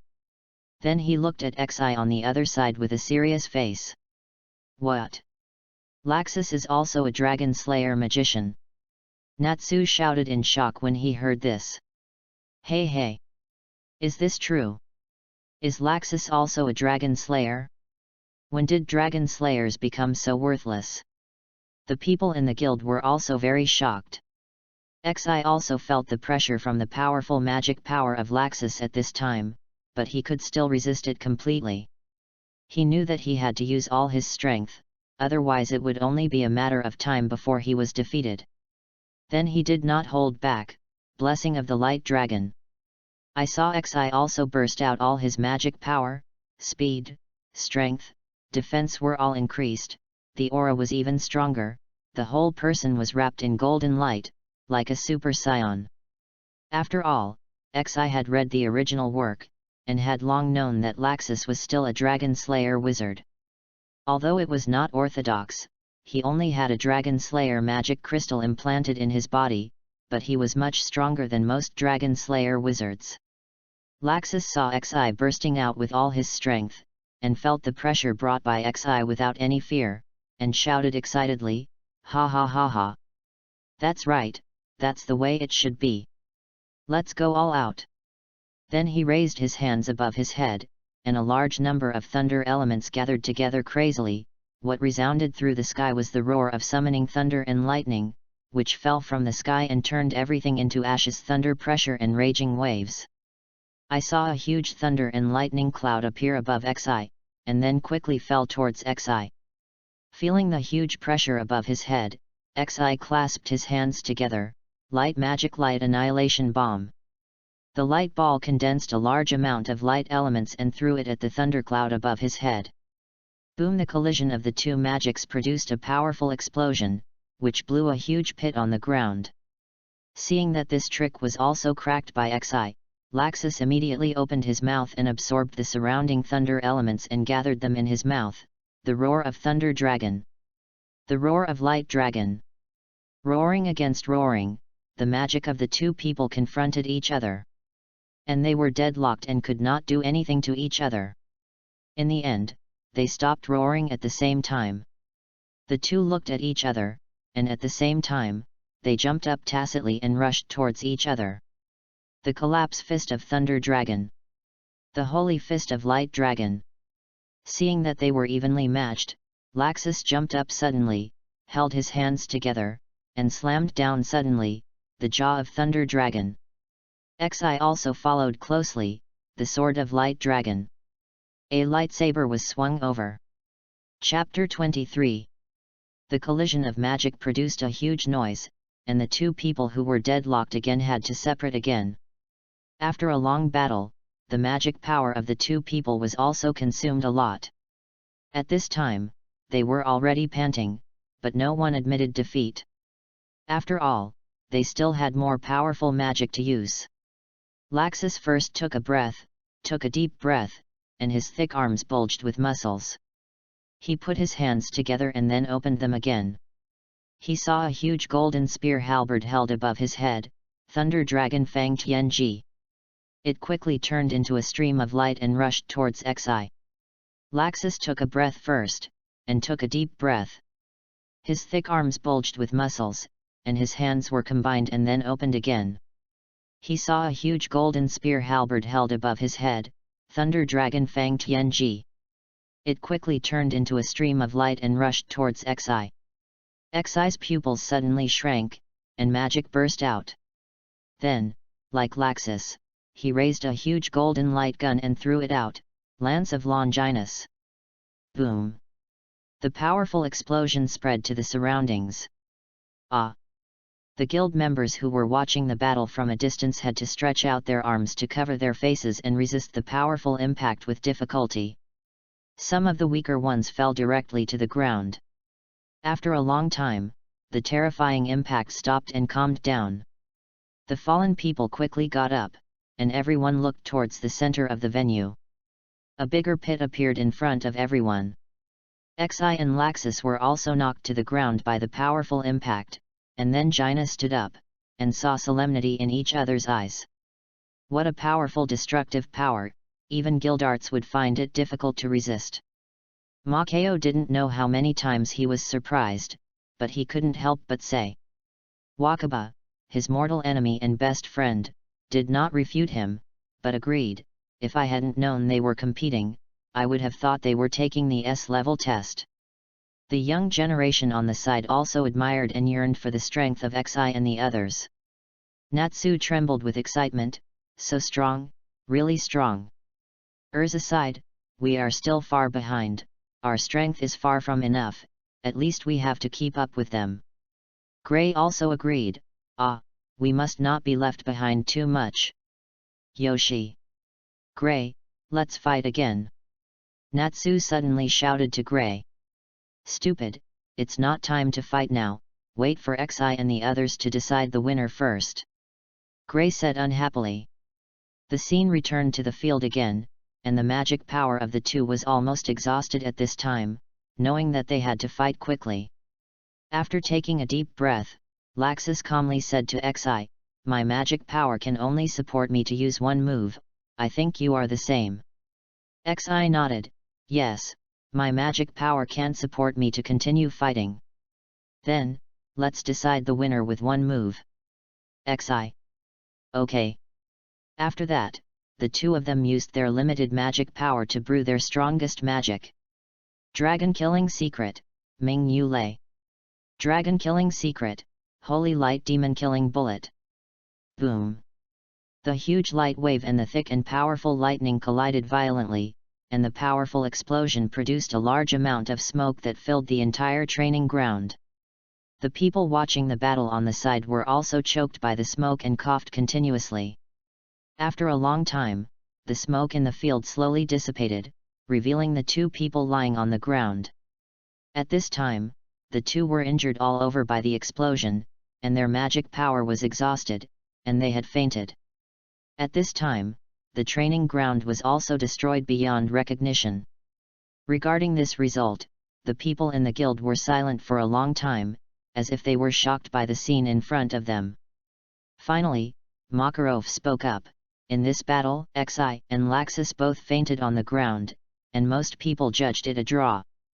Then he said angrily, "Two hateful little ghosts, they destroyed the surroundings so badly. Fortunately, I had the foresight to not choose the town, otherwise the people of the council would scold me again." Everyone was speechless about Makarov's complaints, but they didn't say anything. After all, Makarov was telling the truth. Since the competition between Xi and Laxus was over, everyone who watched the battle returned to the guild, drinking wine while reminiscing about the battle just now. As for Xi and Laxus, they were sent to Polyasica by Makarov for treatment and recuperation. When Polyasica saw the two people sent by Makarov and saw such serious injuries, he also scolded Makarov very angrily. Makarov didn't dare to say anything, nor did he dare to resist. He smiled awkwardly and silently endured Polyasica's anger. After a long while, Polyasica seemed to have scolded enough and took a deep breath. "These two children should rest here with me. Fortunately, they are not seriously injured. You can take them back in a few days." Makarov was also relieved. "Then I'll trouble you." Polyasica cursed, "You know it's troublesome, but you still let them do whatever they want. It's okay for them to make trouble, but you, an old man, also follow them to make trouble. If something really happens, I want to see what you will do." Makarov did not refute, but smiled helplessly, "Ha ha ha ha, well I will pay attention next time and not let them do anything wrong." Then without waiting for Polyasica to speak, he ran away first. "Then I'll trouble you with these two children. I'm leaving first, bye." Polyasica was also very amused by this, but finally sighed helplessly and turned to make the treatment formula. Soon a few days passed, and Xi and Laxus returned to the guild. They seemed to be completely fine, if you ignore the bandages wrapped around them. At this time, the two were sitting at the bar, drinking the wine in their hands, and clinking glasses from time to time. Xi begged Makarov and Wendy for a long time about Xi's sudden ability to drink. Makarov, who was really impatient, had to agree to avoid trouble. Then Xi ran to the bar with excitement, asked the waiter for a full glass of wine, and then ran to Laxus to show off, but was broken by Laxus's words, "I drank earlier than you." Xi, who was ashamed and angry, decided to ignore this arrogant and pretentious guy, and then went to compete with Kana in drinking. Speaking of Kana's drinking, Xi was very confused at first. She was a quiet little girl when she first met her. How could she become like this in just 1 week after completing a mission? Xi felt very sorry and sad about Kana's fall. She thought that she must not let him know who it was, otherwise Xi would tell him why the flowers were so red. Then, she silently clinked glasses with Kana. "Oh, and Guildarts. I heard that he took another mission and left while Xi was recovering from his injury." Xi estimated that it would take at least a year for them to meet again. Xi seemed to be drunk at this time. With a red face, she pulled Laxus and said, "Actually, I let you go in the last competition. If it weren't for the fact that you are 2 years older than me, I was afraid that you couldn't afford to lose and beg for help in front of everyone, so I deliberately tied with you." Laxus was also a little drunk. He drunkenly retorted, "Xi, you are just talking nonsense. You are the one who did it on purpose." "I am the one who did it on purpose. Let me tell you, I only used 80% of my strength in the last competition." "Ha, you're so bold. If you used 80%, then I used 70%. Then I used 60%. I used 50%. Everyone was speechless about the two people's nonsense. It's okay for Xi, but they never thought that Laxus would have such a side. In the past, he always looked aloof, making people feel that strangers should stay away. Although this is true, the look after being drunk is something that everyone never expected. Suddenly, it feels that Laxus is no different from them, and the distance between them has been shortened unconsciously. But Laxus didn't feel anything and was still arguing with Xi. I believe that when he sobers up, thinking of this thing that can become his lifelong black history, he should not touch alcohol for a long time. Chapter 24. The last time I drank with Laxus, I was drunk. It has been a year since Laxus found out about his drunken behavior the next day and felt too embarrassed. He has not touched alcohol since then, fearing that he would make a fool of himself again that day. But there are also benefits. Every day, members of the guild would talk to Laxus. Over time, he is no longer arrogant and disdainful to talk to anyone he sees. Although Xi himself thinks it is no big deal, although he still drinks, he dare not drink too much, lest he end up like Laxus. The topic has gone too far. This time, Xi and Urza were heading to a dark guild. The commission was issued by the council, and the mission was to defeat and arrest the president of the dark guild. But Xi didn't want to do this. It's not that he didn't want to do this mission, but he thought that it would be better to destroy this kind of scum that harms society. What's more, if he was really caught by the council, which was composed of a group of weak and incompetent people, he might escape one day. As for why Urza was with Xi, one reason was that they had done missions together and were familiar with each other. Another reason was that Urza had a good impression of Xi and felt at ease with him. Over time, the people in the guild tacitly assumed that they had formed a team. At this time, the two walked in a forest and soon found the dark guild hidden in it. Finally found it, it's worthy of being a rat in the ditch, hiding so secretly. Xi looked at the building in front of him and grinned. Urza said on the side, "Don't be careless, the enemy is the entire dark guild after all, and we don't know how many people are in it and what their strength is. What's more, their president is already half S level." Xi of course also knew this truth. He was just confident, not arrogant, and he still had the necessary precautions. "Don't worry, Urza, I know what to do, but if their leader is just a half S level, then it's basically stable. You still know my strength." Then without waiting for Urza to say anything, give them a greeting first. Spread the wings of light behind him and fly into the air, pointing to the sky with one hand, shoot them, gung near. Countless light guns fell from the sky, boom boom. Soon, the guild, which was not very large to begin with, was beaten into a sieve, especially the roof, which had disappeared. Who in the family understands? My name is Shibai Shiwo, and I am the leader of the Dark Guild, Dark Soul Hand. I was drinking wine happily because I had robbed a merchant carriage before, but I didn't expect that my guild would explode before I had a few sips. He quickly reacted and ran out with a group of guild members. "Who is it? How dare you come to Dark Soul Hand to make trouble?" Then he saw Xi who just landed. "Damn brat, is it you? How dare you destroy my guild? Have you thought about how to die? Oh, are you the leader of this guild? It's just a rat's nest of a bunch of rats. It's destroyed, so what else can I say?" Xi said calmly. "What did you say, you little brat? Do you know who I am?" "I don't care who you are, I only know that you are all a bunch of harmful rats, and what I want to do is to kill you little rats. Shabai was furious. Someone actually called him a rat, damn little brat. Listen carefully, I am the famous Dark Soul Hand President Shabai Shiwo. Haha, Urza, did you hear that? There are actually people who call themselves idiots, and they seem to be very proud. Ha ha ha, I'm dying of laughter. After hearing his name, Xi fell to the ground without caring about her image and laughed. Although Urza also thought it was quite funny, she still maintained a serious expression. Stop it, Xi.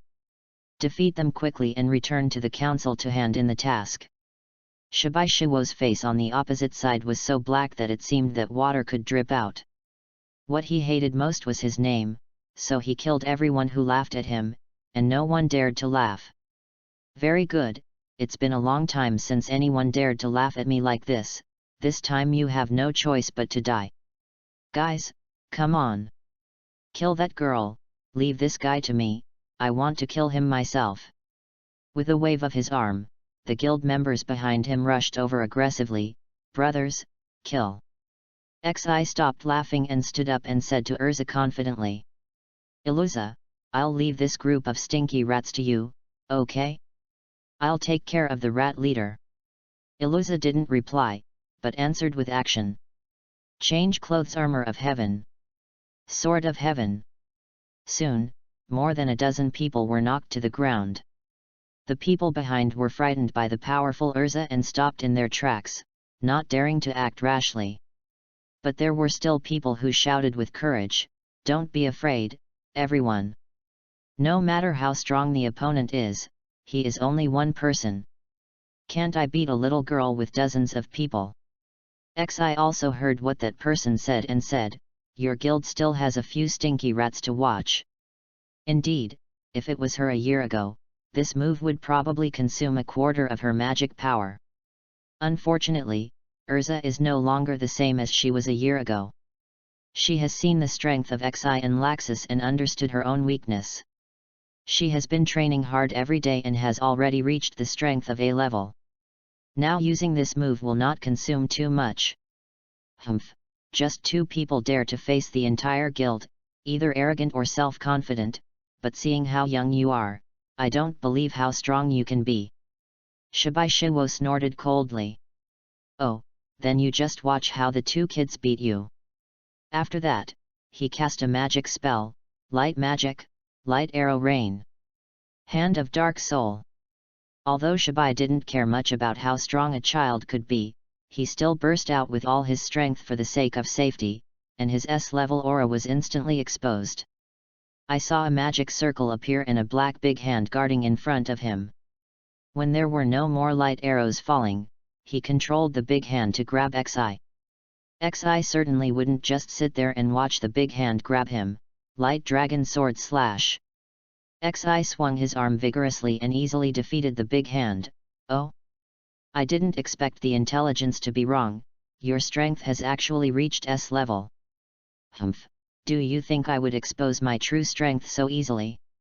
That was just to anesthetize you light guilds to come and die, but you light guilds and the council are so arrogant that you haven't discovered it yet. Paused for a while, sure enough, you hypocritical light forces are still so useless, and now you have sent two children to deal with me. Soon, you will die in my hands like the previous wizards. Oh, are you so confident that you can beat me? It's just S level, it's not like I haven't defeated it before. What? Xi didn't wait for him to exclaim, Light Dragon Roar. Facing Xi's powerful roar, Shabai smelled the breath of danger and no longer dared to be arrogant. Dark Soul Shadow.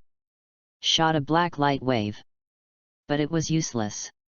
He didn't hold on for long and was soon suppressed by Xi's roar.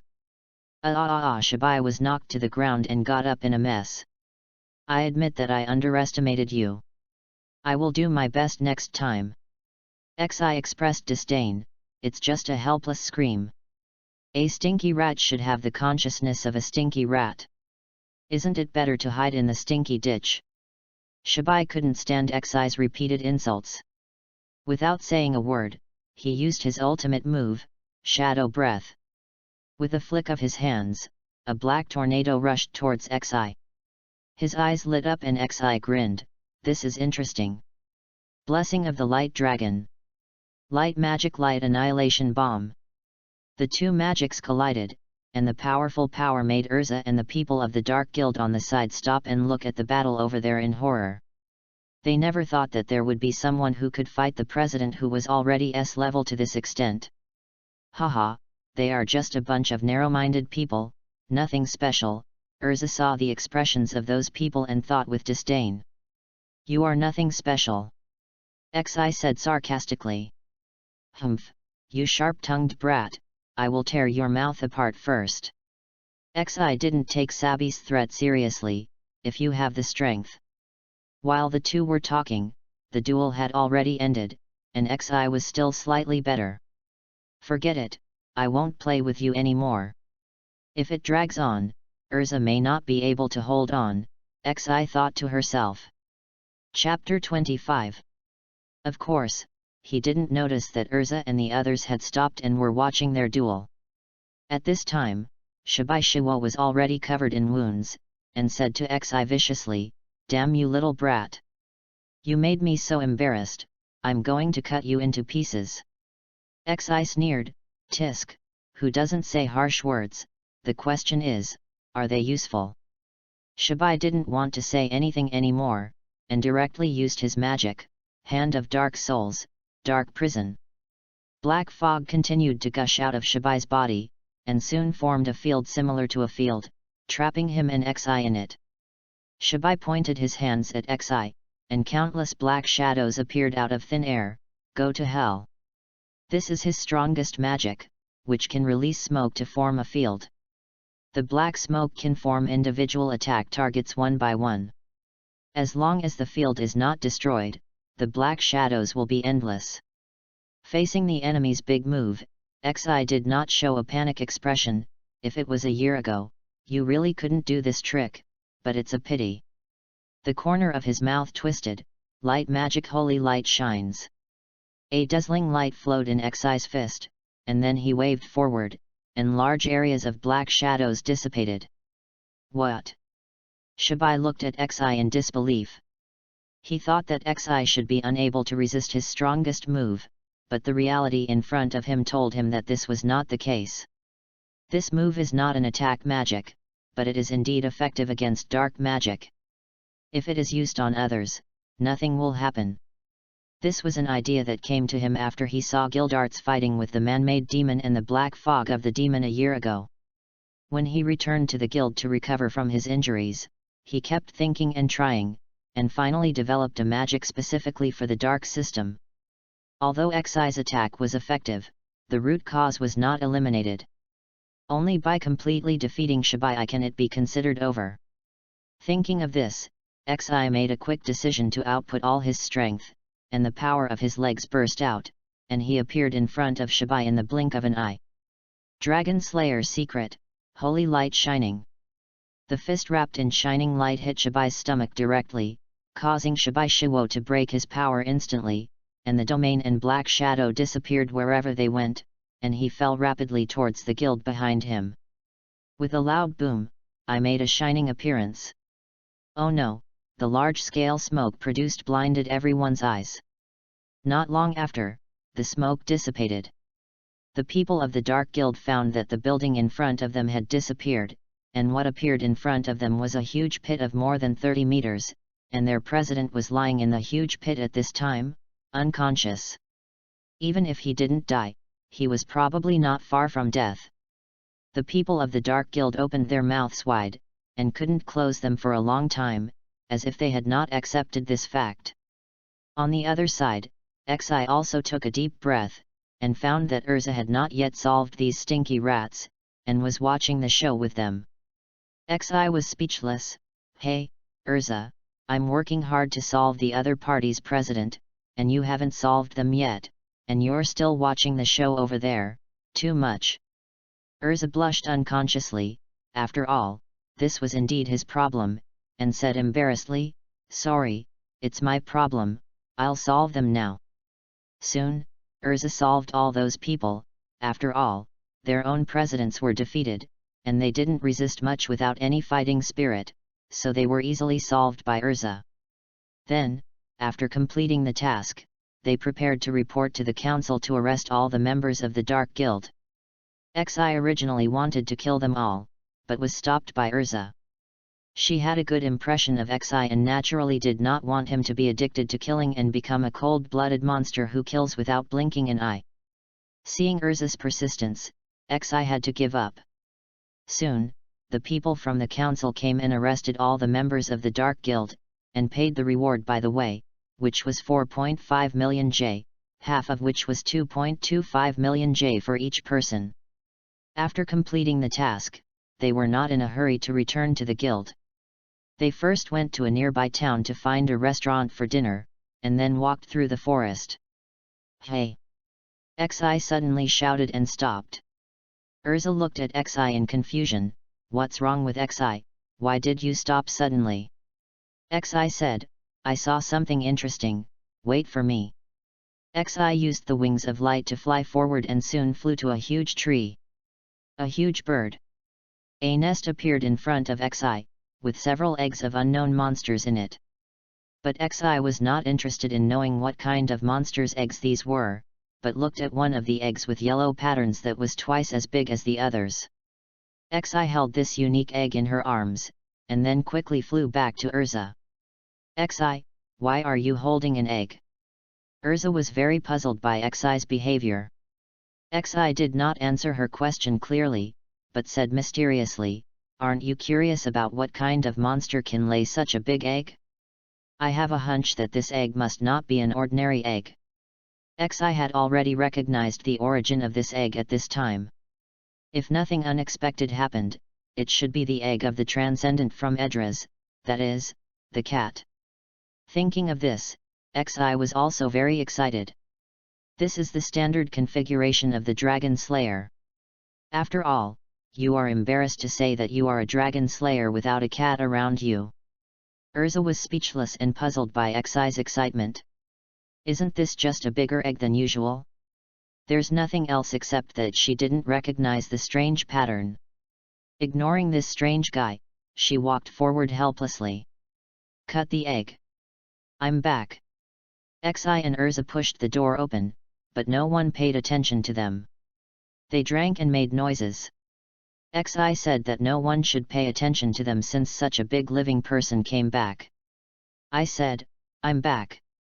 This time Xi raised his voice, and the whole guild instantly quieted down. Xi nodded with satisfaction after seeing everyone's reaction. "This is decent." "Oh. Xi, you are back. How did you do the mission?" "Hehe, of course it was completed perfectly. How could I fail?" Xi said narcissistically. As expected of Xi, I didn't expect that only 2 people could destroy the other party's guild. I guess only S-level missions can stump you, right? Everyone exclaimed. Urza shook her head and walked to Makarov. "President, we are back." Makarov nodded. "Well, welcome back, there were no accidents this time, right?" Iluza said, "Well, except that the strength of the Dark Guild's president is inconsistent with the intelligence. He is already an S-class wizard, but it's not a big problem. He was defeated by Xi." Makarov breathed a sigh of relief. "Really? It's great to be able to come back safely. Go and have a rest." Then Makarov stood on the bar and shouted loudly, "To celebrate the safe return of Xi and Urza, a banquet is held." "Oh! Long live the president!" Everyone cheered. Then the guild became lively again. Many people walked to Xi to ask about the process of the task, and Xi did not refuse and talked freely. "Xi, what is the egg in your arms?" someone asked. Yes, I saw it as soon as I entered the door, and I wanted to ask for a long time. Well, who knows? I think this egg is destined to be with me, so I brought it back." Xi smiled mysteriously.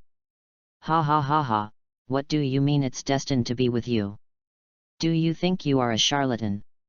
Everyone laughed. Xi didn't care, and continued to brag and chat with everyone. Chapter 26. The night was over, and the lively banquet was over.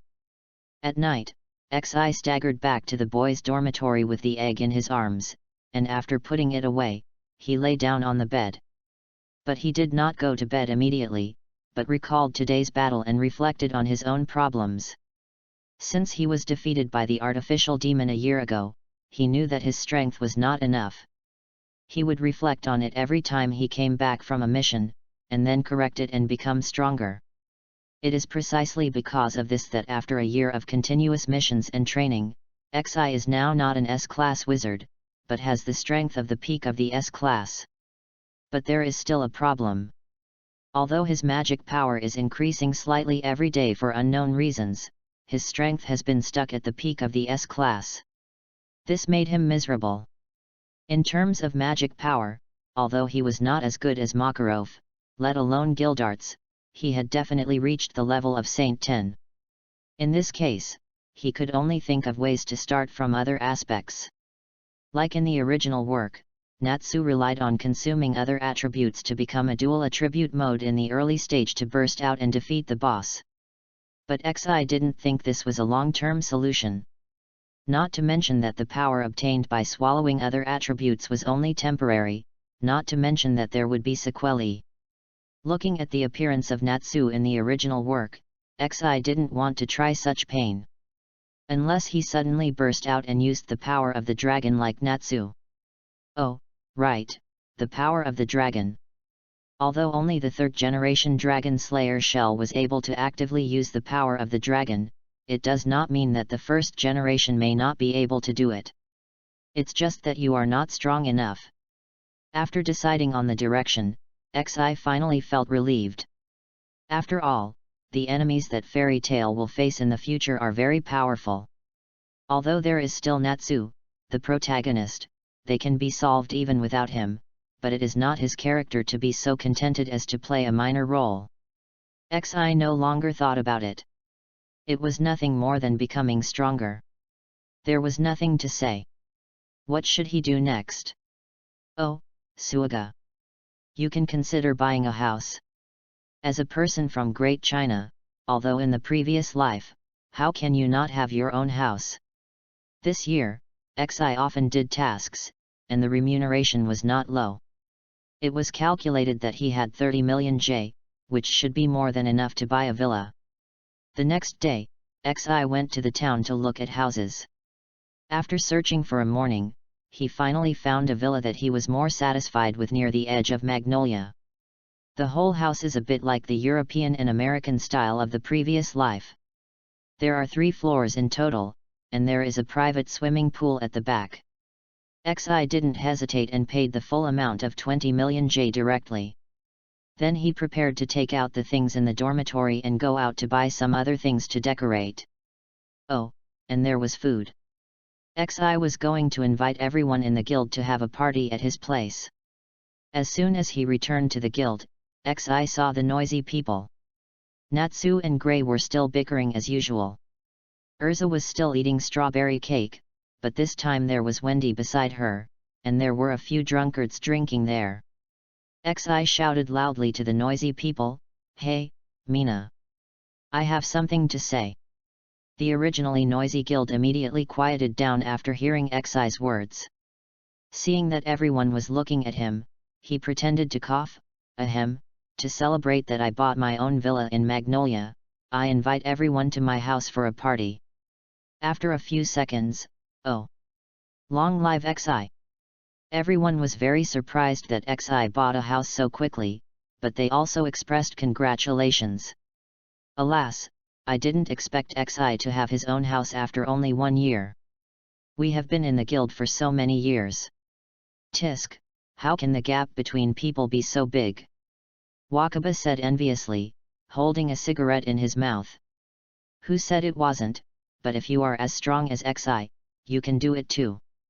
After all, the tasks he does are all difficult crusade tasks, so the rewards are naturally higher. Makeo said on the side. Ah ha ha ha, I can only think about it.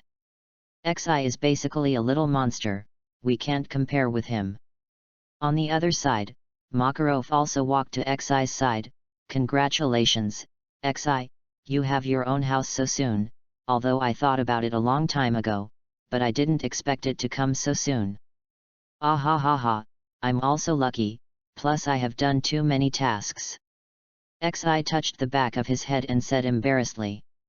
Well, that's right, after all, you are not like other people in the guild who cause destruction everywhere, causing all the money earned from the tasks to be used for compensation.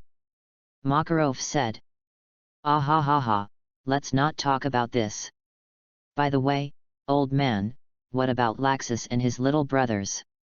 They seem to be called thunder gods, right? Xi asked.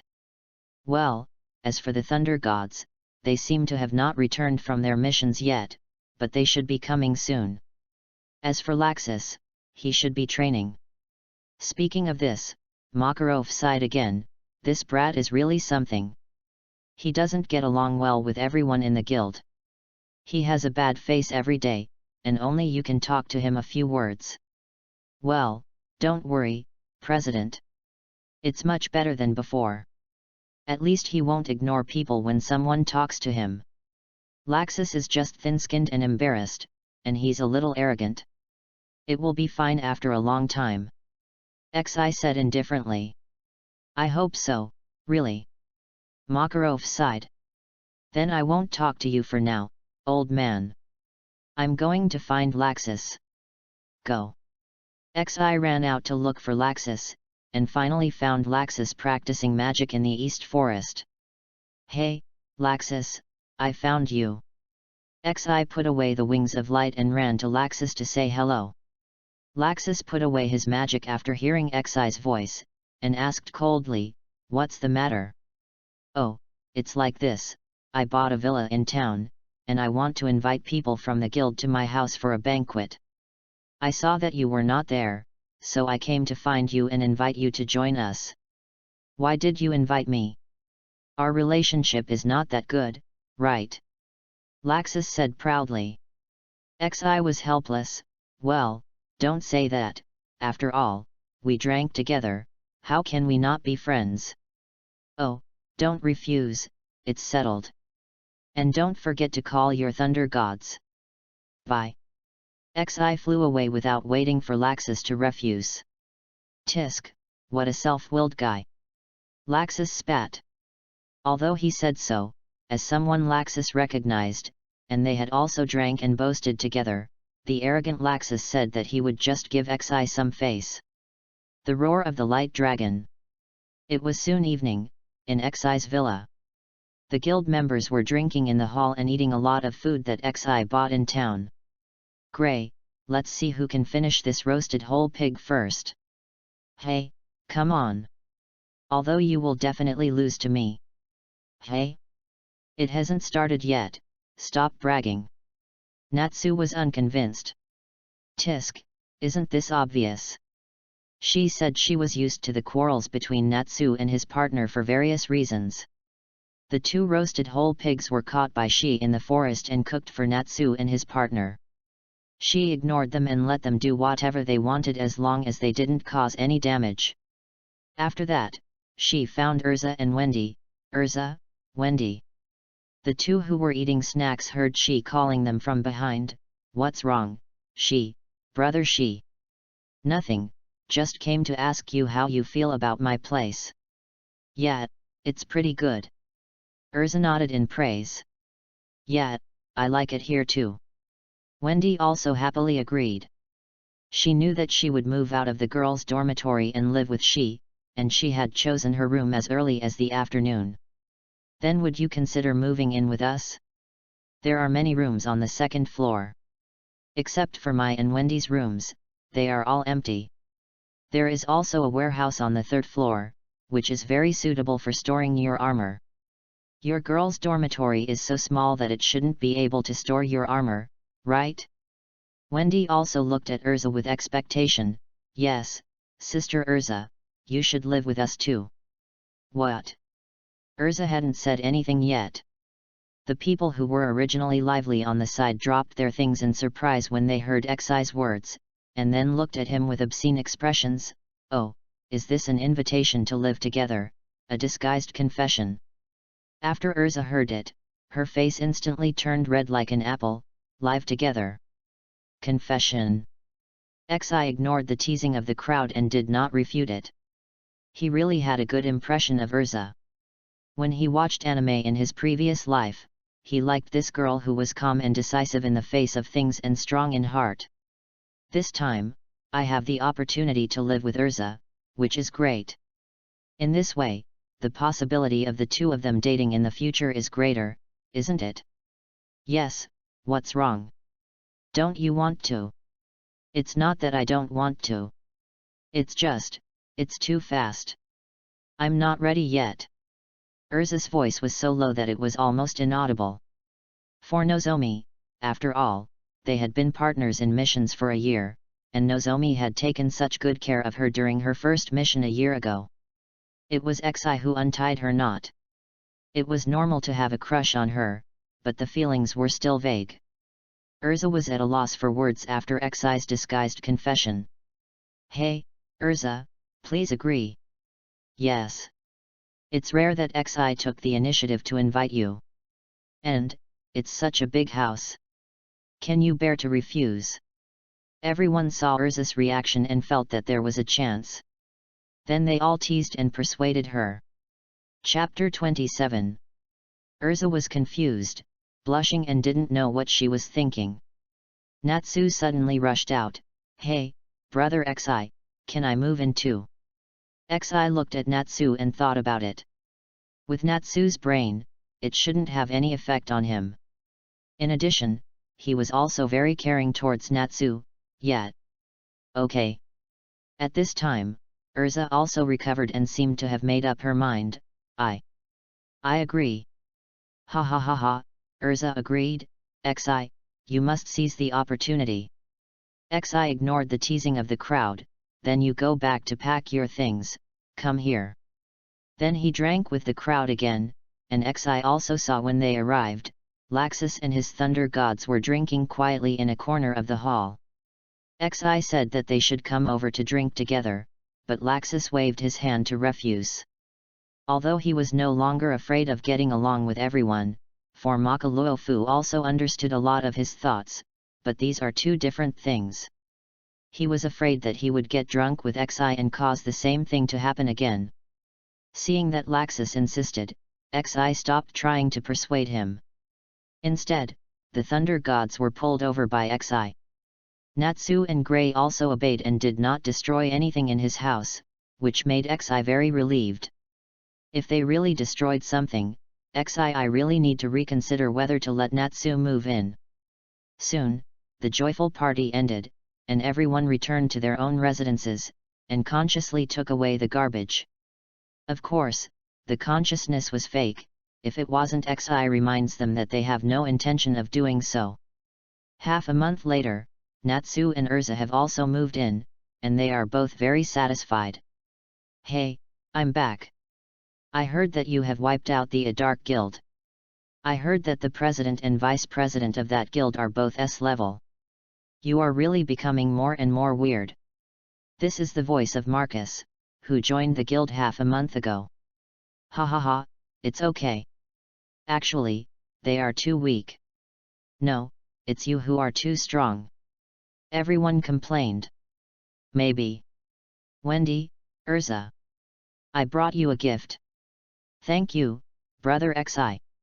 Wendy said happily after receiving the gift. Thank you. Urza said with a red face. Hey, why don't we have any presents? You're too biased. That's right. Even if Wendy is so cute, she can't forget us. We're drinking buddies. I can't hear you, I can't hear you, who are you? I don't know you. Xi covered his ears with his hands and pretended to say. Damn you, you are a guy who values women over friends. Everyone laughed and scolded. Makarov also smiled and looked at everyone. He was also very satisfied with his performance. Of course, the most satisfying thing was that Xi only destroyed the House of the Dark Guild, and there was no impact on the surrounding areas, so he didn't have to worry about the council coming to ask him to write a self-criticism. "Oh, I'm really tired after work, hurry up and have a drink to calm down." Stare. Just as XI was about to pick up the glass, he saw Wendy staring at him. Wiping off the unnecessary cold sweat, XI smiled awkwardly. "I know, Wendy. Brother won't drink too much." Wendy puffed up her cheeks and turned her head and snorted. "Hey." Wendy didn't say that. XI touched Wendy's head helplessly. "Brother XI, you're back. Come and fight me, I will definitely beat you this time." Natsu excitedly rushed to XI and shouted excitedly, "Forget it, you can't beat XI. Only I, Gray-sama, can beat him." Gray did not forget to attack Natsu and even boasted about himself. "Hey? Are you kidding? You wanna fight? Come on. Stinky flame. Die. Stinky ice." Bang! Urza suddenly appeared in front of the two of them, punching each of them directly knocked them down. "Stop. Fighting is prohibited in the guild. We want harmony and friendship. Do you hear me?" "No, I don't think they can hear me." XI pointed speechlessly at the unconscious man lying on the ground. Natsu and the others. Suddenly, the egg of Edlas placed next to XI kept shaking and began to break bit by bit. The people in the guild stopped making noise and looked over with XI. As the eggshell there were more and more cracks, and a dazzling light flashed, and a yellow cat appeared in front of everyone. "What? How could it be a cat?" Everyone was dumbfounded. He said he couldn't understand. "Ha ha ha, it's not bad, look how cute he is." XI knew what would hatch, so he didn't feel strange at all. A pair of wings suddenly appeared behind the kitten, and it flew into XI's arms, and then looked around with its novel big eyes. Kawi. Everyone was captured by this cute look, and no longer wondered why a cat appeared in the egg. "Brother XI, let's give it a name." Wendy clapped her hands and said. XI said that she was also touched by the cuteness of this cat from Edras. "Then, I'll call you Cot Fix from now on." This cat, oh no, Cot blinked her big eyes, looked at XI, and then smiled happily. "Oh. It looks very happy. It seems that you like this name very much. I am the dividing line. A village. Get out. You damn devil. That's right. Get out of our village." A group of villagers threw stones at the church windows. There were two children in the church, a boy and a girl, and a white-haired girl with black claws in the middle. The three of them kept dodging the stones thrown from the window. One of the little girls cried sadly and shouted, "My sister is not a devil. The devil has been destroyed by my sister a long time ago. Why don't you believe it? Humph, look at her hideous hands, it is obvious that she is possessed by the devil. You are still with her, you are not a good thing." The villagers did not believe the little girl's words and still insisted on their own views. Suddenly a 14-year-old black-haired boy appeared here, wearing a cool black jacket suit, a black cloak behind him, and a yellow cat on his head.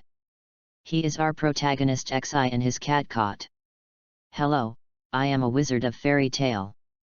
I was commissioned to destroy the devil in the church," XI said to the villagers.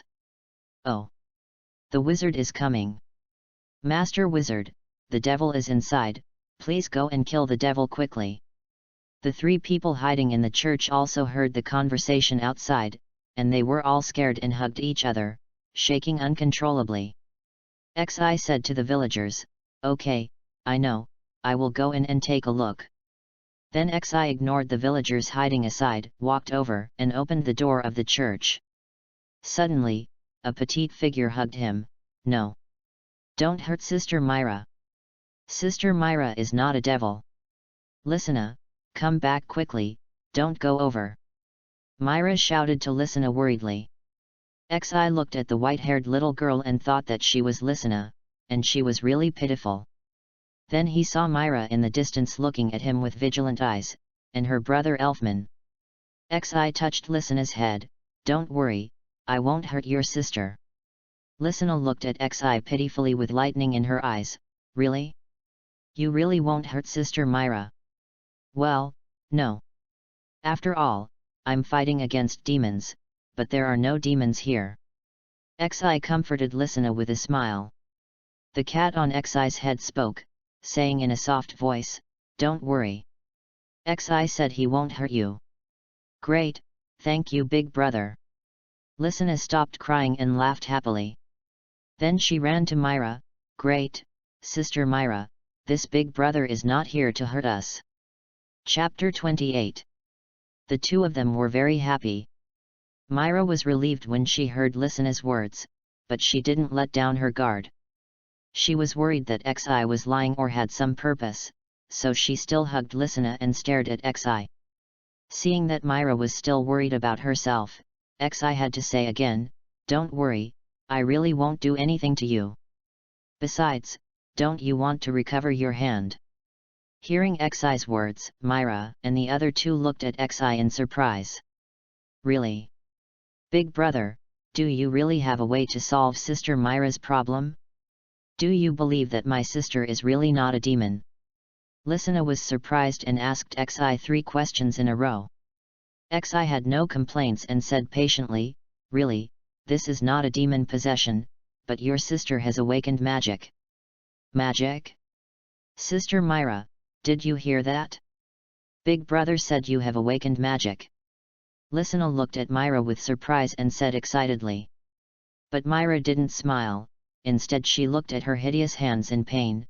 "If the price of awakening magic is these ugly hands, then I'd rather not have them." Xi was helpless, so she had to comfort him. "Well, didn't I say that I have a way to make your hands return to their original state? The reason you can't change back is because your magic has just awakened and you don't have good control over it." After hearing this, Myra asked Xi in surprise, "Really? Of course it's true, but you still follow me now? You also saw that the villagers outside don't believe you and are very repulsive to you. Can you still stay like this?" Myra and the other two also lowered their heads sadly. "But where can we go?" At this time, Carter came out to show his presence. "Then come to our guild." "Guild?" the three asked in confusion. "That's right, the guild. That's Fairy Tale, we are the wizards of Fairy Tale." Carter proudly raised his chest and said to Myra and the other two. Xi also spoke, "Kate is right, come to our fairy tale. There you will not see any discrimination, but will treat you like family. Anyone who joins our guild is our companion, family." The three looked at each other and seemed to have decided, "Okay, let's join." Seeing that they finally agreed, Xi took a deep breath. "Then, you follow me. As for you, Myra, here." Xi took off the cloak on her body and threw it to Myra. "What is this?" Myra was puzzled. "Put this on, hide your hands, so that the villagers can't see it, and I will explain the rest." After hearing Xi's words, Myra looked at Xi deeply, and then obediently put on the cloak. The villagers had been waiting for Xi outside. When they finally saw him come out, they asked Xi, "Sir, did you get rid of the demon?" Suddenly, a villager saw Myra and the other two behind Xi and said, "Look, it's that demon. Come on, fight." After hearing this, Myra and the other two trembled unconsciously and hid behind Xi. Xi hurriedly stopped them and said, "Stop. I have eliminated the demon in her. Now she has recovered." Only after hearing Xi's words did the villagers stop throwing stones. Xi continued, "In order to prevent you from having too many troubles, I will take them away, okay?" The villagers naturally would not refuse. They were also afraid that they would be suddenly attacked by Myra and the others at night. Since the wizard said so, please take them away. Xi nodded and said nothing more. He left the village with Myra and the other two. Cut the villagers. "We are back." Xi opened the door of the guild and shouted loudly. "Brother Xi, welcome back." "Oh, it's Xi who's back, welcome back. Why did Xi bring 3 kids back?" At this time, a sharp-eyed person spotted Myra and the other two. Oh, two little beauties. I didn't expect XI to be such a person. What would Urza say if she knew? Makao teased. XI waved his hands quickly. What a mess, I invited them to join our guild, welcome them well, bastards. Then he said to Myra and the other two, come over and introduce yourselves. Hearing this, Myra and the other two stood up. I am Lysina Strauss. I'm Elfman Strauss. Humph, listen to me, my name is Myra Jane Strauss. I want to be the strongest person in this guild. Cheer loudly for me. Mo. Sister Myra can't be so rude, be more ladylike. And brother Elfman, too, speak louder, don't be so timid. Lysina said to the two. Ha ha ha, you're so bold, you actually said you want to be the strongest person in the guild. The people in the guild didn't feel dissatisfied when they heard Myra's words, and they all laughed. XI ignored the laughing people and brought Myra and the other two to Makarov.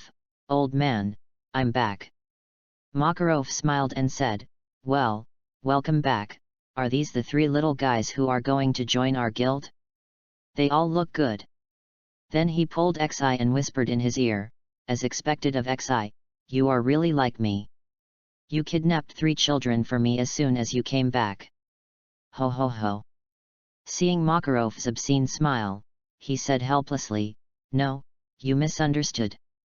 I just brought them back because their villagers were unwilling to accept them during the mission. Then he waved his hand to let Myra come over and let Myra stretch out her hands for Makarov to see. Grandpa, do you have a way to change her hands back?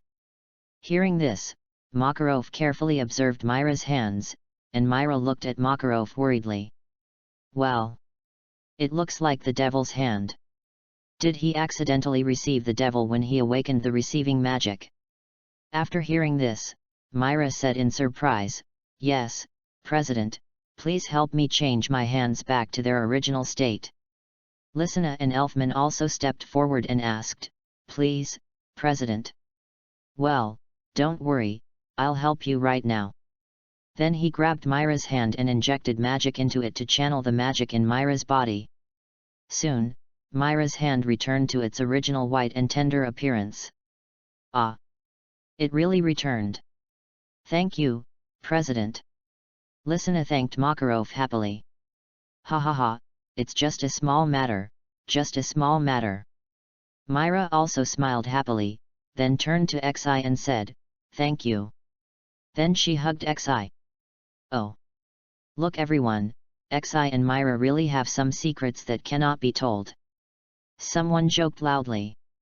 Just then, Urza suddenly appeared at the door and saw the scene in front of her, and her face instantly turned black. Quickly ran to the two of them and forcibly separated them. What are you doing? However, Myra was unhappy. Hey? What does it have to do with you if XI and I hug? Who are you to him? XI also reacted at this time, looking at Urza expectantly to know what she said. Urza blushed and stammered, I am his friend, what's wrong? Urza was too shy to give XI a satisfactory answer. Hey? Then it has nothing to do with you if XI and I hug? We are just friends, not lovers. Myra said to Urza angrily. In short, it is not allowed. Urza said loudly with a red face. Chapter 29. The two of them were so close, but they were still together. Hey, Myra looked at Urza teasingly, then suddenly hugged XI, kissed her hard, and looked at Urza provocatively. XI was shocked, the people in the guild were shocked, and Urza was shocked. Oh! XI, you still said you have no relationship. Tell the truth. How far have you gone? I'm not. I didn't. I don't know. XI denied 3 times in a row. XI. Urza stared at XI with murderous intent. That. Urza-chan? Let's talk it over nicely. I really don't know anything. I'm innocent. Believe me, believe me. Go to hell, bastard. Heaven's punishment. Ah! Yammit! Urza took out a mace from somewhere and hit Xi's head hard, and then kicked her angrily. Xi broke a hole in the roof and flew out like a meteor. Oh my god, she flew so high! Everyone looked up. Urza is so scary, let's not provoke her in the future, right? Natsu suggested to Gray next to him fearfully. Gurgle, ah, Gray swallowed his saliva in fear and shrank his neck to agree. Xi. Kot hurriedly ran out of the guild and chased after her. You bad girl, do you want to fight? Urza said angrily to Myra after beating Xi away. Hey? So what? Come and fight me if you dare, you flat girl. Myra fought back without giving in. Flat girl. Urza was stunned for a moment, then angrily shouted at Myra, go to hell, white-haired girl. Red-haired girl. Tomboy. Armored girl.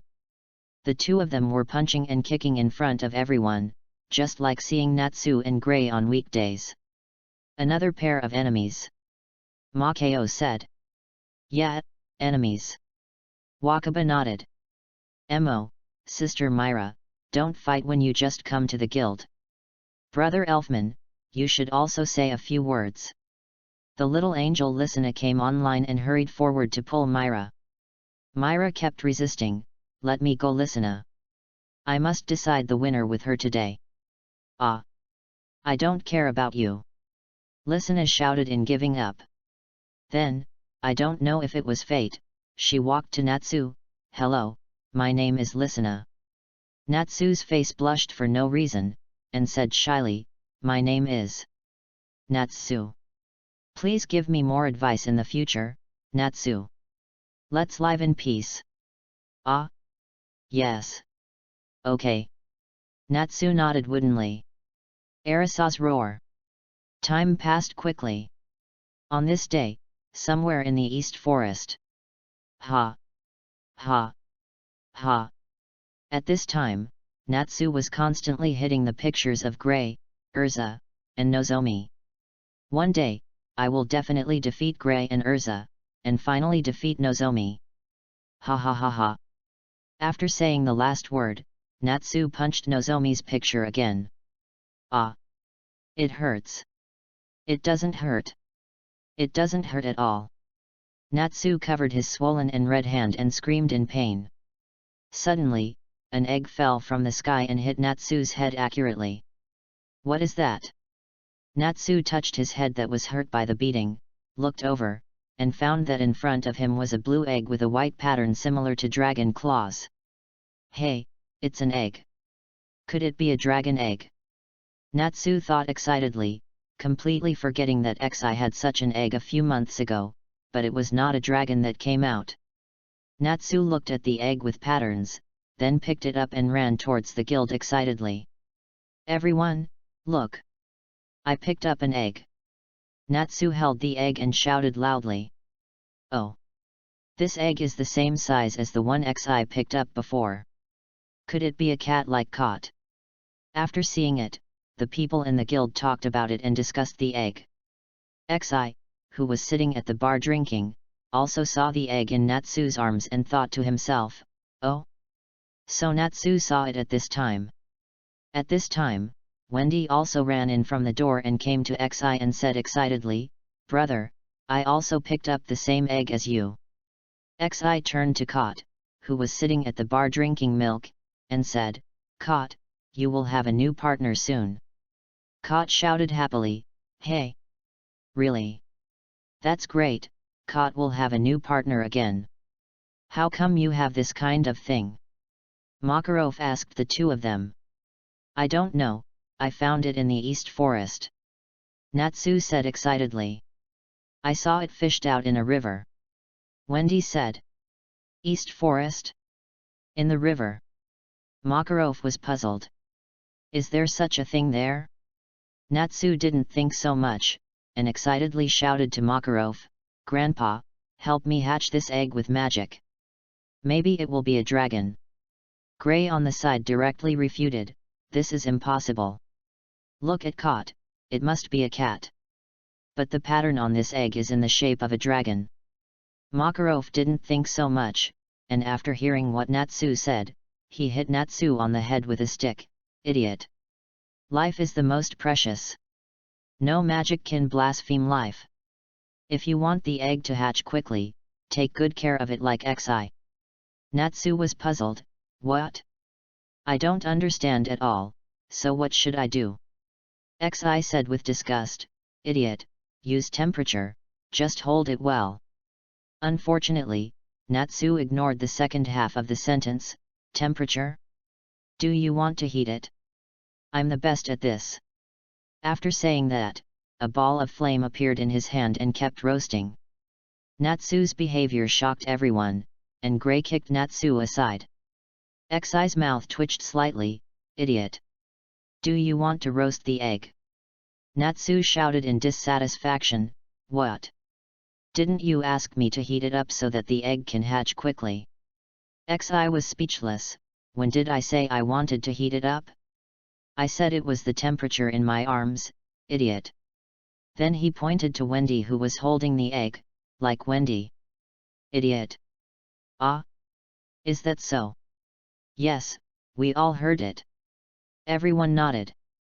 At this time, Urza came out. Just right, Natsu. This is a precious opportunity for you to learn about life. Then Listener also came out and said gently, Natsu, can I take care of this egg with you? And Wendy's too. Sure. Natsu nodded and said. Okay. Wendy looked at Xi first, and when she saw that the other party did not refuse, she agreed. Then the three ran out excitedly. Xi looked at the three people who left and teased, Natsu and Listener are a perfect match. Right, Kot? Hey. Kot looked at Xi with a puzzled look, indicating that she didn't understand what Xi was saying, and then lowered her head to continue drinking milk. Well, it's still too early for you. Xi touched Kat's head and said. Roar of the fire dragon. Damn it! Who stole my egg? Natsu rushed into the guild and shouted angrily. Behind him were the sad Wendy and Listener. Brother, our egg is gone. Wendy said with tears in her eyes. Don't worry, Wendy. The egg may not be lost, Xi comforted. At this time, Natsu had already rushed into the crowd and asked one by one. It's you, Urza. No, I haven't seen it. Urza said calmly. That's you. Laxus. Humph, boring. Laxus showed no interest, leaned against the pillar, and listened to the music quietly. Is it you? Myra. Hey? What are you talking about? I haven't settled the matter with you about kidnapping Listener. Maybe you stole it. Just give in, Myra. Urza didn't tolerate her and taunted her. What did you say? Flat girl. I'm talking about you. Violent girl. The two started to fight again. Natsu said he would give in after seeing this. Gray on the side certainly wouldn't tolerate him. Tisk, you must be hungry and couldn't help eating, right? What did you say? Want to fight? Natsu shouted at Gray angrily. Come on, who's afraid of who? I'll make you get down today. Hey? Are you kidding? The two started fighting again. At this time, Elfman came in. Stop fighting, your eggs are here. After that, Elfman explained why the eggs were there with him. After knowing this, no one blamed him. Natsu was also moved and said to Elfman, you are such a good person. Wendy also thanked, thank you. Crack. Crack. Suddenly, everyone heard two cracking sounds and looked over. I saw two eggs making continuous sounds. Cracks appeared one after another, and then with two rays of light, two cute cats, one in a basket and one in white, appeared. Now in front of everyone. Then it grew white wings like Kot, and flew over Natsu and Wendy's heads. It's a cat indeed. It's the same as Kot, but the color is different. Natsu and Urza are no longer quarreling, it feels like a cat that brings happiness. Natsu murmured, a cat that brings happiness? Ah. Then you will be called Happy from now on. Happy happy. Wendy also said to the white cat happily, then you will be called Xiaolulu. Love. Happy called out cutely. Everyone also agreed, well, it's a good name. Chapter 30. The two of them were very busy. That day, Xi was drinking in the guild as usual, and was bored watching the two cats playing on the side. Xiaolulu said that she was not interested in the two male cats and stayed with Wendy all the time. Ah, so boring, Xi said with a sigh, holding her chin. If you are bored, just do the task. You used to be very diligent in doing the task. Urza said as she came over. Well, for various reasons, anyway, I am tired now. Xi is now worrying about how to use the power of the dragon, so how can she have the mind to do the task, but she can't cultivate anything every day, and she is still at a loss. Of course, it is also possible that Xi has not felt the pressure yet, and the strength of those dark guilds is not very strong. It's not like he didn't want to find the people from the Balam Alliance, but no matter where they are erratic and can't be found no matter how hard he tries. So, Xi planned to take a break for a while. Thinking of this, Xi looked at Natsu who was bickering with Gray. Grow up quickly, Natsu. I don't know if Natsu heard what he said in his heart, but he rushed over to Xi and shouted inexplicably, Brother Xi, come and fight me. Why do you suddenly want to fight with me? According to the plot development, shouldn't you fight with Gray? Why are you looking for me? Happy on the side also said softly, Ai. Natsu, don't look for trouble, you can't beat Xi. I have become stronger, I can beat you this time. Natsu said unconvinced. Okay, then you come. Xi didn't refuse, just felt bored, just to find some fun. I'm on, Fire Dragon's Iron Fist. Natsu rushed over aggressively, but was easily blocked by Xi. Hey, Natsu, didn't you eat? Why are you so weak? Natsu didn't care about Xi's teasing and continued to attack. Xi just sat in front of the bar and easily blocked all of Natsu's attacks. Soon he felt impatient, Light Dragon's Holy Fist. Natsu was directly knocked away by a punch. Love. Natsu challenged Xi for the 35th time, and failed.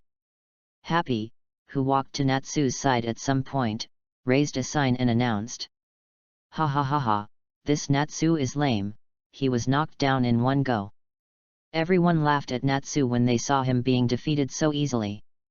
Damn it, I will definitely beat you next time. Natsu stood up and pointed at Xi and shouted. Hey come on. Xi said casually. Suddenly, a bell rang in Magnolia, dong dong dong. When the guild members heard it, they shouted in excitement. Hey? Nanny? What happened? Myra and the other two, who had just joined the guild, didn't know what happened and didn't understand why the guild members were so excited. Xi smiled and replied, because, that man is back. Myra and the other two still didn't understand, that man. Xi didn't explain any more, and smiled and said, come with me and you'll know what's going on. Attention, townspeople. Magnolia Town has entered Guildarts mode. All townspeople, please go to the designated area quickly. Then, Myra and the other two found that the entire Magnolia had undergone tremendous changes. Houses kept moving and then sank underground. Then, high walls were erected, and soon a wide road appeared directly leading to the guild. Myra and the other two looked at everything in front of them in shock. What the hell is going on? Soon, a tall figure in a cloak appeared in the middle of the road and soon walked to the door of the guild. Xi came forward and said hello. Hey! Guildarts, long time no see, you are finally back. Oh! Isn't this Xi? Long time no see. Guildarts said with a smile. Then he looked at the guild again. It's been a year since we last met, and the guild has changed a lot. There are many new faces that I haven't seen before. Where's the president?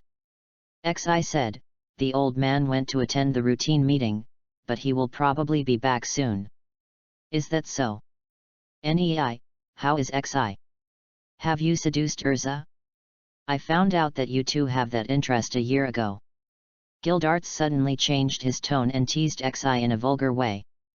After Urza heard it, she shouted in shame and anger, Guildarts. Xi also had a black line on his face. What are you thinking, Guildarts? Urza and I are not that kind of relationship. Then he whispered to Guildarts's ear, at least we don't have that kind of relationship now. Guildarts looked like he was optimistic about you, then laughed and walked into the guild to chat with everyone. At this time, Myra stepped forward and asked, Nei, Xi, you haven't told me who that uncle is yet. Xi replied, he is Guildarts, the only S-class wizard in our guild, and the strongest man in the guild. Myra and the other two were shocked. Zundajiju? The strongest? Even you are not his opponent. They have been in the guild for a while, so they naturally know Xi's strength, especially Myra who often seeks him for competition, and knows it even more. Xi said helplessly, Zundu. I am far behind him. Even if I use all my strength, I am still not his opponent, and this is when he doesn't use his full strength. After that, he ignored the three people who had not yet reacted, and walked over to Guildarts to chat. Not long after, Makarov came back, and as soon as he came back, he saw Guildarts surrounded by everyone. Guildarts! Makarov shouted. Oh, President, you're back. Well, how was the mission? Of course it was completed successfully. Guildarts replied with a smile. Well, good, you're back just in time, there's something I need your help with. Oh? Is that time coming again? Guildarts seemed to have thought of something and said. Yeah. Makarov replied calmly. Then, Makarov stood at the bar. Ahem, everyone be quiet. Everyone, gather at the guild tomorrow morning. I have something to announce, don't forget it. Oh, is that period coming? I'm really looking forward to it. Many newcomers who have just joined the guild don't know what it is. Myra asked Xi, do you know what the president is going to announce tomorrow? Xi replied, I don't know either, anyway, I'll know tomorrow. Although you said so, Xi also knew it vaguely. Cut. Soon, time came to the next morning. At this time, the guild was already crowded, and many people who were doing tasks outside also came back, seemingly waiting for Makarov to announce something. Makarov stood at the bar and saw that almost everyone in the guild had arrived, so he stopped dragging it out. Ahem, the New Year's S-level wizard assessment is here. Oh! Everyone cheered. Although not everyone can be selected, it is also a good time to check their own strength. S-level wizard assessment. Some newcomers exclaimed, obviously not expecting Makarov to announce this matter. Xi also chuckled and said, sure enough. Chapter 31. The two of them were very happy. Ahem, quiet down. Makarov asked everyone to be quiet, and then continued, now I will announce the list of candidates for this year's S-level wizard assessment. There are only 2 this year. Laxus Dolar. Laxus grinned, showing that he was very excited, but soon calmed down. Xi fix. Hehe, this is a matter of course. Xi said confidently. Of course. Kot also echoed cutely. Xi smiled and said to Laxus, I'm not waterproof. Laxus snorted, who asked you to let me? Everyone was also very disappointed when they heard that their names were not included. Makeo sighed, I didn't expect that the old people in our guild are not as good as a few young people. The young are really formidable. Wakaba agreed and said, yes, Laxus is fine, but I didn't expect that Xi was selected after only joining the guild for 1 year. Well, after all, he has the ability. The thunder gods who have always admired Laxus cheered, Laxus is worthy of you, you will definitely become an S-class wizard. Yes, Laxus is the strongest. Damn it. Why is XI selected, but I haven't? I also want to become an S-class wizard. Natsu shouted unwillingly on the side. AI. Natsu, you still can't do it.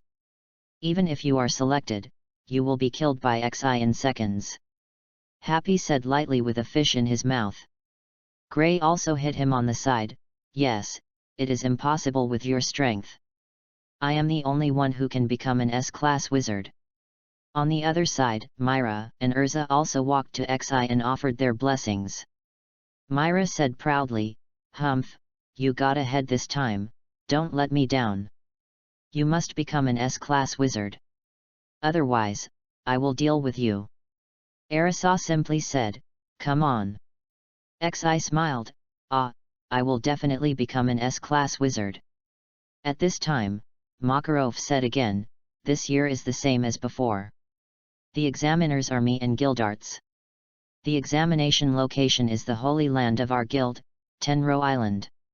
Laxus, XI, you guys prepare well, we will leave for Tenro Island tomorrow morning." Soon, it was the next morning. XI, Laxus, Makarov, Guildarts, and Kot, the 4 people and 1 cat have boarded the ship and headed for the Holy Land of Fairy Tale, Tenro Island. "Nina, XI, it's so hot here." Kot kept fanning her hands, trying to make herself feel less hot. The other people were also wearing short sleeves. Obviously, they felt the same as Kot. Only Guildarts was still the same. I don't know if it was because of his strong strength. After several hours of sailing on the sea, XI and the others finally saw the Tianlang Island in front of them. At this time, Makarov said, "Guildarts and I will go to the island first, and you have to wait an hour before going up." Guildarts took over the conversation. "After landing on the island, you will see 2 caves, guarding me and the president respectively. At that time, it depends on who you 2 will meet after entering. As long as you get our approval, you can pass the S-level assessment." XI and Laxus nodded to show that they understood. Makarov saw that the 2 had understood. Then, "Guildarts and I will go first." Laser beam.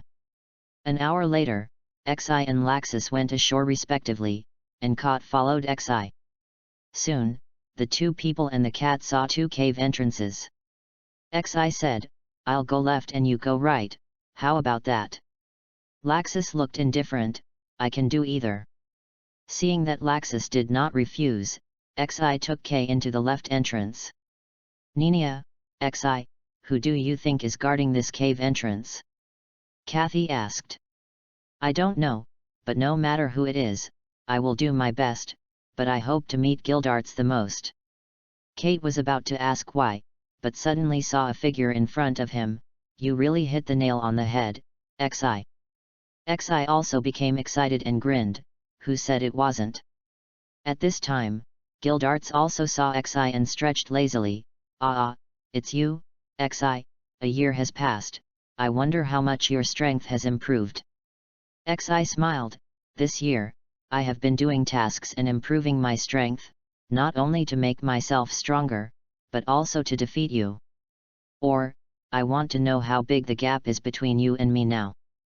"Oh, interesting. Then XI, let me see how strong you are to say this." You will see." "Kot, fly away quickly, don't be affected by our battle." Kot nodded, "Well, XI, you must be careful." After that, he spread his wings and flew away, watching them from afar. XI didn't reply, but stared at Guildarts. "Are you ready?" Guildarts smiled faintly. Boom! XI's momentum continued to rise, and a powerful golden magic burst out. Although Guildarts did not get a response, he knew from XI's actions that she was ready. Then, he was not willing to fall behind, and a powerful white magic burst out from Guildarts. For a moment, the powerful magic of the 2 people collided fiercely with each other. If there were people from the guild here, they would find it very difficult to breathe and even stand steadily. As the magic of the two continued to collide, Xi gradually showed signs of decline and was slowly suppressed by Guildarts. Xi knew that she had to take action first. The roar of the light dragon. A roar spewed out from Xi's mouth and shot towards Guildarts. Guildarts' face was calm, and he raised his hands and opened them lightly. Crush. I saw that Xi's roar, which was enough to kill any A-level wizard in seconds, was easily crushed by Guildarts. Xi knew that his roar could not have any effect on Guildarts, so he quickly spread his wings of light and stopped in the air, opening his wings. Light magic, rain of light arrows. Countless light arrows came at him, and Guildarts' eyes were fixed, constantly dodging the light arrows. Some of them he couldn't dodge were crushed with his fists wrapped in white magic. Sure enough, it still had no effect on Guildarts, but Xi was prepared. When Guildarts smashed his last wave of light arrows, his figure flashed and appeared in front of Guildarts, raising his glowing right leg. Speed is power, have you been kicked by light? Then, he kicked it hard. Nanny! Guildarts' pupils shrank, and he hadn't reacted yet. He didn't have time to use the crush skill, so he could only block with his hands in front of him. Boom! A huge explosion sounded. Guildarts was kicked away by Xi, and crashed into the mountain wall, with thick smoke rising. Xi was also panting slightly at this time and looking at the smoke. He didn't think that this set of continuous attacks could defeat Guildarts. He knew very well, but even if he didn't defeat him, he was looking forward to being injured by him. Soon, the smoke dissipated, revealing the figure of Guildarts. Xi saw Guildarts standing upright on the ground, looking at him in disbelief. Guildarts stood there unscathed, but he couldn't be unscathed, at least Guildarts' cloak was scrapped. Chapter 32. The old man was very happy. Guildarts threw away his tattered cloak. Very good, Xi. Logically speaking, your strength has been recognized by me, which means that you have enough strength to become an S-class wizard. But I could see at the beginning that you are not the kind of person who is satisfied with the status quo. I can clearly feel your fighting spirit and your faith from your magic. Guildarts said again. Xi smiled. Ah, you are right. If I hadn't fought with all my strength and felt the gap between you and me, then I would be nothing more than this. I have my persistence and my goal. So, don't show mercy, keep fighting, Guildarts. Guildarts smiled with satisfaction, and finally stopped suppressing his magic power and released it all. The white terrifying magic power rushed up to the sky, and even the grandfather and grandson fighting on the other side felt it. Xi struggled to resist the pressure from the opponent and felt the opponent's magic power. Xi felt that all the cells in his body were trembling and excited.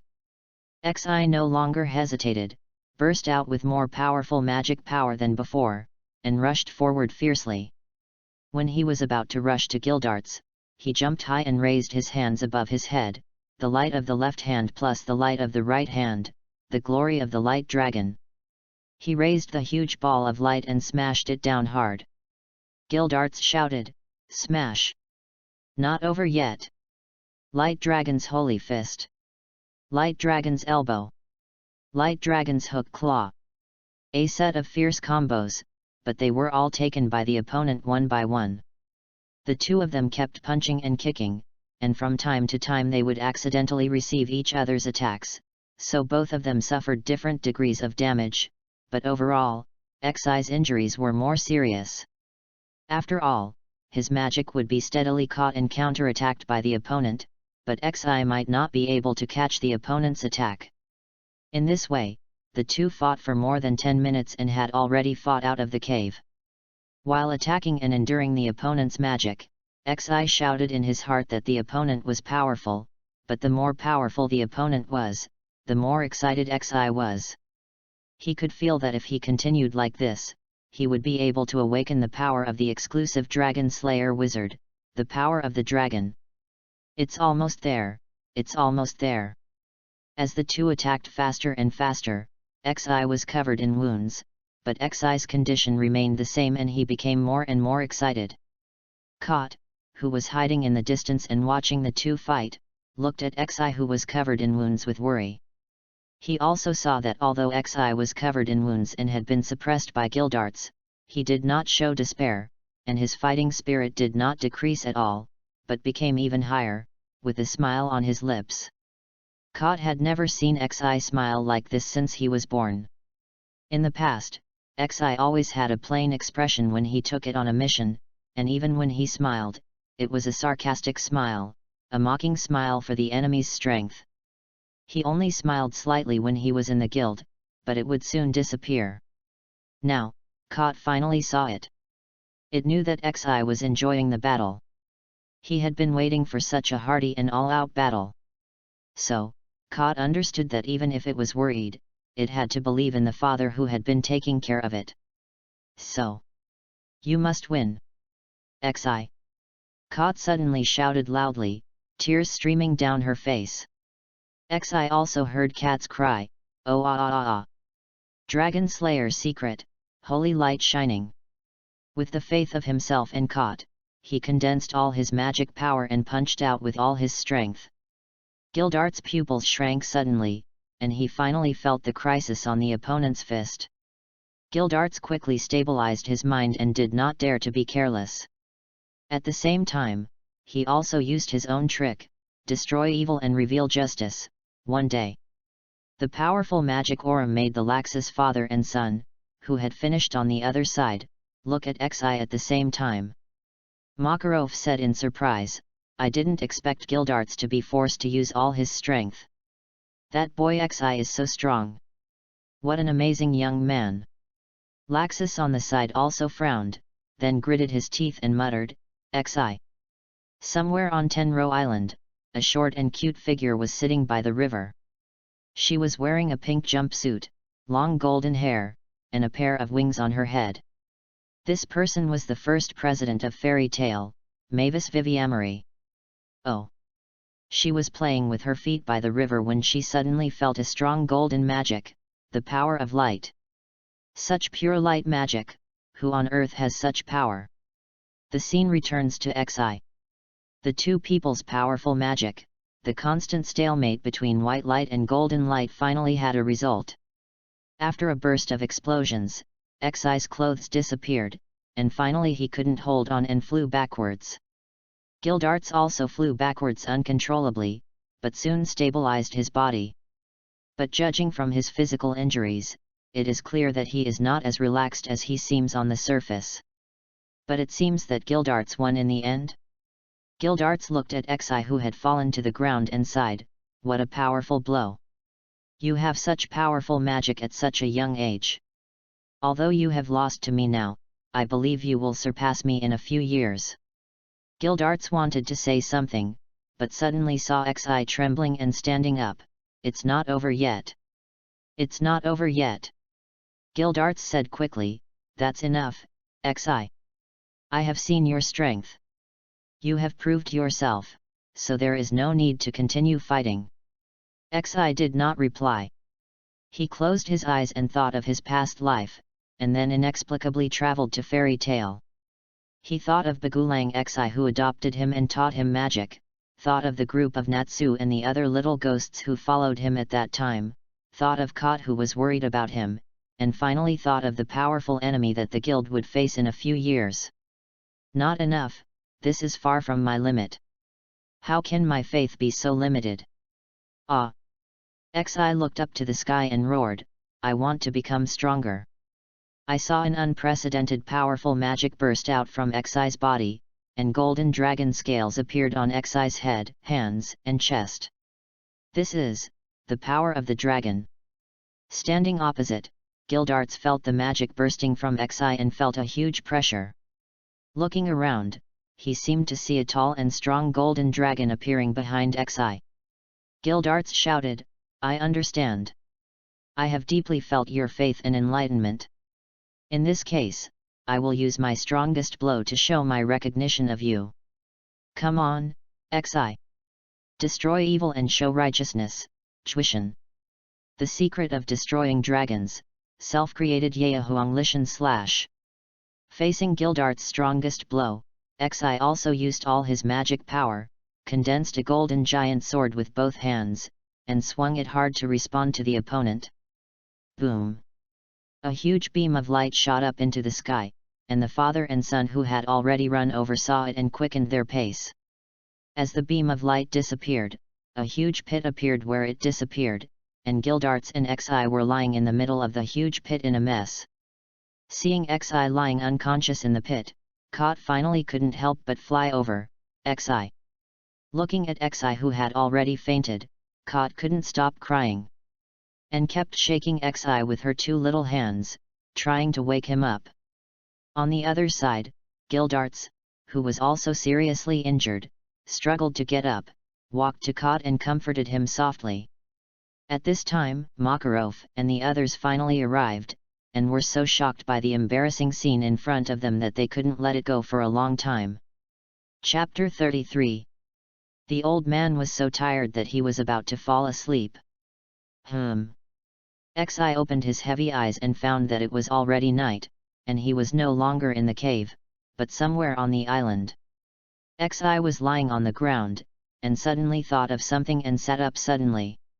And Kot, who was lying on his chest, was also awakened. Ah, Xi! You finally woke up.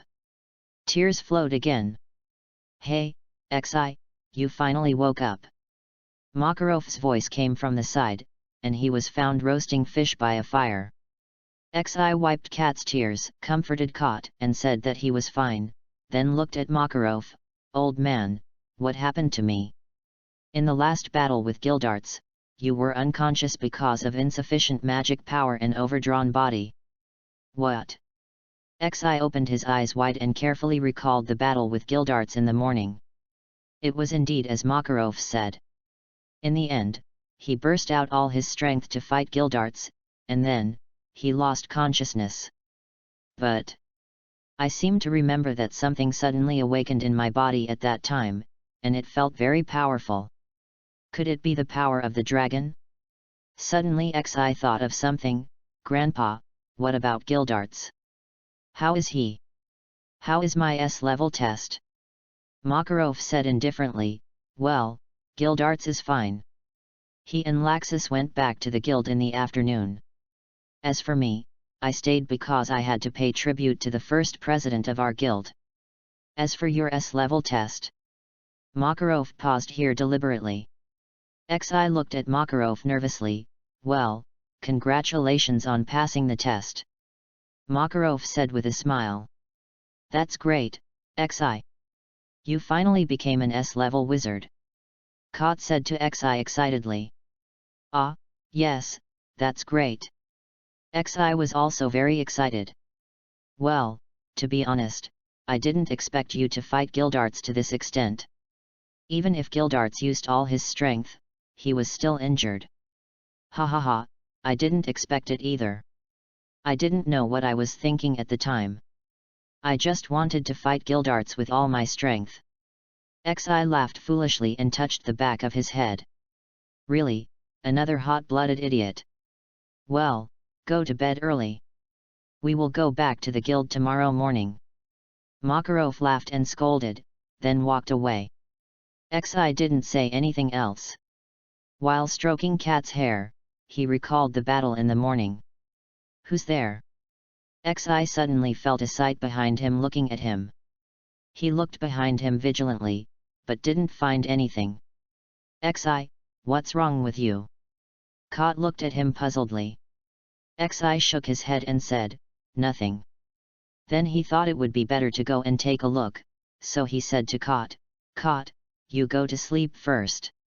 I'll go to the bathroom and come back soon. Kot didn't think too much and just said Then Xi got up and left, walking towards the woods behind him. As he walked, he seemed to feel the gaze on him again. I know you are here, come out. Then, Xi found a short, barefoot, blonde girl in front of him. I didn't expect you to be able to see me. Xi seemed to think of something. Who are you? Hello, my name is Mavis Viviamilio, the first president of Fairy Tale. Mavis smiled mischievously. Xi thought to himself, it's true. But he still showed a surprised expression on his face. First President? How come you are here? Shouldn't you have already dead, right? Mavis said calmly, as if she was not talking about her, I am indeed dead, and now I am just in a state of soul. Xi asked again, okay, then why did you secretly follow me, First President? Mavis knew that Xi would ask this, and her figure suddenly disappeared, and then appeared on the branch of a tree, shaking her feet. I was resting by the river in the morning, and suddenly felt a strong and pure light power. I wanted to see who this person was, and then I found you fighting with someone else. Then you suddenly fainted and were taken away by your companions. By the way, I have been following you all the time. Mavis clapped her hands and laughed. Xi's mouth twitched uncontrollably, and you followed until now. Yes, because I want to see what kind of person can have such power. I didn't expect you to be a dragon slayer. The most. You awakened the power of the dragon after that. It's amazing. Mavis said happily, and at the end, she showed an amazed expression. Xi thought of her sudden burst of power in the morning. You are the power of the dragon, that's great. Xi thought to herself, and then said, well, it's getting late, I have to go back to rest, I have to go back to the guild tomorrow. Why is this? Mavis shouted dejectedly, it's not easy for someone to see her, and she still wants to play with the other party. Don't leave so fast. It's not easy for someone to see me, I still want to chat with you and play together. Mavis said unhappily. Xi laughed secretly when she saw the childish first generation. There's nothing I can do about it, after all, the people in the guild are still waiting for me to go back. Mavis wanted to say something, and Xi said again, but don't worry, I promise you that if I have time in the future, I will come back to play with you, okay? After saying that, he touched Mavis's head. Hee, it feels good. Xi laughed in his heart. Mavis didn't care that Xi touched her head. After hearing Xi's words, she tilted her head, put her fingers on her chin, and thought seriously. Finally, she shouted happily, then it's a deal, you must come to play with me often in the future. Yeah. Soon it was the next morning. Makarov took Xi and Kot boarded the ship and sailed back. We are back. Oh. Xi and the others are back. Everyone cheered. What's the result? Who passed the test? Someone asked. Although Guildarts and Laxus both came back and they asked, Guildarts just smiled mysteriously and said nothing. He simply replied you'll know when the time comes and went back, and Laxus also said nothing.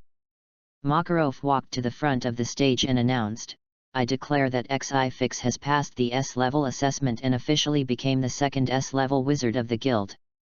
Everyone who heard the result cheered loudly. It turns out that Xi became an S-level wizard first. But it's a pity for Laxus, he is obviously very strong. Anyway, our guild finally has the second S-level wizard. Then, everyone began to celebrate and held a banquet. Natsu rushed to Xi and shouted excitedly, Brother Xi, let's fight.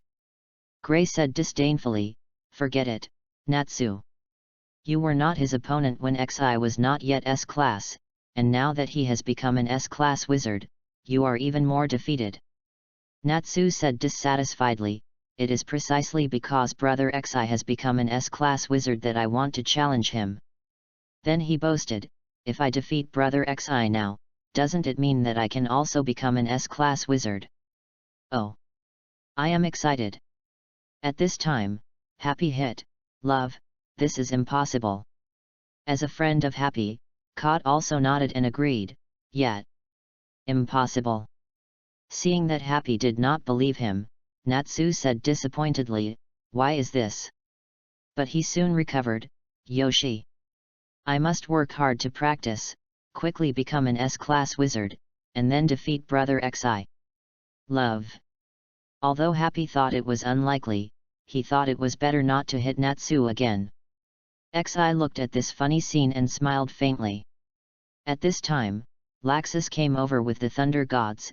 Xi, congratulations. You win this time, but I will catch up with you soon. We will have another good fight then. Xi smiled confidently. Ah, I'm waiting for you. I also want to know how much your strength has improved. Laxus also twisted his mouth when he saw this, but soon disappeared, and then left with the Thunder Gods. Myra and Urza also came to congratulate Xi. Congratulations on becoming an S-class wizard, Xi. Xi smiled and responded, well, thank you. Myra said again, hey, although you are one step ahead, I will become an S-class wizard sooner or later. When the time comes, I will challenge you again. I must be the strongest wizard. Ha ha ha, okay, I'll wait for you. Chapter 34. The old man was in a state of panic, but he was still alive. Life, death, time, fate, light. Life is fading, and death is born because of it. It is the end and the beginning. Darkness covers the earth, and the creatures on the earth are crying. Light, hope. You are light, and hope. Xi is in the darkness, and can't see his hand in front of his face. He walks aimlessly, trying to find an exit, but hears intermittent and slight voices coming from all directions. Xi, Xi, Xi. Brother Xi, Brother Xi. Who is talking? Xi opened his hazy eyes, and kept patting his cheek on his chest. Wendy, who was holding Xiaolulu, was still standing by the bed. Yan Xi hugged Kot, sat up and asked confusedly, what's wrong, Kot? Good morning, Wendy. Xiaolulu. Xi turned to Wendy who was holding Xiaolulu and said, well. Xi, get up quickly. You said you would accompany us to the next town to buy things today. Oh, really? Sorry, I'll go wash up now. Xi apologized after hearing this, then got up, changed clothes and prepared to wash up, still thinking about the words he vaguely heard in his dream. What does it mean? Who is talking? Why do I have such a dream? Ka-Ti, who was put on the bed, looked at him worriedly. Xi, what's wrong with you? Why do you feel so listless? Are you sick, brother? Let me heal you with magic. Wendy was also very worried. Xi, whose thoughts were interrupted, woke up immediately. Well, is it? Maybe you didn't sleep well, it will be fine in a while. Xi comforted. 3 years have passed since Xi became an S-level wizard. Nothing major happened in these 3 years, but the guild added 3 more S-class wizards. In 779, Laxus and Xi had another fierce battle, and became the 3rd S-class wizard of the guild under the witness of Makarov. In 780, Urza, who was also gifted, followed the pace of the two and was also promoted to S-class wizard in this year. In 781, Myra, who lost to Urza last year because she was slightly inferior to him, finally became an S-class wizard as she wished after more frequent training. In the same year, Mr. Gang also became the 6th S-class wizard of the guild. Mr. Gang, that is, Jalal of Edras, joined the guild in the previous 2 years. Originally, this year was the same as in previous years, and only one person would appear in an S-class assessment. However, under the persuasion of Xi, and considering that Mr. Gang had also reached the S-class standard, Makarov finally agreed to the suggestion of promoting 2 people. After all, it can not only enhance the strength of the guild, but also increase the reputation of the guild, so Makarov will naturally not refuse. Although that is what he said, it does not mean that the difficulty of the assessment will be reduced. On the contrary, the assessment in the future will be more strict. Poor Kana has failed the assessment twice in a row, and it will be even more difficult afterwards. Then, Xi, who had prepared, went out with 1 person and 1 cat. On the way to the next town, Kot, who was sitting on Xi's shoulder, suddenly thought of something. By the way, Urza has gone out to do a commission. She asked me to tell you, remember to bring her a limited edition strawberry cake. Ha ha ha, it's Urza, she still likes to eat strawberry cake so much. Xi, who had recovered at this time, laughed. Wendy also agreed, yeah, Urza is also very good to us. She often buys several cakes for me and Xiaolulu, right? Then Wendy hugged Xiaolulu and said. Xiaolulu said proudly, humph, I don't really like strawberry cakes. But after all, it's someone's kindness, I just can't refuse. Although she said so, her red cheeks still betrayed her. Everyone also chuckled and didn't refute. They had long been accustomed to Xiaolulu's pride, and they found it cute after a long time. By the way, Wendy, can you use Dragon Slayer magic skillfully now? Xi suddenly thought of something and asked. Wendy also showed an expression of seeking praise after hearing, yes, I can now use healing magic skillfully. Not only can I treat, but I can also detoxify, relieve fever, relieve pain, remove negative states, increase strength, speed, etc. Xi touched Wendy's head and praised, not bad, Wendy is really amazing. In the future, my brother will rely on you when he gets hurt. Wendy rubbed Xi's palm comfortably, feeling the warmth of her palm. After Xi touched Wendy, she didn't forget to stroke Xiaolulu. Xiaolulu, you must protect Wendy well. Xiaolulu said proudly, humph, you don't need to tell me that. Kate was not to be outdone, patting Xi's head, and me. I will protect Xi too. Hi. Xi also responded with a smile, and then continued to stroke Xiaolulu's head, making Xiaolulu so angry that she wanted to hit her face with her paws, but was stopped by Wendy. The two people and two cats laughed and talked all the way, and finally arrived at their destination, Tayton Town. Wow, there are so many people here, so lively. It's no worse than Magnolia. Wendy exclaimed at the scene in front of her. Everyone walked on the street, looking at the people coming and going, the vendors shouting loudly, and even the carriages passing by, just like a market. The most conspicuous buildings in the town have various food patterns on the roof. Xi also said at this time, after all, this is the town of Tayton, which is known as the food town. The various snacks and food here are famous for their deliciousness, so it is not surprising that it is so lively. Catch the thief. There is a thief. Come and catch the thief. The draft I wrote before is gone. The plot I want to write later is more difficult than I thought. There may be only one chapter in the next few days. After all, it is the first time I write a book, and I also have my own work. Please forgive me, Doghead saves my life. Chapter 35. The police said that the police were busy, and the police were busy. Catch the thief. There's a thief. Come and catch the thief. Hey? Brother Xi, someone seems to be shouting to catch the thief. Wendy pointed to a guy in a big apron, dressed like a boss, chasing a thin figure and shouting loudly.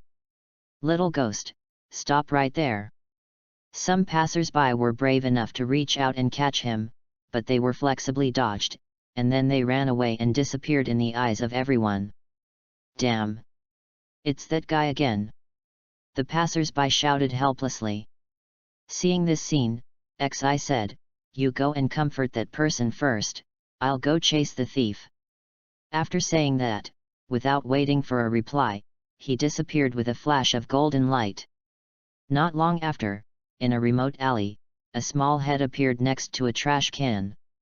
Seeing that no one had found her, she breathed a sigh of relief. I found you, you are here. She screamed in fear, but soon reacted and covered her mouth. Turning around, she saw that the golden light in front of her gradually formed a human figure, and her face soon became clear. It was Xi who had just disappeared. After Xi appeared, she looked at the other person carefully, and then she saw clearly that it was a little girl who was only 13 or 14 years old, with sky blue hair, a slightly immature but still relatively pretty face, but obviously her hair and face were not carefully taken care of, and she looked like a little beggar. The little girl protected the food with both hands and looked at Xi nervously. "You, don't come over. If you come over again, I will call." Xi looked at the other person with an expression of looking at a fool. A thief actually said to call people? The little girl also reacted. How could she say such a stupid thing? Then, the little girl gave up struggling and cried, "Wow! I'm sorry. I didn't mean to steal. I was just too hungry, but I had no money to buy food, so I had to do this. But I will definitely pay the boss back in the future. Please, don't catch me." What Xi hated most was girls crying. In this scene, those who didn't know would think that he was bullying the little girl. He slapped her forehead and said helplessly, "Where are your parents? You learned to steal at such a young age, and your parents don't care that you don't have money to eat." The little girl cried even louder after hearing this. "My parents are gone. My sister was also taken away by the bad guys. I'm the only one left. Hiss. Orphan. This is difficult." Xi thought painfully. Then Xi looked at the little girl again and saw that she was not pretending, so stealing was also excusable. "What's your name?" My name is Yukino Agulia." Yukino said sobbingly. Yukino. Xi seemed to have heard this name somewhere before. Her mind was churning, and suddenly a white light flashed from the back of her head. Yukino? Could it be the celestial mage of the sword-biting tiger? Looking more carefully, with the same hair color and similar face, they really look alike. There is also a missing sister, who should be the Angel. What was her original name?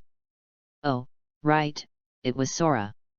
Xi asked again, "Your name is Yukino, do you still have the golden and silver celestial keys?" Yukino was very confused and said she didn't know what the other party was talking about.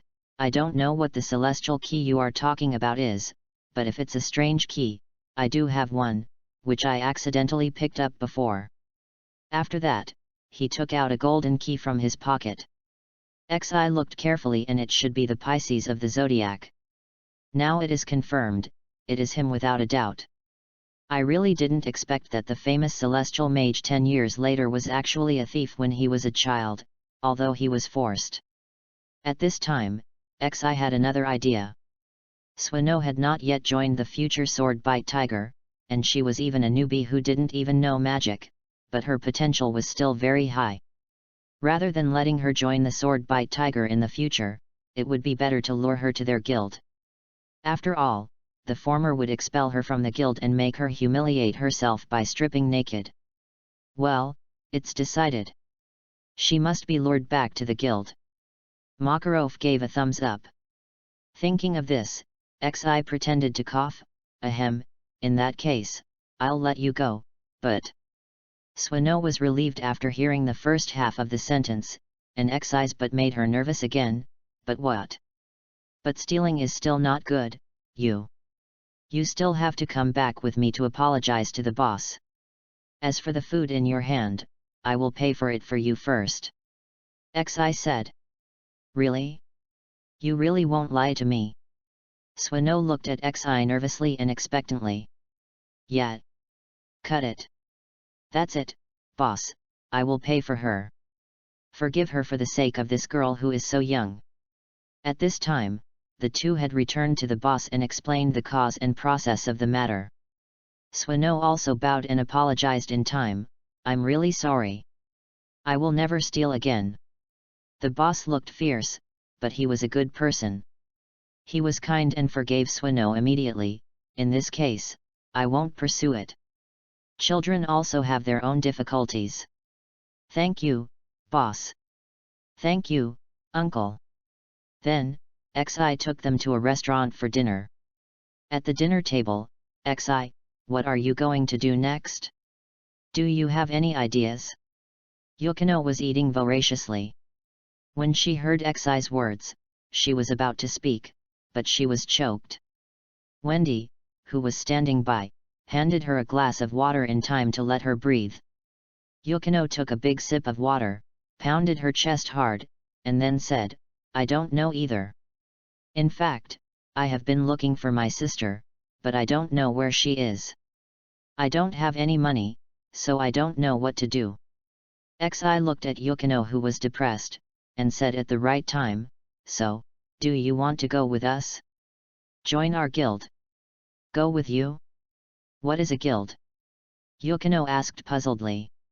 A guild is a place where a group of wizards are in one place and are specifically commissioned to accept tasks. There, we are all companions and family members. No one will bully you, and you can also take commissions to make money yourself. It sounds great. But I don't know magic, let alone a wizard. Can I join the guild? Xi comforted, no problem. Although you are not a wizard now, you have the Star Spirit Key. With it, you can become a celestial wizard. Yukino was relieved and said happily, well, then I agree to go with you. Xi smiled, and kidnapped, another girl. Great. Chapter 36. That's the way it is, old man. At this time, Xi, who had returned to the guild, brought Swano to Makarov and reported the situation. Makarov looked at Xi strangely, and you still said that you have no potential to be a human trafficker? This is the fourth child you have abducted to the guild. Xi waved his hands helplessly, it's really none of my business, it can only be said that it was a coincidence, I think she is destined to be with our guild, so I brought her. Makarov despised, yes, everything is destined. Xi looked at him unhappily, stop talking nonsense, I have seen this girl, she is very talented, just say whether you want it or not. Makarov immediately turned into a wretched expression, yes. Why not? Once you come, don't even think about leaving. The two laughed at the same time. Kot couldn't stand it anymore, Xi, you guys are laughing so vulgarly, be more restrained in front of newcomers. The two immediately became serious after hearing this. Makarov pretended to cough, ahem, Yukino, right? Since Xi said so, I agree to let you join our guild. Don't worry, kid. If you join our guild, you won't have to worry about food and clothing anymore, and no one will bully you. If there is, just ask Xi to teach him a lesson. As for the accommodation, I'll give it to Xi. Xi's eyes widened, what are you doing? Why am I responsible for it? Makarov looked at him with disdain, since you brought the person here, you were responsible for it at the time. Otherwise, would it still be me? Xi gritted his teeth in anger. The damn old man was so bad. You deserve to be bald in old age. Schweno also bowed and thank you, President. Suddenly, Xi suddenly felt a heavy murderous aura behind him, and there were two of them. Xi turned his head mechanically and saw Myra and Urza with black hair on their heads. Xi smiled awkwardly, that.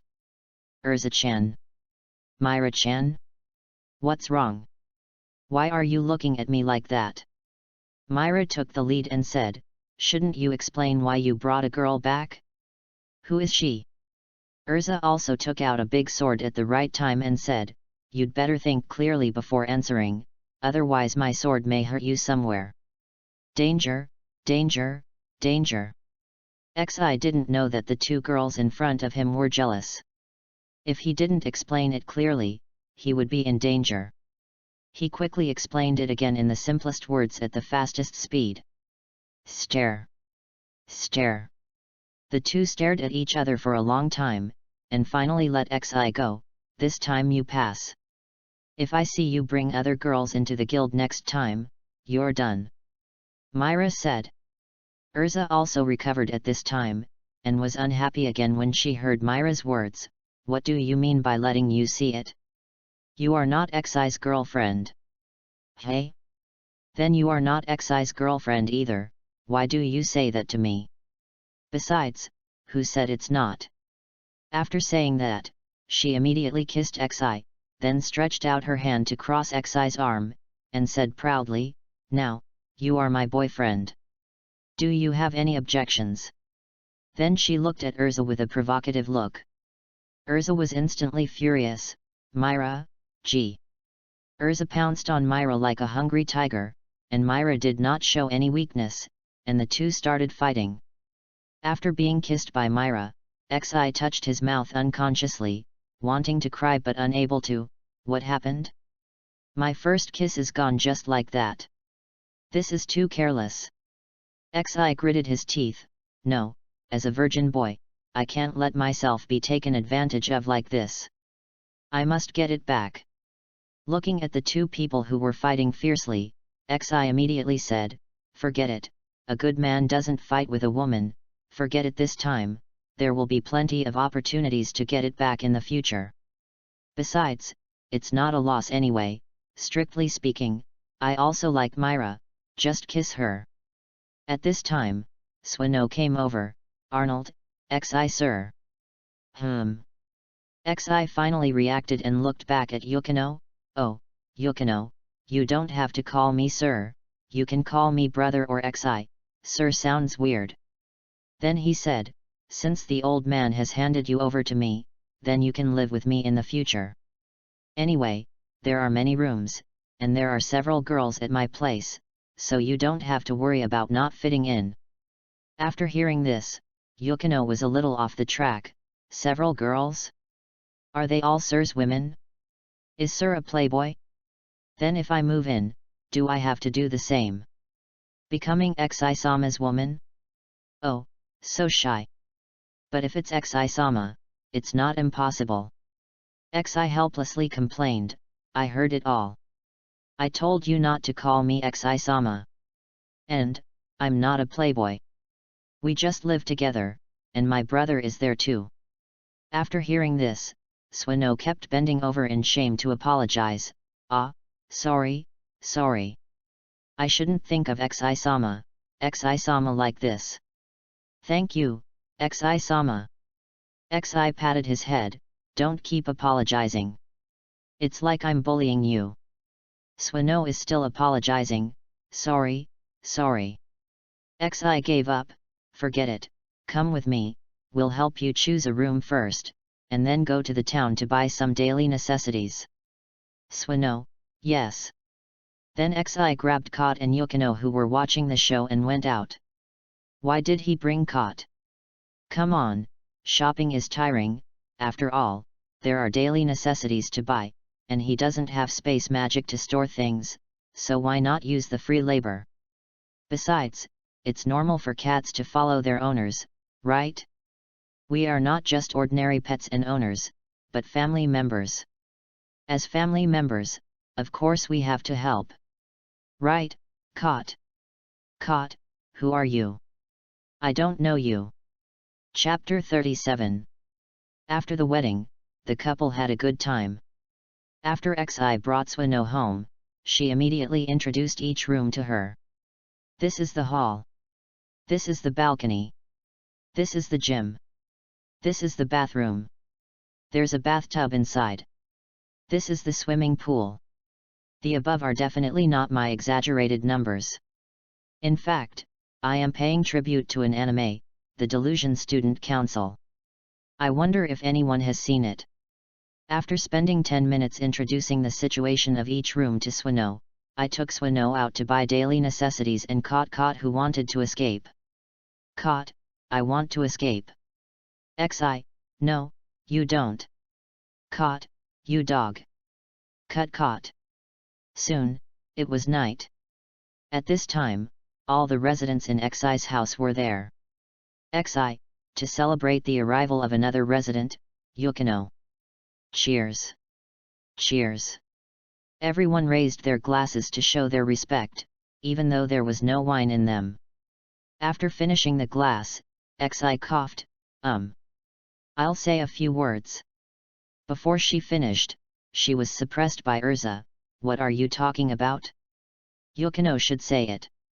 Then she said to Yukino, Yukino, you can live here in peace from now on. If someone bullies you, I will help you beat him up.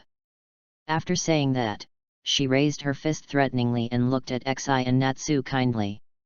Xi whispered, "I told Yukino to say it, why did you say it yourself? Also, who would bully her? Am I such a person?" Natsu didn't care, and excitedly shouted to Yukino, "Your name is Yukino, right? What kind of magic do you use? Otherwise, let's just have a fight." As soon as he finished speaking, Urza teleported to Natsu and punched him hard. "Idiot! I just told you not to bully newcomers. You still want to fight with others." Xi also said, "That's right, Natsu, and Yukino doesn't know magic yet." Wendy also said at this time, "Sister Yukino, my name is Wendy. Don't look at me as a small child, I can do healing magic. If you get hurt in the future, I can help you heal." After hearing this, Yukino exclaimed, "Hey, so amazing! Wendy, you can actually do healing magic. Are you a healing wizard?" Even though Yukino doesn't know magic now, she knows how precious a healing wizard is in the magic world. Wendy shook her head, "No, I'm the Dragon Slayer, the Dragon Slayer of the sky.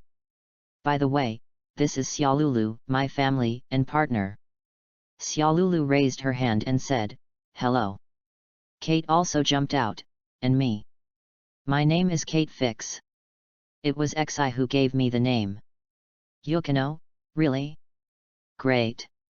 A nice name." Yukino looked at the people playing around, and for the first time felt that she was lucky to be here. Life, death, time, destiny, light. Life is fading, and death is born because of it. It is the end and the beginning. Darkness covers the earth, and the creatures on the earth are crying. Light, hope. You are the light, and hope. Come on, time is running out.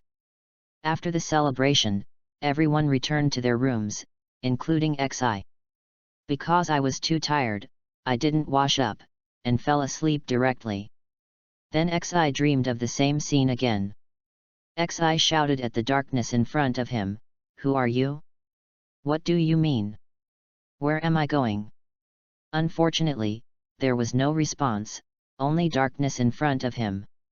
Xi had no choice but to keep running, running without a purpose, because he didn't know where to run, where the exit was.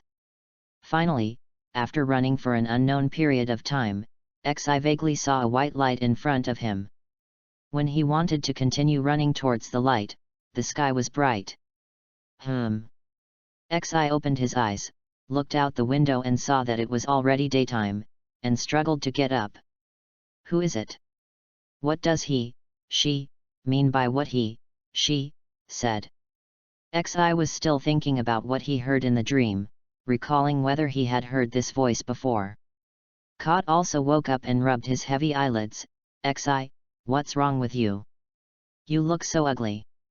Did you have a nightmare? Xi thought to himself that it would be better not to tell Kot about this matter, so as not to worry him. I'm fine, Kot, you continue to sleep, it's still early. Hearing this, Carter said and fell asleep again, while Xi was still thinking. Xi thought for an hour but still had no clue, so he had no choice but to get up and prepare to go to the guild. In this way, Xi had the same dream every day, seeing the light spot and running over, then waking up, getting up and going to the guild, and this situation has been going on for a month. The only comfort was that in the dream, Xi saw the light spot getting bigger and closer to him, and his intuition told him that there must be something behind the light spot. That night, Xi really dreamed of the same scene again. He numbly ran towards the light spot again, and he didn't know how long he ran. Finally, Xi, who had been running for an unknown period of time, finally came to the light spot. No, it was no longer a light spot.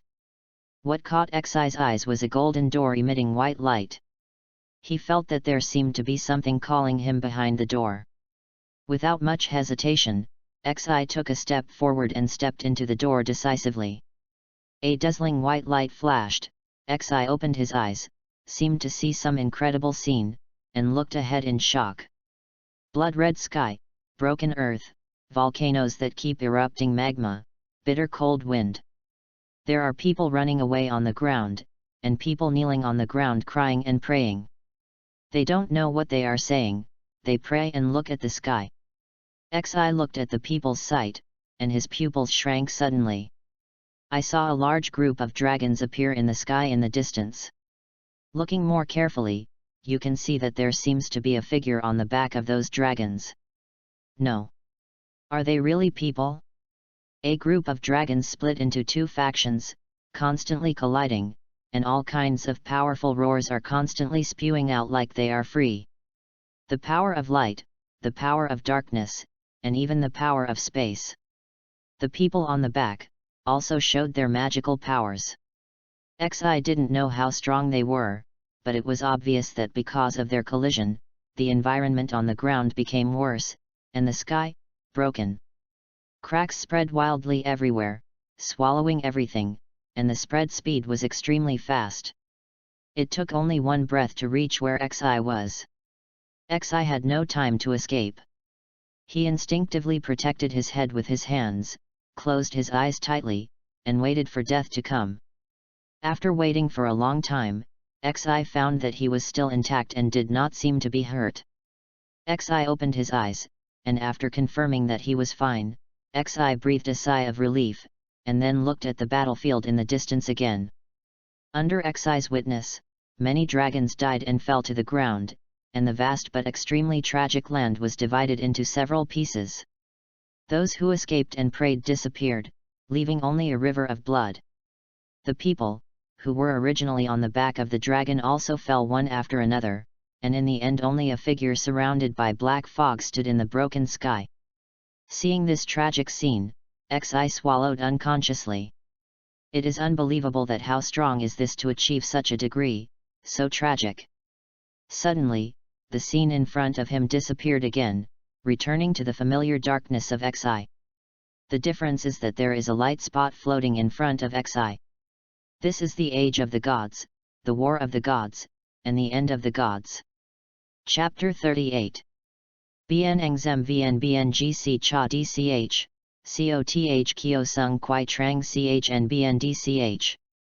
This is the age of the gods, the war of the gods, and the end of the gods. Xi said in surprise, "Are you saying that what I just saw were the gods?" "No, wrong.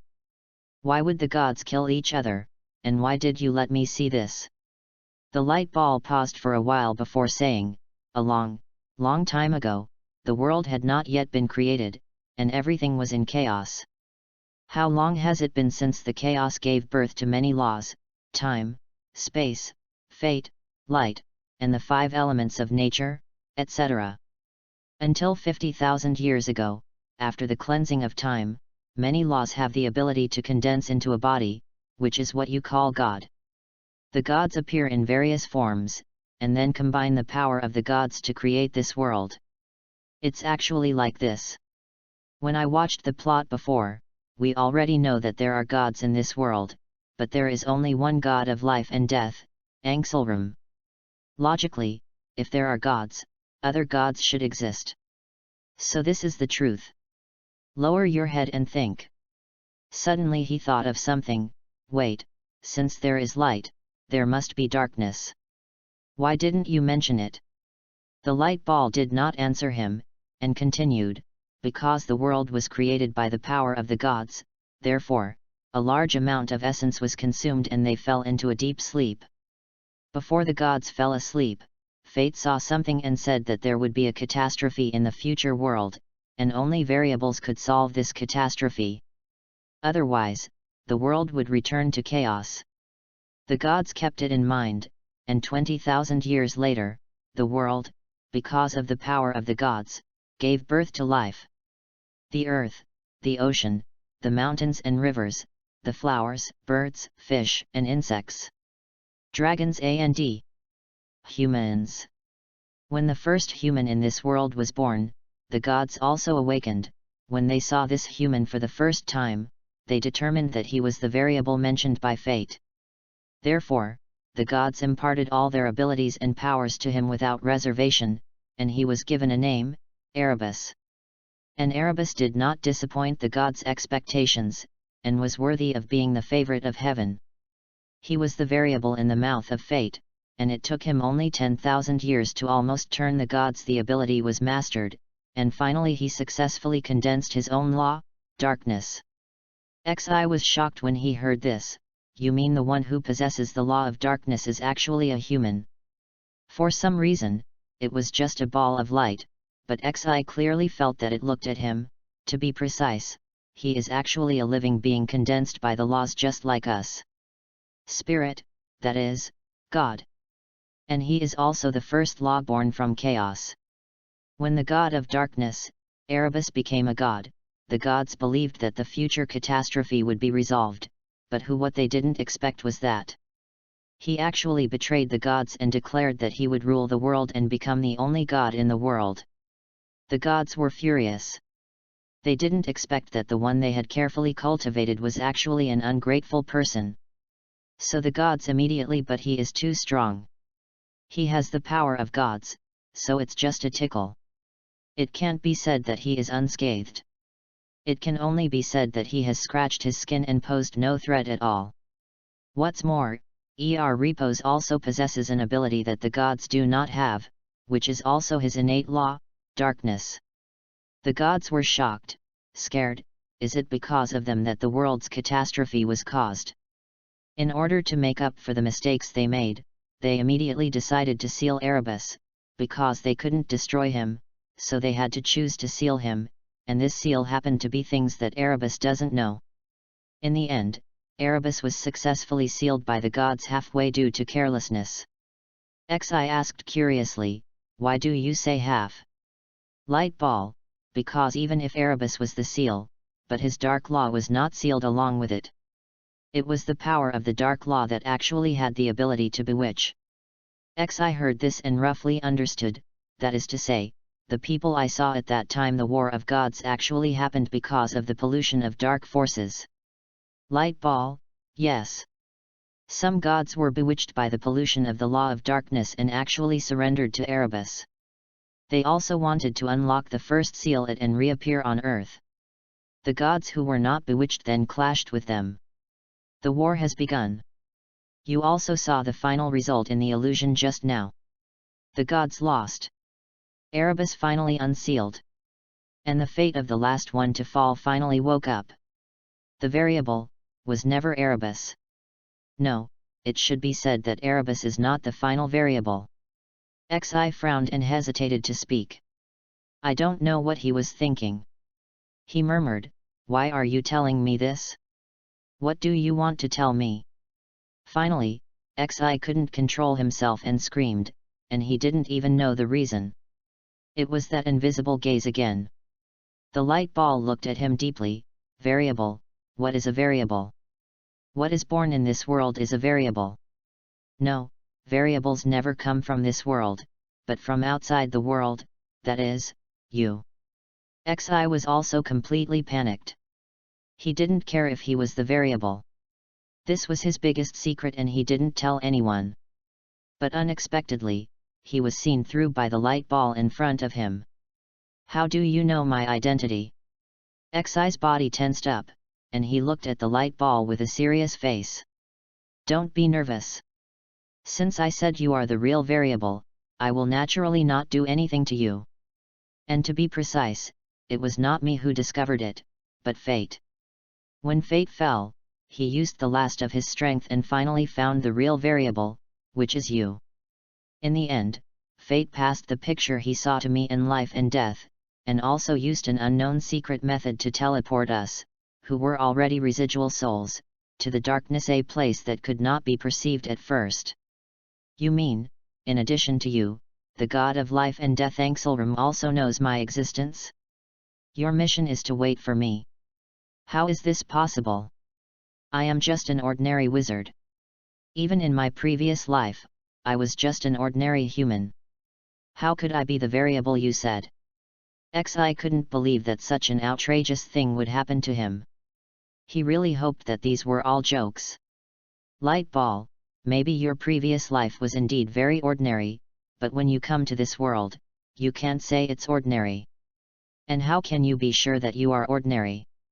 Xi wanted to argue for herself, but before she could say anything, the light ball disappeared. It left a message when it disappeared. Time is running out. Chapter 39. The dream was a dream, but the dream was a dream. Wait a minute. Looking at the disappearing ball of light, Xi, who still had many questions, stretched out his hand to catch it, but unfortunately he missed it, and then his eyes went black.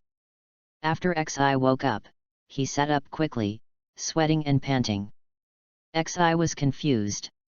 He didn't know whether what he saw and heard in his dream was true. What exactly was that ball of light? What did it want me to do? Why did I travel here? Too many doubts wrapped in Xi's mind. Kot, who was sleeping next to him, was also awakened by Xi's movement. What's wrong, Xi? Did you have a nightmare again? Xi forced herself to calm down. Yes, but I'm fine now. Sorry, Kot. When Xi lay down again, Kot, who did not fall asleep immediately, climbed onto Xi's chest. Dad, no matter what happens, I will stand by you, and I will definitely protect Xi. Because, we are family.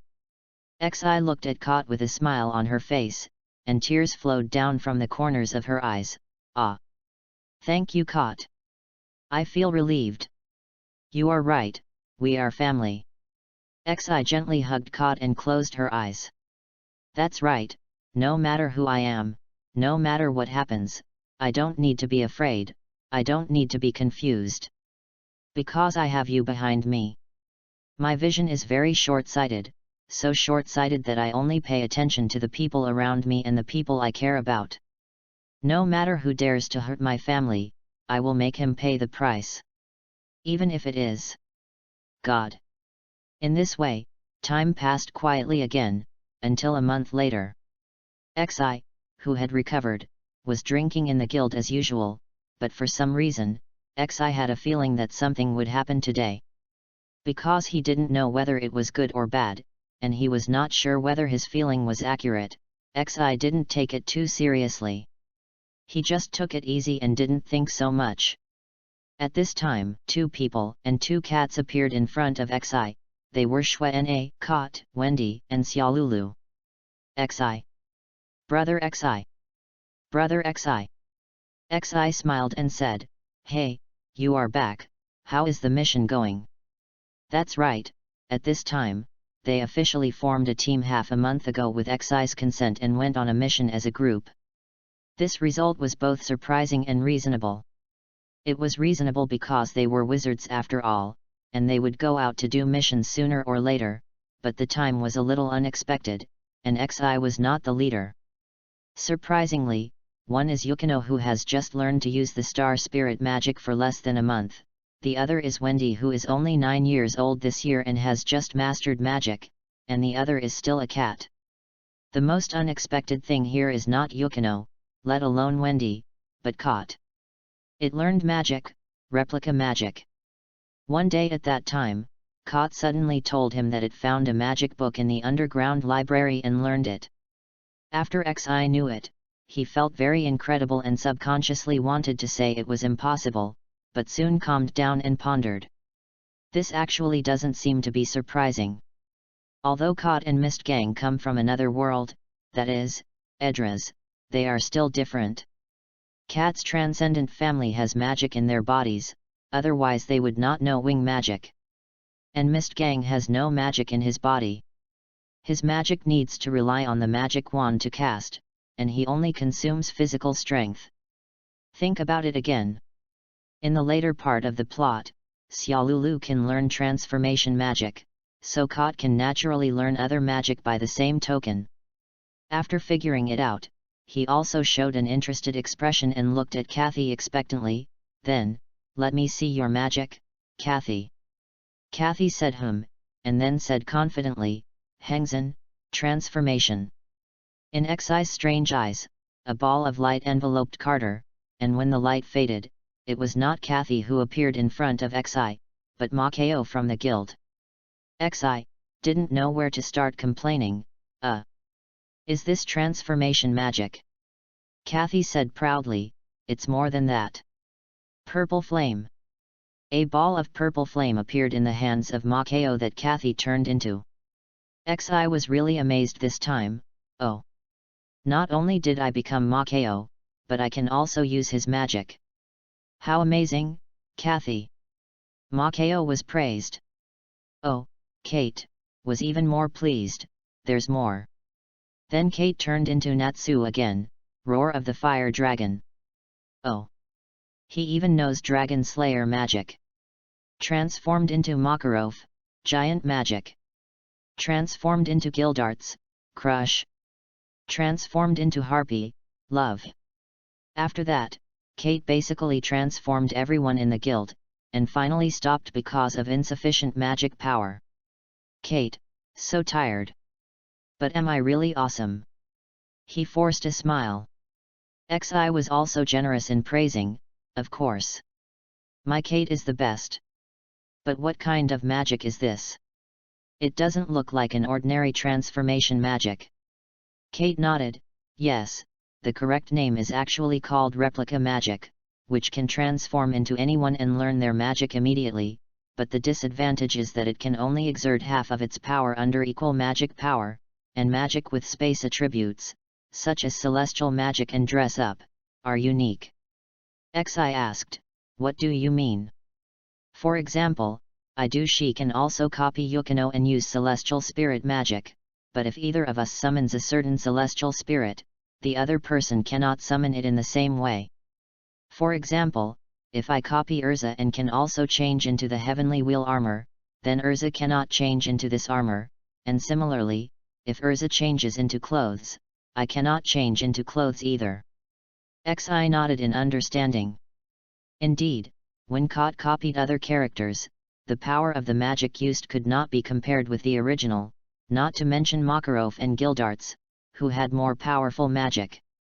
As for the change of clothes magic and celestial spirit magic with space attributes, the former involves the concept of space, and the latter even involves the concept of living beings. Xi smiled and said, but it's also very strong, Kot. It seems that I really need you to protect me in the future. Kot also said excitedly, well. After all, I said I would protect Xi, and I can't stand my own weakness. Xi touched Kat's head with relief. In fact, he had an idea in his mind. As long as Kat's magic power was greater than those of the replicas, the magic he cast would not necessarily be half, and it might be stronger than the original. But what to do is a difficult problem. Although Xi's current strength does not require Kot to be too strong, he has never considered asking Kot to protect him, even now. How can a child protect his father? However, there is no need to worry about Kot getting into danger in the future.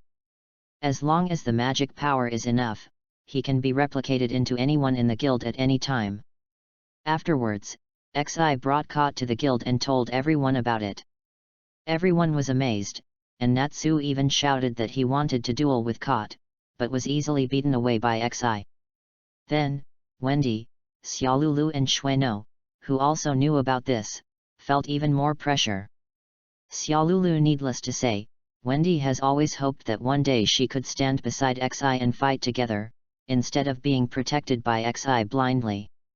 Shueno also always wanted to repay the kindness of being taken in by Xi, and also hoped that her strength could be strengthened quickly. So they made up their minds and looked at each other at the same time, and they also understood each other's ideas, so they wanted to form a team to do tasks to make themselves stronger. Xi knew their ideas, and after thinking for a long time, he agreed with their ideas. After all, a person's energy is always limited, and he can't protect them anytime and anywhere, and it will also affect their strength. It's a good thing for them to realize this. However, to be on the safe side, Xi also let Kot join their team. After all, at critical moments, Kat's replica magic can play an unexpectedly huge role, and Kot is also happy to do so. Then the current scene happened. Chapter 40. However, just in case, Xi still gave Urza a communication crystal ball to avoid calling him for rescue in the future when she encounters danger. As for why it was given to Urza, as mentioned above, Kot can copy Urza, so she can naturally take out the crystal ball from the dressing space. At this time, Makarov came over, with a serious face. Xi, there is something that needs your and Lax's help. What? What kind of mission requires Xi and Laxus to go together? These two people are definitely the strongest team in the guild. Xi and Urza are not weak together. And Xi and Myra. Natsu jumped out at this time. Why don't you call me? I want to go too. Ignoring the discussion of the crowd, Xi saw Makarov so serious and asked puzzledly, "What's wrong, old man? Did something happen?" Laxus, who was drinking on the second floor, also came down. Makarov nodded. I just received news from the council that a huge ruin appeared in the territory of a kingdom called Kriba. The members of the council suspected that something was about to be born, and they had to find out whether it was good or bad. Later, we received news that the 6 magic generals in the Balam Alliance also went there, and they also gathered almost all the dark guilds under their command. In order to prevent accidents, the council decided that several of our guilds would go together to fight. After listening, Xi also said solemnly, the situation is indeed a bit serious. If something bad for the magic world is obtained by the Dark Guild, it will definitely be a disaster. Makarov, that's right. Now that Guildarts is not in the guild, only you and Laxus are the strongest. Strong, although Urza and Myra are also S-level, they have just been promoted not long ago, and their mobility is far inferior to yours, so they can escape if they encounter something that they cannot defeat. Xi nodded in understanding, and said to Laxus with a smile, I didn't expect that we would have a day to do a mission together. Laxus smiled playfully, humph, then don't hold me back. You dare to say that? It's not certain who will hold back. Then Xi asked Makarov, so, which guilds will join us, and where will we gather? Makarov said, the guilds that will gather this time are Snake Princess Scale, Blue Pegasus, and 4 Hounds. Oh, the team is huge. Xi thought thoughtfully. The enemy is very strong, and we don't know what will happen in the ruins, so we can't be too careful.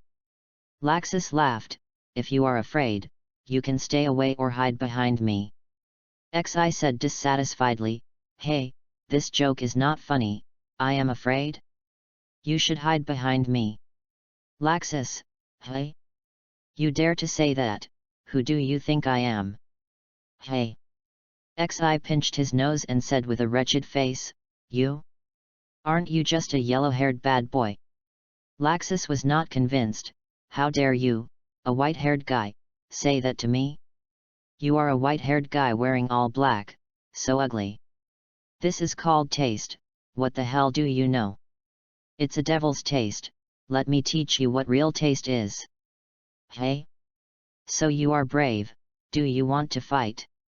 Come on, do you think I am good at playing with you? Humph, don't forget, you haven't beaten me yet. Looking at the two people who suddenly quarreled, everyone always had a sense of déjà vu of seeing Najgra and Myra Urza quarreling. Seeing that the two were about to fight, Makarov had a black face and directly fired 2 iron fists of love. Don't quarrel with me in such a serious occasion now. Be honest. The two people with big lumps on their heads looked at each other, and then humphed and turned their heads away from each other. Makarov said unhappily, these two guys are such a headache. Where were we talking about just now?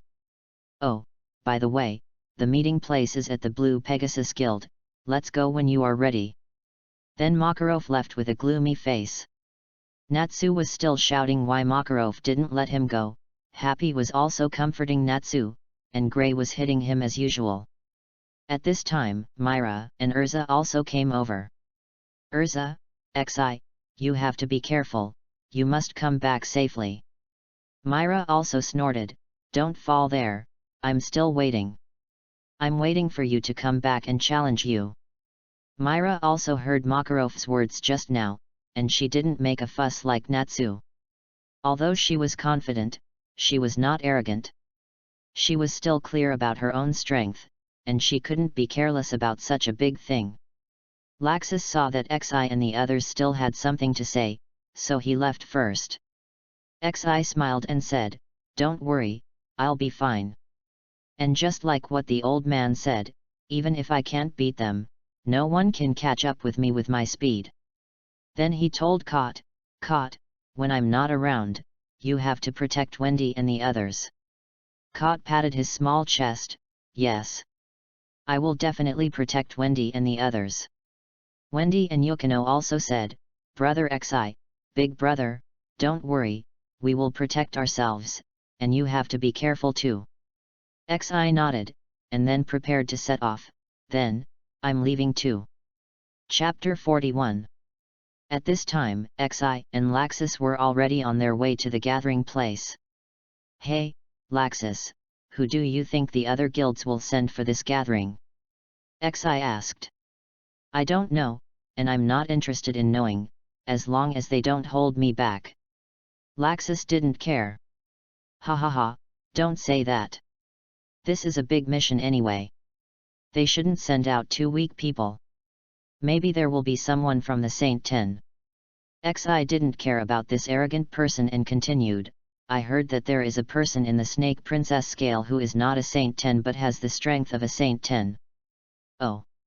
Laxus was no longer sleepy after hearing this. "Who is it?" Xi pretended to think for a while. "If I remember correctly, it seems to be called Jura Regis. I heard that he uses rock magic. It's amazing." Xi sighed at the end. Laxus heard the corner of his mouth twisted. "Oh, interesting. I really want to compete with him." Xi laughed. "Ha ha ha, there will be a chance. I also want to see his magic." "Oh, we are here." Unknowingly, the two have walked to the meeting place, a villa of the Blue Pegasus Guild that looks very, chic. The two looked at each other. "Let's go." Then they opened the door and walked in. The people who were originally talking inside also looked over when they heard the noise at the door. "Oh, there are quite a lot of people. It seems that we are the last to arrive. I'm so sorry." Xi smiled apologetically. The first person to speak was a bald man wearing exotic clothes. "It's okay, we just came earlier, and we still have plenty of time." "Well, he looks like a charming man. As a gentleman, he won't care about such trivial matters." A man who looks older and feels good about himself also spoke. "You are worthy of being the big brother." The 3 people who looked like followers clapped their hands and complimented. "I don't care, I just want to have wine to drink," one of them said with a red face holding a wine gourd in his hand. "Ha ha ha, is that so? But I'm still sorry. Let me introduce myself. My name is Xi Fix, and the guy next to me who looks cool is Laxus Dolia. We are both wizards of fairy tale. Please give me more advice." Xi introduced and pointed at Laxus. Laxus also nodded and said to greet him. Seeing this, the bald man also nodded and said, "Excuse me, my name is Jura Regis, the wizard of the Snake Princess scale, please teach me." The one who looked more mature also introduced, "I am the One Night Wander Li Shao of the Blue Pegasus, just call me One Night." These 3 are also members of our guild. They are Xiang Redis, Lian Akazuki, and Yvonne Tyram. The 3 also said politely, "Please teach me." The man who was drinking also greeted lazily, "My name is Pakaz, do you want to have a drink with me?" Laxus looked at the unreliable Pakaz with a little disgust. Although he also liked to drink, he would not drink during the mission. Laxus looked down on such people from the bottom of his heart. But despite saying so, Laxus quickly hid his expression and looked unconcerned. Xi didn't care. After all, it was someone else's business. It was fine as long as they liked it. "I see. I've heard of your names a little bit, especially Mr. Jura. I heard that you will become the 10th saint soon. Congratulations in advance." Jura waved his hand modestly, "No need to be so. It's just a false name. My strength is actually far from those real 10th saints. I'm just lucky. Yi posed, sometimes luck is also strength. Mr. Jura doesn't need to be modest. Man. Although Xi was surprised by Yi's actions, he was a little disgusted, but he still said with strong agreement, that's right. Seeing this, Jura was no longer modest. Speaking of which, I have heard of the names of both of you. You defeated a demon and destroyed many dark guilds. The other one is the grandson of Saint Ten Makarov, Laxus. Laxus frowned. Hey, I am not the grandson of Makarov standing here now. I am me. What he didn't want to hear the most was someone saying that he was the grandson of Makarov. No one paid attention to his current strength and status. He got it all by his own efforts. Xi also echoed, sorry, Mr. Jura, please don't mind his tone. Although he spoke a little aggressively, he is still a good person. In addition, I hope Mr. Jura will not say such things in the future. Laxus doesn't like it very much. Jura apologized, sorry, I'm rude. At this time, Pakas also spoke, speaking of which, I heard that the ruins that suddenly appeared are in the kingdom of Kruba, which is separated by a country. Such a long distance, by the time we rush over, it will have been occupied by those dark guilds. By then, the things in the ruins may have been taken away by them. Yi's 3 followers spoke, don't worry, everyone. This is why the gathering place is here in the Blue Pegasus. Our guild has a magic bomb boat Christina, which can still be very fast and will ensure that we will not lose the initiative. Hearing that the Blue Pegasus has such a convenient thing, Pakas stopped talking and continued to drink his wine. Jura nodded, that's great. Xi and Laxus were reluctant, and wanted to say that they didn't need to go and could go by themselves. But they couldn't show it, and this was a group action, so going alone was not a good choice. Chapter 43. The first person to speak was Brian, the leader of the 6 demon generals. Behind him stood the same 5 people as in the original novel, namely Dark Knight, Het Ai, Cobra, Kong Nai, and Lisa. Dregs, I didn't expect you to be so fast. You can find the entrance mechanism so quickly. But, that's it. Brian said arrogantly. Laxus said disdainfully, do you think you can defeat us with just a few of you trash and these scumbags? What did you say? Brian hadn't spoken yet, but the people behind him didn't want to hear it. Lisa stepped forward, there are only a few of you. I alone can deal with you. After saying that, she disappeared in front of everyone. Brian did not stop them, and he could observe their strength. What? Except for Xi and Laxus, everyone was shocked. They found that they could not see how Lisa disappeared. Lisa, who suddenly disappeared, appeared behind Yi, kicked Yi away easily with a flying kick, and then disappeared again in a blink of an eye, and then used the same method to attack the other people. Facing Lisa's extremely fast speed, they had no way to deal with it. Lisa laughed arrogantly while wandering and running, ha ha ha, no one can keep up with my speed. Do you still want to go against our 6 demon generals? Xi looked calm and even yawned, what a boring trick, you or me? Turned to Laxus and asked. Laxus didn't say anything, just twisted his neck, took a step forward, and turned into a flash of lightning and disappeared in the eyes of everyone. Brian saw this and thought it was not good. Laxus, who turned into lightning, appeared behind Lisa who was about to attack Pakas in an instant. Lisa couldn't believe it and screamed, how is it possible?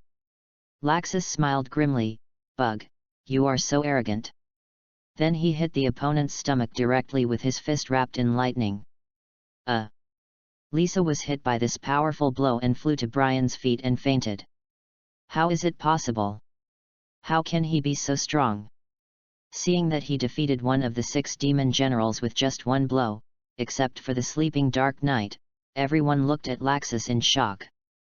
Laxus, who had only done a trivial thing, said disdainfully, Humph, bugs are bugs. You are so slow, but you dare to shout in front of me? Even if you are fast, can you be as fast as lightning? Xi also laughed. Well, don't say that, although his speed is indeed very slow, this magic is still very interesting. Then he explained to everyone, in fact, it's not how fast he is, but his magic gives us an illusion. Everyone was puzzled. Illusion? Xi, yes, if I'm not mistaken, his magic should be slow magic. This kind of magic can affect our senses, making us mistakenly think that he is extremely fast, and under the influence of this magic, we also think that we are casting magic or something else at normal speed, but in fact, under his influence, our senses and movements have also slowed down. Jura also suddenly realized, so, in fact, his speed is just a little faster than that of ordinary wizards. Xi nodded, yes, that's it. Laxus was even more disdainful after hearing this. Humph, bugs are bugs after all. Brian also heard Xi's words, and seeing that the other party saw through Lisa's magic so quickly, his face became ugly. Then why are you not affected? Xi laughed disdainfully. Tisk, in front of powerful strength, it's all just a bunch of gimmicks. Simply put, the magic power gap is too big, and it can't affect me and Laxus at all. What's more, I am a light wizard, and Laxus is a lightning wizard. Comparing speed with us? This is not the way to seek death. Brian's face became even uglier when he heard this, and he kept shouting in his heart, damn it! These wizards of the Light Guild are so strong. I don't believe it. I don't believe that the others are the same as them. Thinking of this, Brian waved his hand and ordered the many members of the Dark Guild under his command, go. After hearing the order, they looked at each other. They also saw that Laxus easily defeated their boss and hesitated.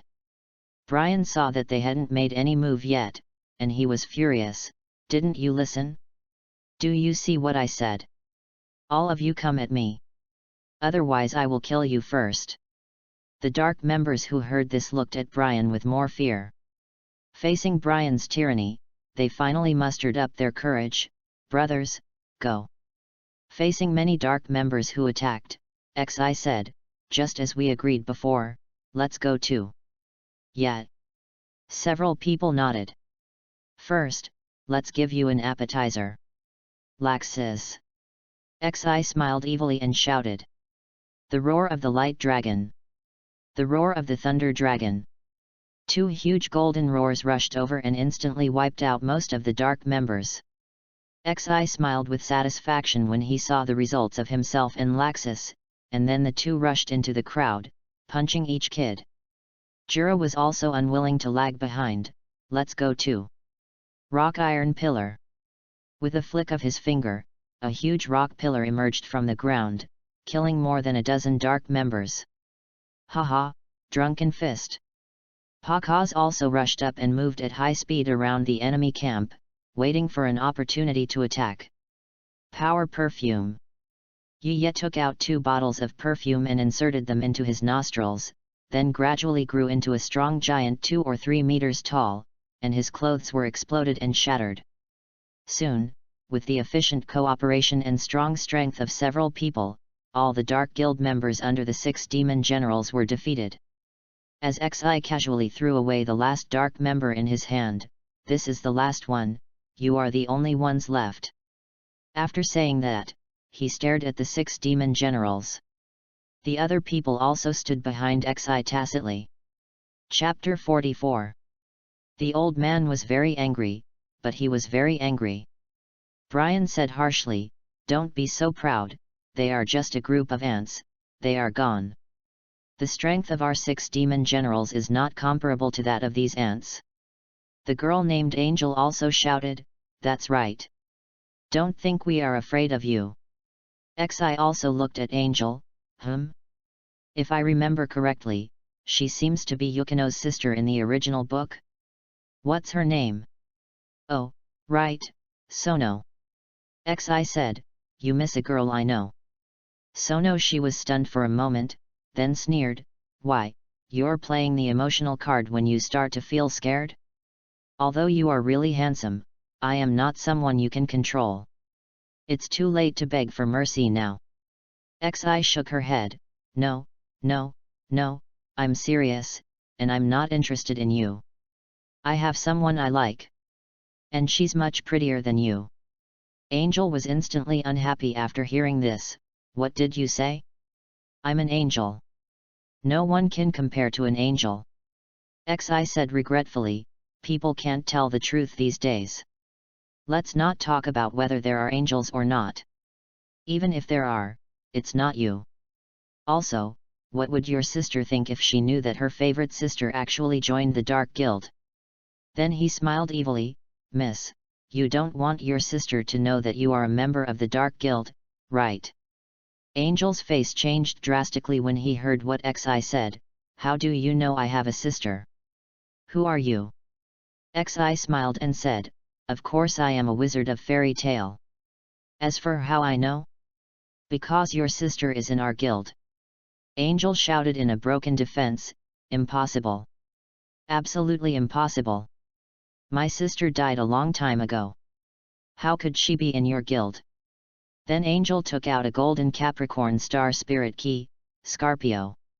Kill this liar for me. Yes, Scorpio gestured. How are you, boy? Then a sandstorm suddenly appeared behind Scorpio's tail and rushed over, but Xi easily dodged it. While dodging, he said, sure enough, nobody believes the truth these days. Hey, you should be called Sorono, right? Don't you even recognize your sister's things? After saying that, Xi took out a blue bow from her four-dimensional pocket. Seeing the bow in Xi's hand, Angel, no, Sorono quickly stopped Scorpio from attacking. Why is this in your hand? Of course Sorono recognized the bow, which she personally gave to Yukino on her birthday when she was a child. Xi sighed, I've told you that Yukino is in our guild, if you still don't believe it. Xi took out a communication crystal ball halfway through. Moshi Moshi.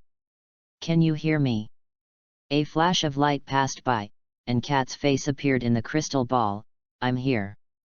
What's wrong, Xi? Is there anything? Xi said, nothing. Is Yukino with you? I have something to ask her. Wait a minute, I'll go call her. Then Cat disappeared, and Yukino's face appeared next. Brother Xi, are you looking for me?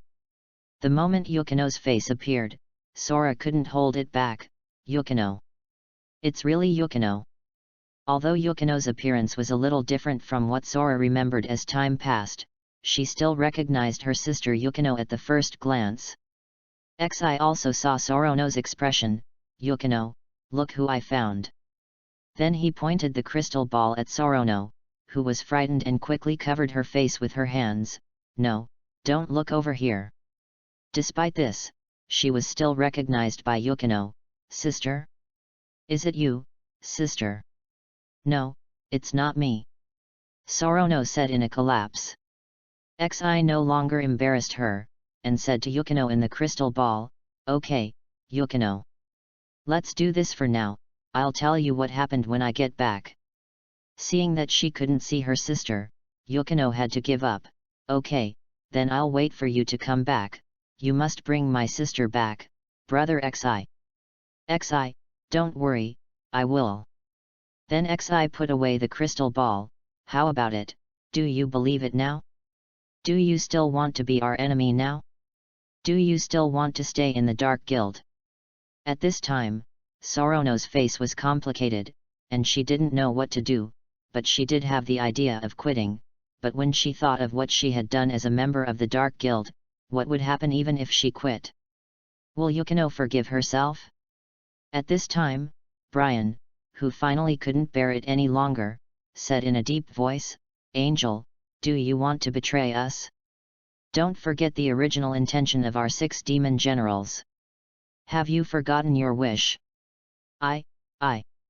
Sora didn't know what to say.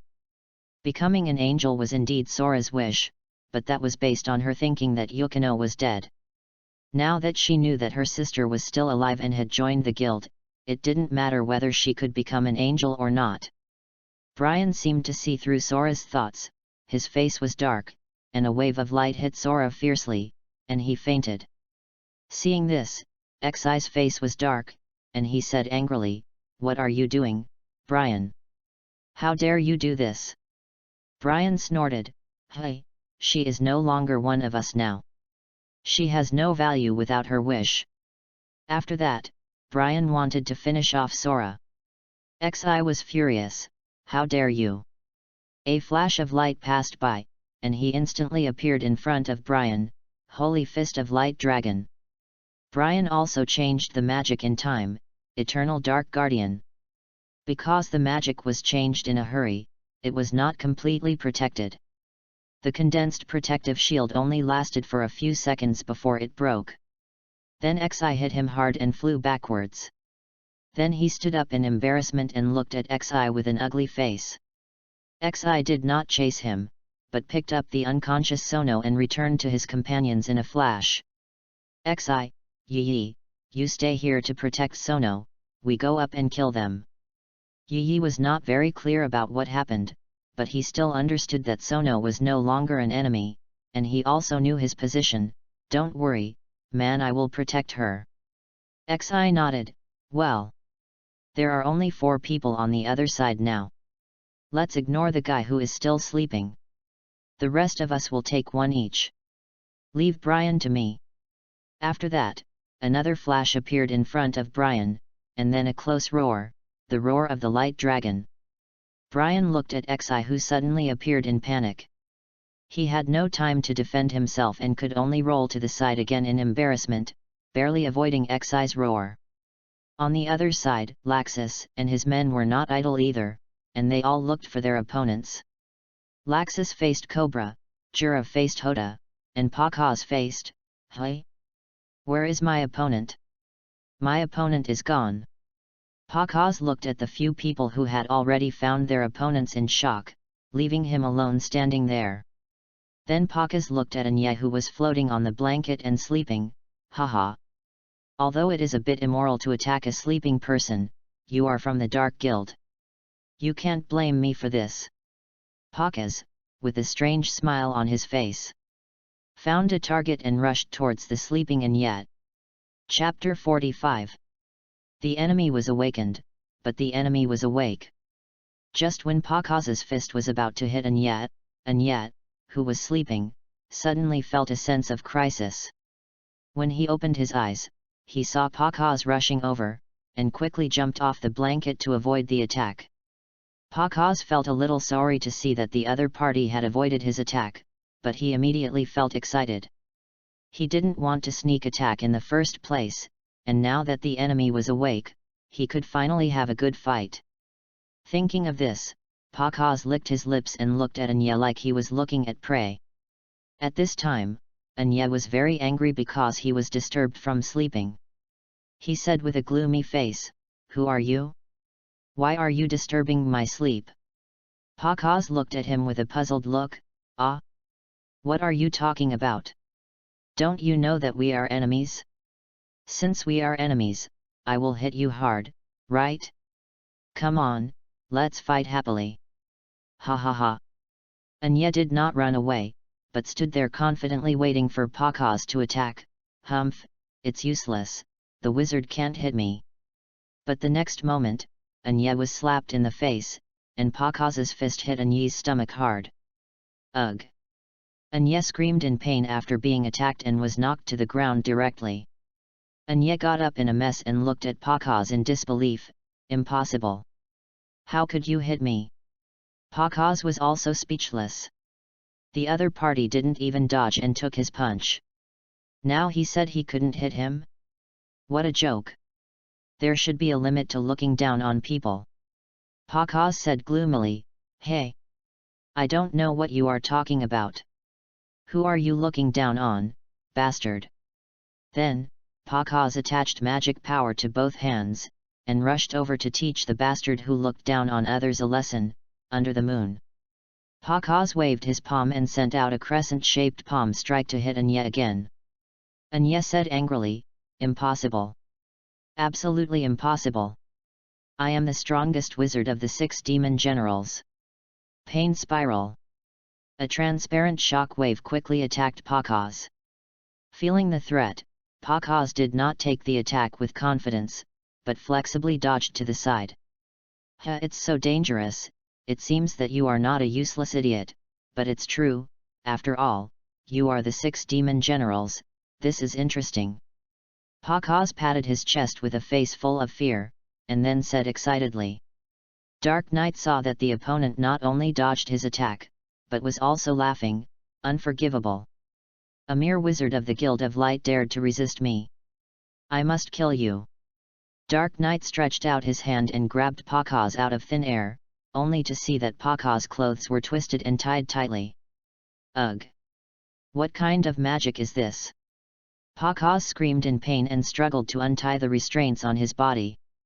But before he could break free, Dark Knight launched another transparent attack.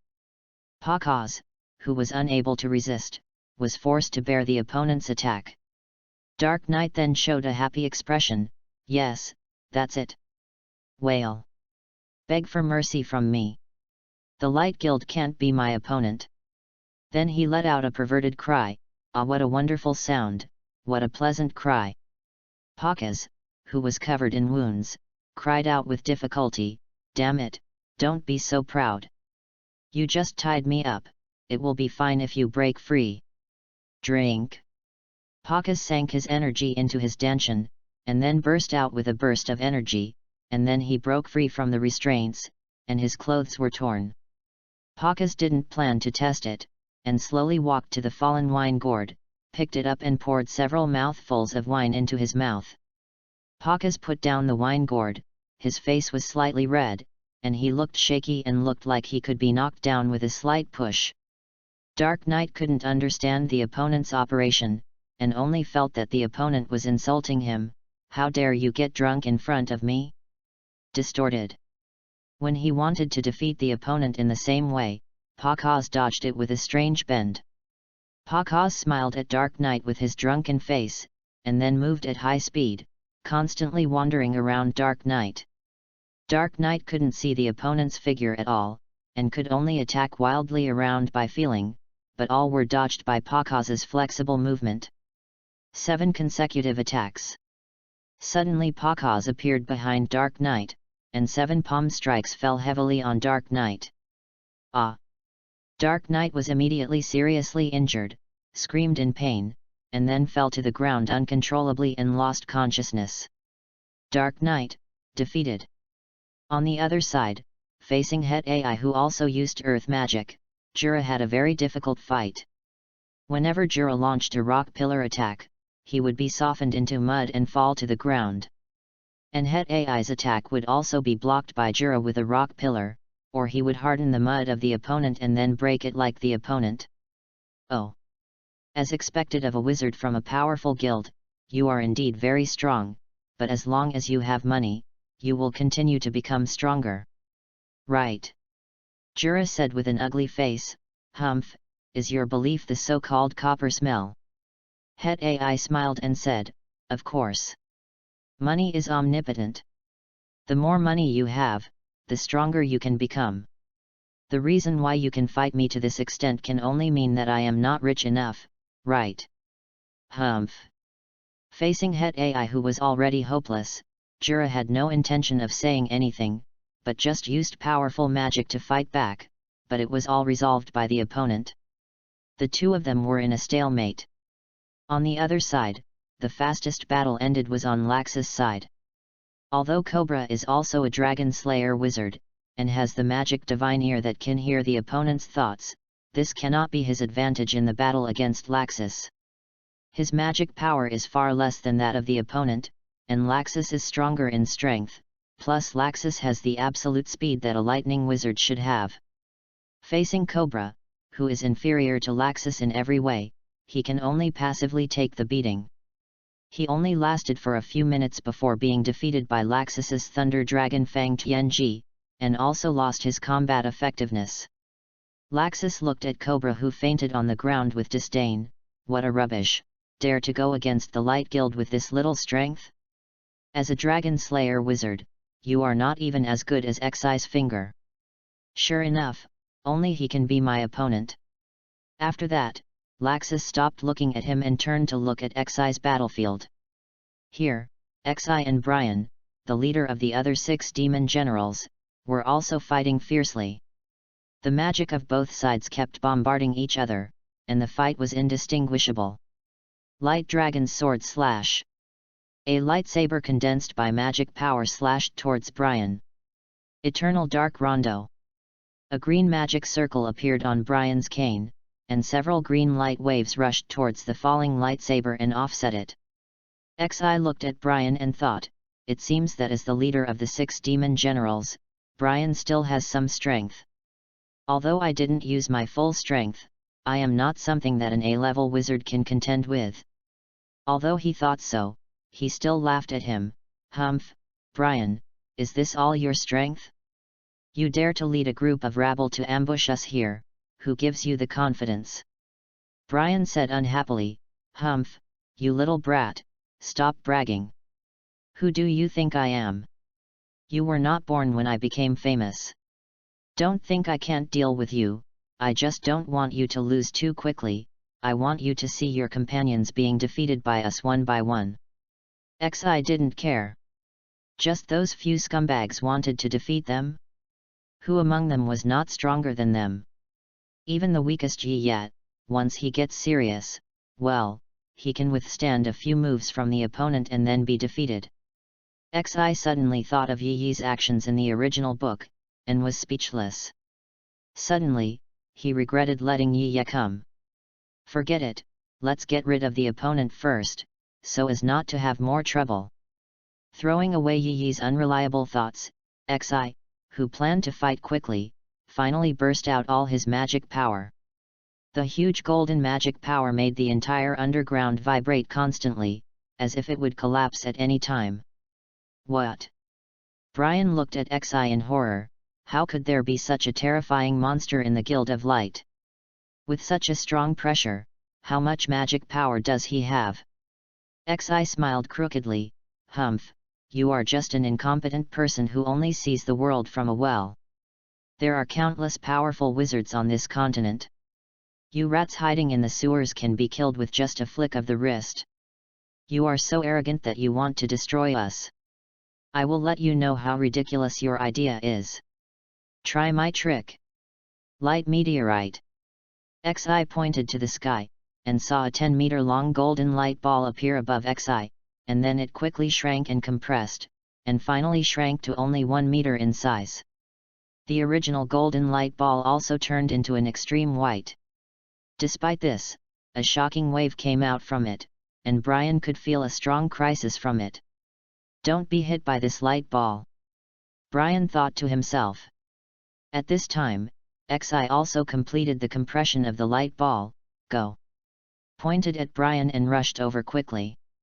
Brian was terrified and quickly used his strongest magic, Eternal Dark Fantasy Whale. Brian's cane emitted a huge red and green beam with terrifying penetrating power to block the terrifying light ball, but Brian gritted his teeth and kept sweating, and he could feel that it was not easy.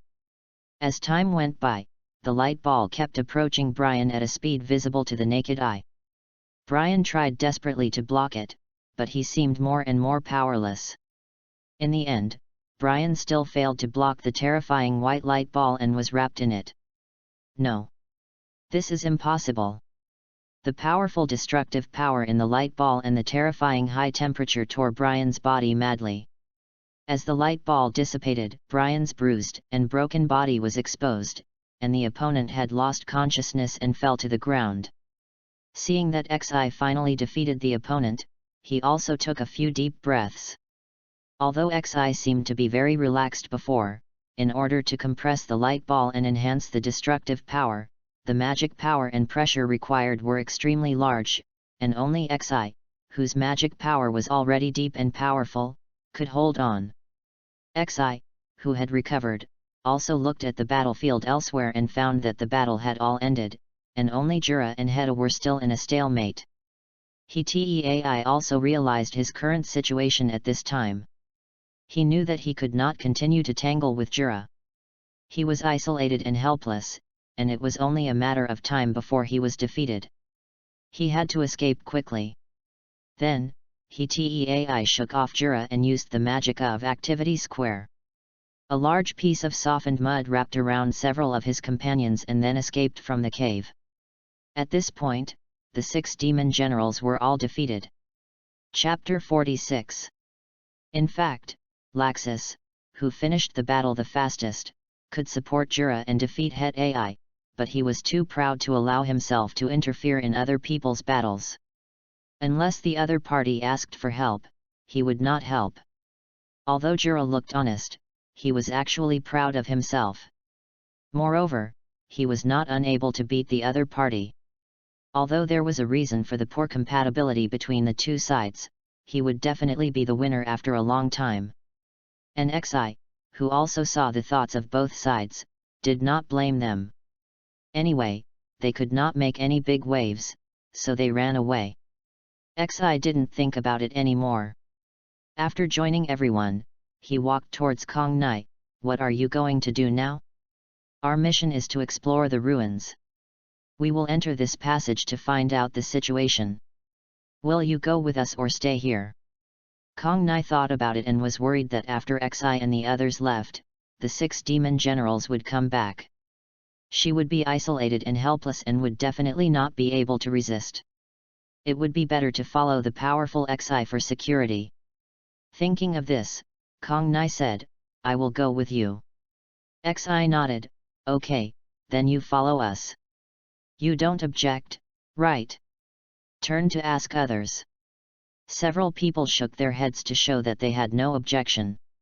Afterwards, several people rested on the spot for a while and walked towards the road with only one passage. On the way forward, the passage was silent and terribly quiet. Although there was no danger, everyone still felt a heavy atmosphere. Among them, Xi felt the most deeply. Not only that, the magic power in his body was very active. As Xi continued to go deeper, Xi almost couldn't control the magic power in his body, and a terrifying sense of oppression emanated from his body. At the same time, Xi always vaguely heard a voice calling him from the depths of the passage. Although Laxus on the side also felt the movement of Xi and the huge pressure from Xi, he could still bear it. Only Jura was better. The others couldn't help but stop because of the oppression from Xi. They tried their best to resist, and heavy breathing kept coming out of their mouths. Jura shouted to Xi with a serious face, Sir Xi. What's wrong with you? Calm down. Xi didn't want to be like this. He just felt uncomfortable all over, and a burning sensation spread all over his body. Xi said to them with difficulty, I'm sorry, everyone. I don't want this to happen either. I'm trying my best to control the magic power that's running wild in my body. After a pause, he continued, everyone, I think you should stop here, or go back to the hall and wait for me. Laxus frowned, he was confused, what do you mean? Are you saying you want to go in alone? Before Xi could speak, Jura said, no, it's too dangerous. No one knows what dangers will appear in the depths of the passage. What's more, you are in this state now. If there is any danger, you will definitely not be able to resist. Others also had the same opinion as Jura, and refused Xi to go in alone, especially Sono, who still needed Xi to help her reunite with Yukino. Xi smiled awkwardly, it's okay, everyone. Of course I know the danger of going in alone, but I have my reasons. My intuition tells me that the things inside can only allow me to go through alone. If you follow me, it might be really dangerous. Laxus asked, do you know what's inside? Xi nodded, then shook his head, maybe, I have some ideas in my mind, but I'm not sure. If you believe me, just promise me not to go in, I will be fine. Laxus looked at Xi deeply, then hugged his chest and said, since you have decided, then I will believe you once, but don't die. Then Laxus turned and walked towards the hall. Seeing that Xi was so persistent, and his companions also said so, the other few people had to give up persuading him, and told Xi to be more careful and turned away. Before leaving, Sono said worriedly, "Xi, you must come out alive, I still need you to reunite me with my sister." Xi laughed hard, "Don't worry, I'm very tough, nothing will happen, I will definitely come out alive and bring you to Yukino." Songno, who got the promise, also left. Xi covered his chest with his hand and looked into the depths of the passage, muttering, "Just let me see what is calling me." Then Xi endured the burning sensation from his body and stepped forward step by step. Go deeper. After an unknown amount of time, in the originally dark passage, Xi saw a light in front of him, just like the scene in Xi's previous dream. Looking at this familiar scene, the voice calling Xi became clearer and clearer. Xi didn't think much, and walked forward without any hesitation. It seemed that he knew the truth was about to be revealed, and his originally slow pace could not help but speed up a lot. An hour later, Xi finally came to the end of the passage. In front of Xi was a structure like a secret room. The space inside was not big or small. The only thing that was the same as the outside was that there was nothing, only a ball of light floating in the air. Xi walked into the secret room and saw the ball of light, and said, "It's you, you are the ball of light in my dream, you are the one who called me here, and my body before was also because of you." Then he said, "That's right, God of Light." As if hearing Xi's words, the ball of light disappeared, and then a phantom figure appeared in front of Xi, who looked exactly like the statue above. "You are finally here." Chapter 47. Where is the Xylo party? You are finally here. I am indeed the God of Light, Phobos. Xi asked, "What is your purpose in leading me here?" Phobos paused for a moment, then said, "In the war, all the gods had fallen, and I, the only remaining soul, came here relying on the power of fate. There was originally a tribe here, and the area was far larger than the current building, and the population base was naturally not small.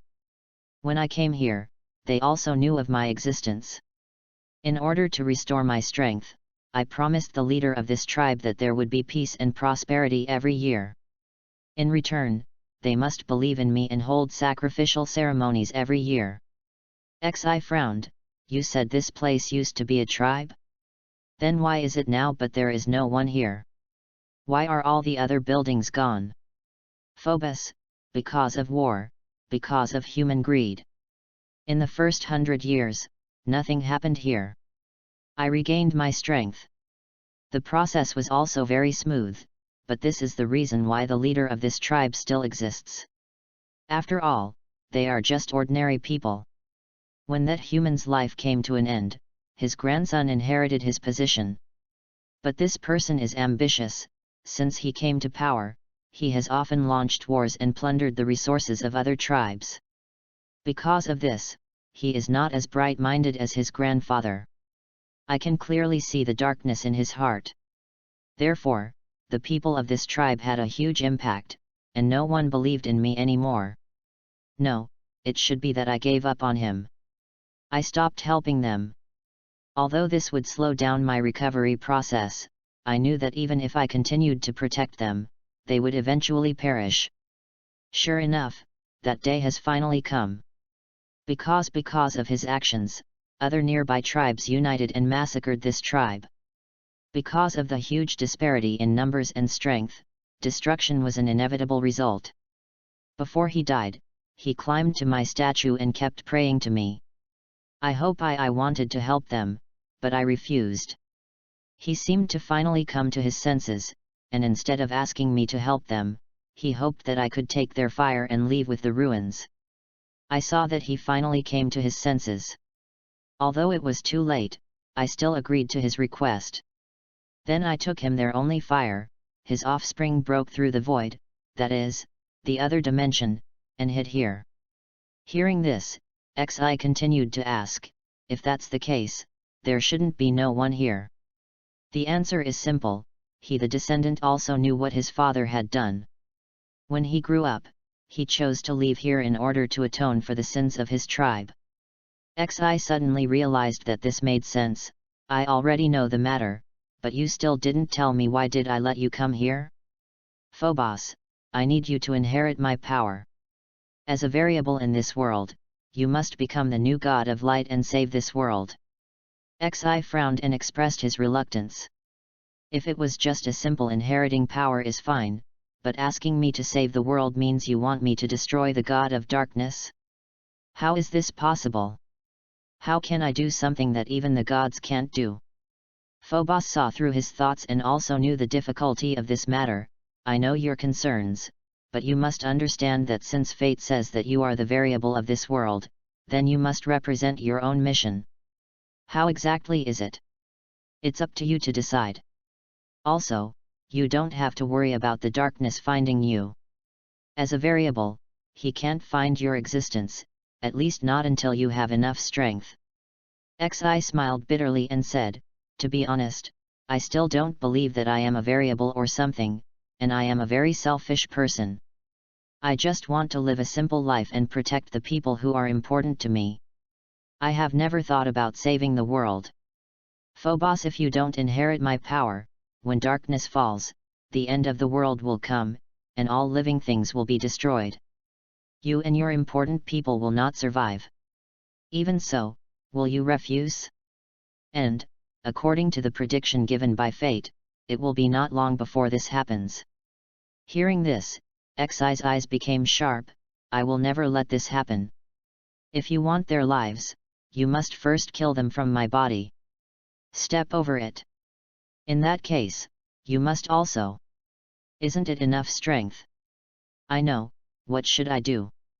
Phobos's expressionless face showed a smile. That's right, if you want to protect your important people, you must have enough strength.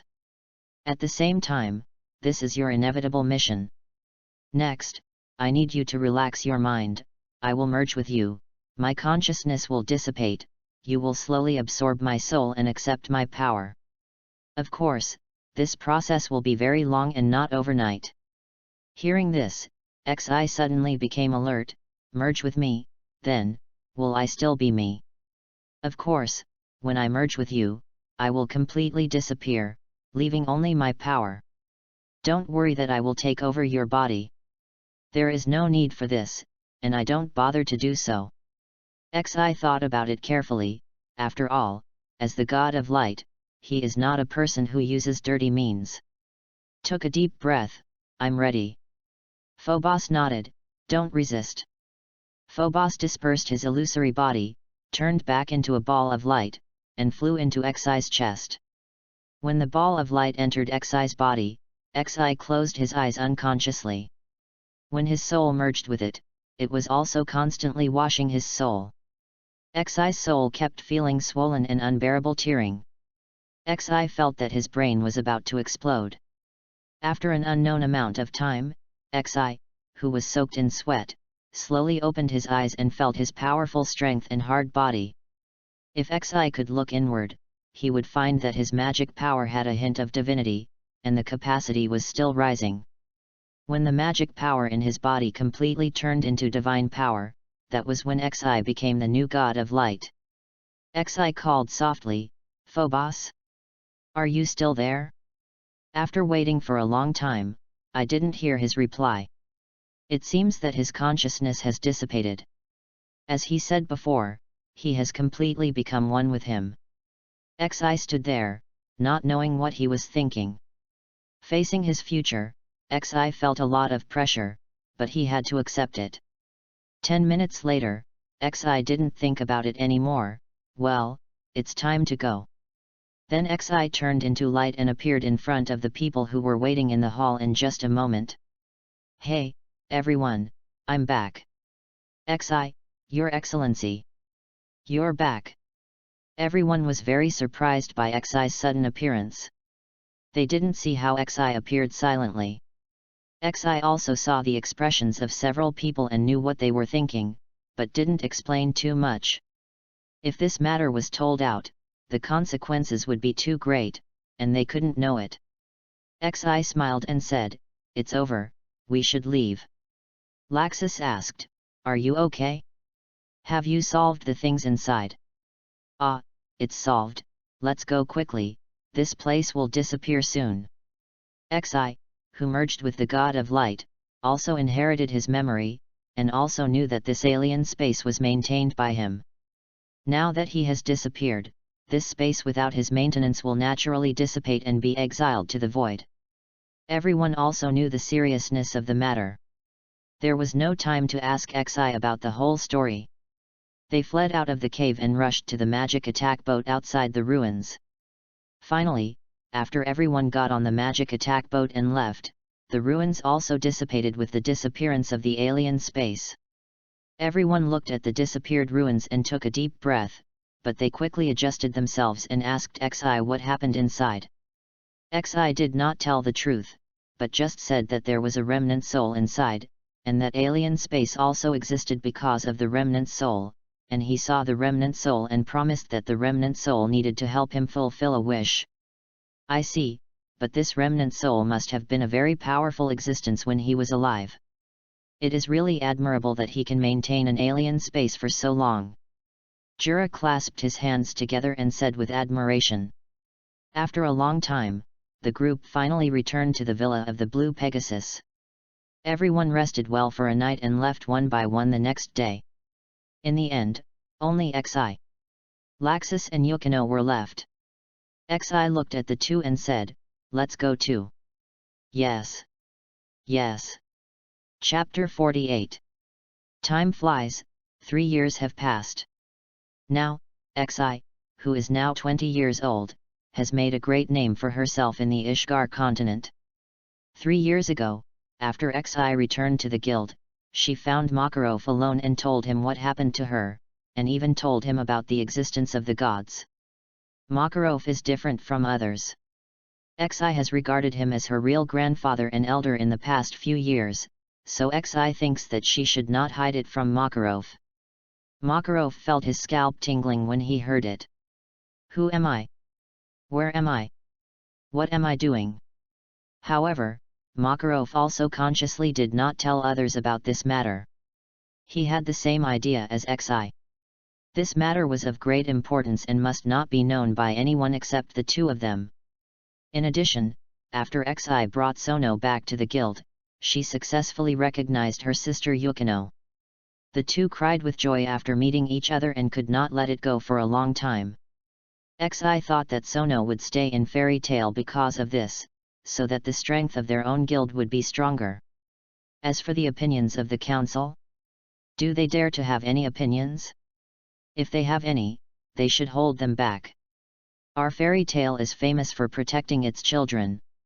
But who would have thought that Sono rejected Xi's proposal, on the grounds that her hands were stained with too much innocent blood, and she thought she was not worthy of joining Fairy Tail, so she planned to go out alone to experience and atone for her sins in her own way.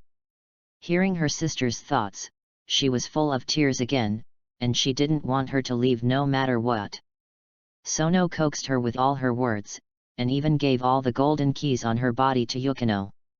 Seeing this, Xi went to the library to find out if there was any suitable magic to give to Sono, otherwise she would not have the power to protect herself. The idea of relying on luck really made Xi find the magic suitable for Sorono.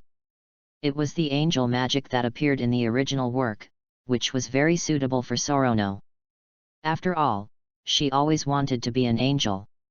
As for the side effects, the answer is no. Xi was also surprised at the time. He thought of a possibility. Maybe the angel magic of Sorono in the original work was taught to her by Dark Knight, and its content was not complete at all, so there would be great side effects. The book Xi found was a complete version, and there would be no such pitfall side effects as using magic to consume vitality. Sorono was also very grateful for this. If she had not sinned, she would not want to leave Fairy Tail just for the kindness Xi gave her, not to mention that there was her sister here. But Sorono, who was determined, said goodbye to the regretful Xi and the sad Yukino, and embarked on the road of atonement alone. Let's talk about Xi again. Since the fusion of the soul and power of the God of Light, Xi's originally powerful magic and physical fitness have been qualitatively improved, and the overall strength has been improved to an unimaginable level. Therefore, in order to feel how strong he was, he completed several 10-year missions at the age of 19, and then completed a 100-year mission that no one had completed in 100 years, and it only took 3 months. When the members of the council heard about this, they recommended XI to become the youngest Holy 10 wizard on the mainland, and Fairy Tale became the first guild with 2 Holy 10s on the mainland, the strongest guild in the true sense. After going through so many missions, XI finally realized that his strength had completely surpassed the Holy 10. If there was a standard, he should have reached the strength of the 12 Holy Shields, and it was still very advanced. However, XI who did this was not XI's limit. The divine power in XI's body was only initially integrated by 1/3. It is conceivable how strong XI is now. Now only Makarov and Kot, and Laxus who know the approximate strength of XI, know XI's true strength. It is worth mentioning that in addition to Wendy, Kot, and Yukino have also become A-level wizards in Kat's team, and the overall strength of the team is also very advanced in Fairy Tale. Natsu and even Grey, who love fighting, often seek out Kot to spar with each other, and sometimes Urza does the same when she feels like itching to fight. After XI knew the situation of Kat's team, he often took them to do many S-level missions. With XI's strong strength, there would be basically no danger. Of course, XI would not take action unless it was a crisis. The people in the guild sighed that their master was so powerful, and XI's cat actually had such strong strength. In addition, because XI had destroyed the most dark guilds in addition to completing missions in the past few years, the number of dark members who died in his hands was. There are countless members. Therefore, 16 dark guilds united together to encircle and suppress XI, and there were as many as 30 S-level wizards among them. Just when everyone in the magic world thought that XI had no hope of survival and felt sorry for the fall of a genius, who would have thought that the 16 dark guilds were all destroyed by XI with absolute strength, while he was intact, not injured at all, and looked exhausted. After receiving the news, the entire magic world was shocked. And the people in the dark guilds were also afraid. They were afraid that if they continued to oppose XI, the dark guilds would disappear at that time. Of course, this is impossible. For the balance of the magic world, the old guys in the council will not ignore it. And XI was also called Dark Crusher by the people of the Dark Mo Guild, and the people of the Light Forces called him the Light of the Fairy, the Son of Light of the Fairy, the Hope of the Fairy, etc. Even the fanatical worshippers called XI a god in the world. After all, some lucky wizards have seen XI performing magic. He floated in the air with a gleaming light and a solemn look. His eyes that ignored everything like ants were simply a living god. Oh, by the way, a few months after XI became the 10th saint, a young man named Zakrane also became the 10th saint at the age of 20, and later became a member of the council. Some people even praised the two as the twin stars of the magic world. Chapter 49. The old man was very happy. The port city, Harjan. A blonde girl about 17 years old was walking on the street at this time, muttering something. "Damn shop owner, is my appearance only worth 1000 J? I'm so angry." It turned out that her name was Lucy, a star wizard like Yukino. She had finally run out to this prosperous port city of Harjan and wanted to go to some magic shops to look for star keys. As a result, she found that magic was not popular at all, let alone magic shops. After much difficulty, she found a magic shop and was lucky enough to find a silver star spirit key of Canis Minor. As a result, the abominable and wretched shop owner only reduced the price of 20,000 J by 1,000 J under the temptation of her beauty. Lucy was instantly unbalanced and cursed the wretched shop owner in her heart. Suddenly, Lucy seemed to hear something in the distance. "Ah! I heard that Lord Fire Dragon has come to this city." "Ah, Lord Fire Dragon? What? Fire Dragon?" After hearing this news, Lucy's eyes lit up. Because Fairy Tale has continuously produced many S-class wizards in recent years, the reputation of the guild has become more and more popular, and because of Xi's existence, it has become the strongest guild on the continent. Although Lucy is a young lady, she rarely goes out because of family reasons, so most of her sources of information about the magic world are learned from the very famous magic book Sorcerer in the Magic World. However, because of the activeness of fairy tale in recent years, the magic book Sorcerer often reports on the wizards in this guild. So Lucy also admires this guild very much and wants to join it very much. What's more, Fire Dragon is the wizard of fairy tale. Although he is not an S-class wizard, he is also a very famous and powerful wizard. Lucy can't miss this opportunity. She couldn't wait to run over and wanted to see this legendary fire dragon. At this time, the fire dragon was surrounded by a dozen girls. Lucy finally squeezed in. When she saw it at first sight, she was attracted. Her face turned red unconsciously and her heart couldn't stop beating. Lucy also noticed her own abnormality, but she couldn't control herself. Just when Lucy couldn't help but run over like other girls, suddenly a cherry-haired boy broke in. He had a white scarf around his neck, a red coat, and a blue cat by his side. "Igneel!" the cherry-haired boy shouted excitedly. Who are you?" the cherry-haired boy asked with disappointment when he saw that the person in front of him was not the one he was looking for. Hearing his words, Fire Dragon was shocked and his eyes were stunned, but he quickly reacted and smiled narcissistically, "I am Fire Dragon." "Ah! Lord Fire Dragon is so handsome. This person is so rude to the Lord, beat her." The group of star-chasing girls beat up the boy who disturbed them and didn't know Fire Dragon. However, there was no Lucy in it, because she woke up from the magic after being interrupted by the cherry-haired boy. In an instant, she also knew that the guy called Fire Dragon relied on the magic ring on his hand to cast the charm magic, and she was very angry. However, she had to thank the boy first. At this time, the boy was thrown into the trash can by the group of girls and finally came out. Seeing his face full of lumps, Lucy held back her laughter and said, "Thank you so much just now." The boy looked puzzled and puzzled. That man used the charm magic that is prohibited by the Magic Council. After casting this magic, people will be involuntarily trapped and obsessed. It is a very bad magic. Fortunately, you just rushed in and I woke up. "Oh, right. I will treat you to a meal." The man and the cat, who were already feeling very hungry, heard it and shouted excitedly, "You are such a good person. Long lost Natsu." At this time, in the XX restaurant, XI was eating quietly with the cat team inside, and suddenly saw Natsu and Happy together, and a blonde girl walked in. Yes, the cherry-haired boy is Natsu. XI only felt a little familiar with the blonde girl, but forgot who she was. After all, considering that XI was adopted by Bagulin XI to teach him magic time, he has been in this world for almost 9 years. Except for some particularly important ones, many small plots have been more or less forgotten. However, despite saying so, he still called out, "Natsu, Happy." Natsu and Happy heard the familiar call and looked over. "It's XI, big brother."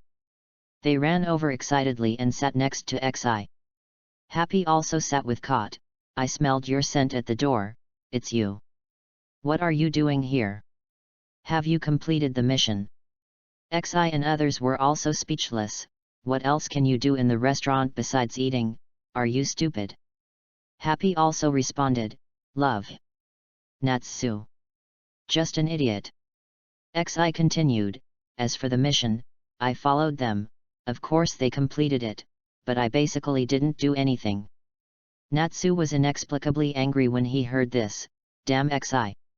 You said you would take me to do S-level missions, but you haven't taken me once so far." XI was ashamed. "Hey? Is that so? Ha ha ha. Wally Wally."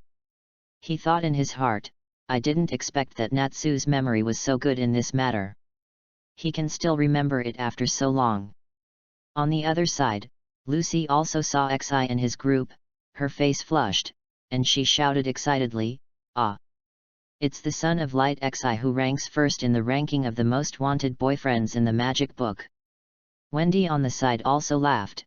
Xi brother is still so famous, he can meet fans here. Right, Xiaolulu.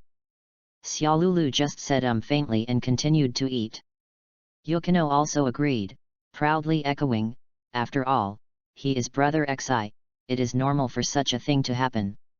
She is one of the people who admire Xi very much. P.S.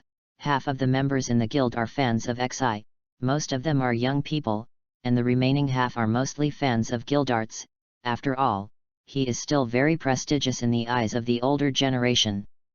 On the other side, Xi didn't care after hearing it, and said with a smile, "Don't stand there, come and eat together, the food in this restaurant is still delicious, and I am still a regular here." Kate said, "Isn't it? I have become the image ambassador of this restaurant, and there is a poster of Xi hanging at the door." "Hi." Lucy responded happily when she heard Xi's invitation, and then said with admiration and caution, "Hello, Xi. My name is Lucy, I like fairy tale very much, and I really hope to join this guild." Xi remembered after hearing it, "Isn't this the heroine of fairy tale?" Natsu and Lucy are together, which means that the plot is about to begin. Xi quickly interrupted her thoughts. "Ah, don't be so polite, just call me Xi or call me brother Xi like them." At this time, Natsu spoke, "Nina, brother Xi, this Louise is a good person, she said she would treat us to a meal." "Louise is such a good person." Happy also raised his hand and shouted, "My name is Lucy." Lucy complained loudly. Seeing this familiar scene, Xi also unconsciously raised a smile at the corner of his mouth. Xi said, "Since we have met, let's have a meal together, I'll pay for it." Lucy said shyly, "How can I be so embarrassed?" "It's okay." Xi waved her hand indifferently. Chapter 50. The chicken legs were piled up in front of Natsu, and he was madly putting them into his mouth. The harpy next to him was not much better. He couldn't help but complain, "How long have you not eaten? Are you starving?" Then he turned around and held his hands, looking at Xi with admiration. Xi was just eating snacks quietly and slowly, and occasionally helped Wendy wipe her mouth. Xi and the others are still graceful, even Xi's cat. They are the same cats, why is the difference so big? Learn from them. Lucy shouted with a grin. "My name is Cot, and its name is Harpy." Cot raised her hand and said. Xi didn't think much of Lucy's praise, she was just eating as usual. "Well, in the eyes of fans, everyone is handsome." Xi, "Ha ha ha, they are like this. You will get used to it after a while. They are cute like this, ha ha ha." Natsu gnawed on the chicken leg and said vaguely, "There is no way. Who made us use the money after completing the task to compensate, so that Happy and I have no money to eat for several days in a row? Love, who made Natsu destroy a lot of things every time he did a task? As his cat, we are really miserable." Happy said with disgust and helplessness, and then jumped on Xi's shoulder. "Xi, why don't I be your cat, so that I don't have to go hungry every day?" Lucy couldn't help but complain again, "You are a disloyal cat." Happy just shook his head, "Love, people have to live too." At this time, Xi asked, "By the way, Natsu, why did you suddenly come here?" Natsu choked because he ate too much, and quickly patted his chest, and then said excitedly, "I heard that a fire dragon appeared here, I wonder if it was Ignir." Then he said disappointedly, "Unfortunately, it's not." Lucy asked in confusion, "Are you looking for someone?" Happy explained, "No, Ignir is a dragon. How could such a big dragon appear here? And there is no dragon at all." "What?" Natsu and Happy were petrified. "Xi, I remember that fire dragon is not your title." Yukino and Wendy also agreed, "Yes, Natsu." "Ah. Is that so?" Natsu was shocked. Happy and Caught on the side also nodded, indicating that it was indeed the case. Natsu yelled to Happy, "Happy, if you know, why didn't you tell me?" "Love. I forgot." "What? You are Fire Dragon? So you are also members of Fairy Tail?" Lucy looked at Natsu in surprise. She thought it was just a coincidence that Natsu and the others knew Nozomi. Natsu and Happy nodded, "Yes." "Wait, since you are Fire Dragon, who is the person who calls himself Fire Dragon?" Lucy suddenly thought of something. "Happy, love. That means he is a fake." I am most afraid of the sudden silence in the air. Everyone's face sank, and Xi said, "Oh?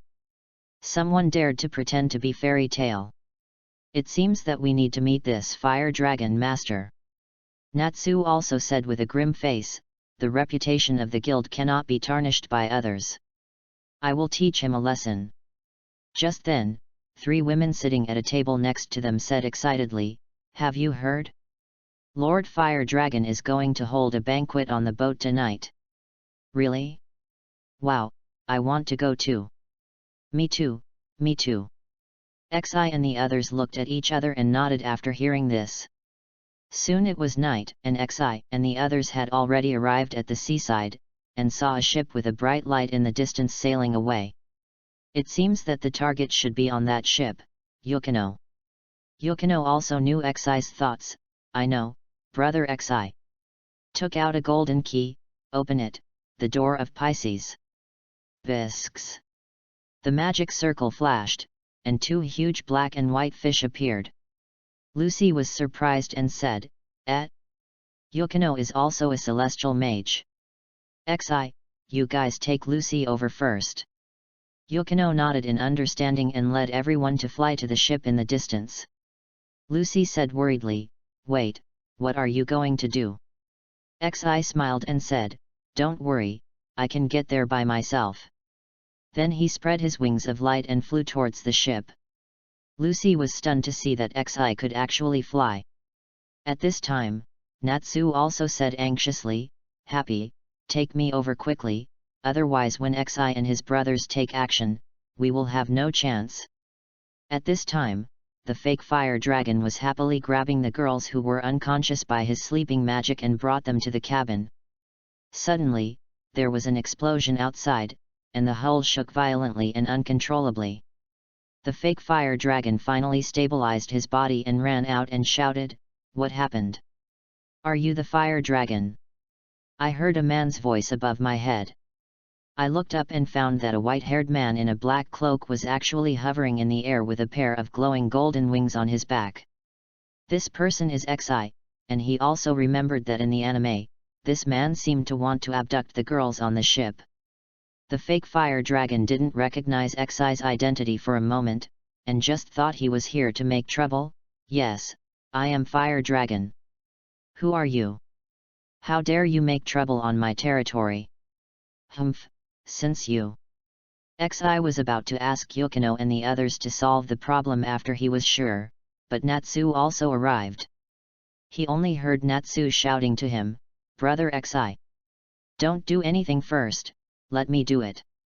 Xi also thought of the reason why Natsu did this and didn't stop Natsu. Then Natsu jumped onto the boat like a fool. As expected, Natsu bent over and vomited in disgust. Xi looked at Natsu speechlessly.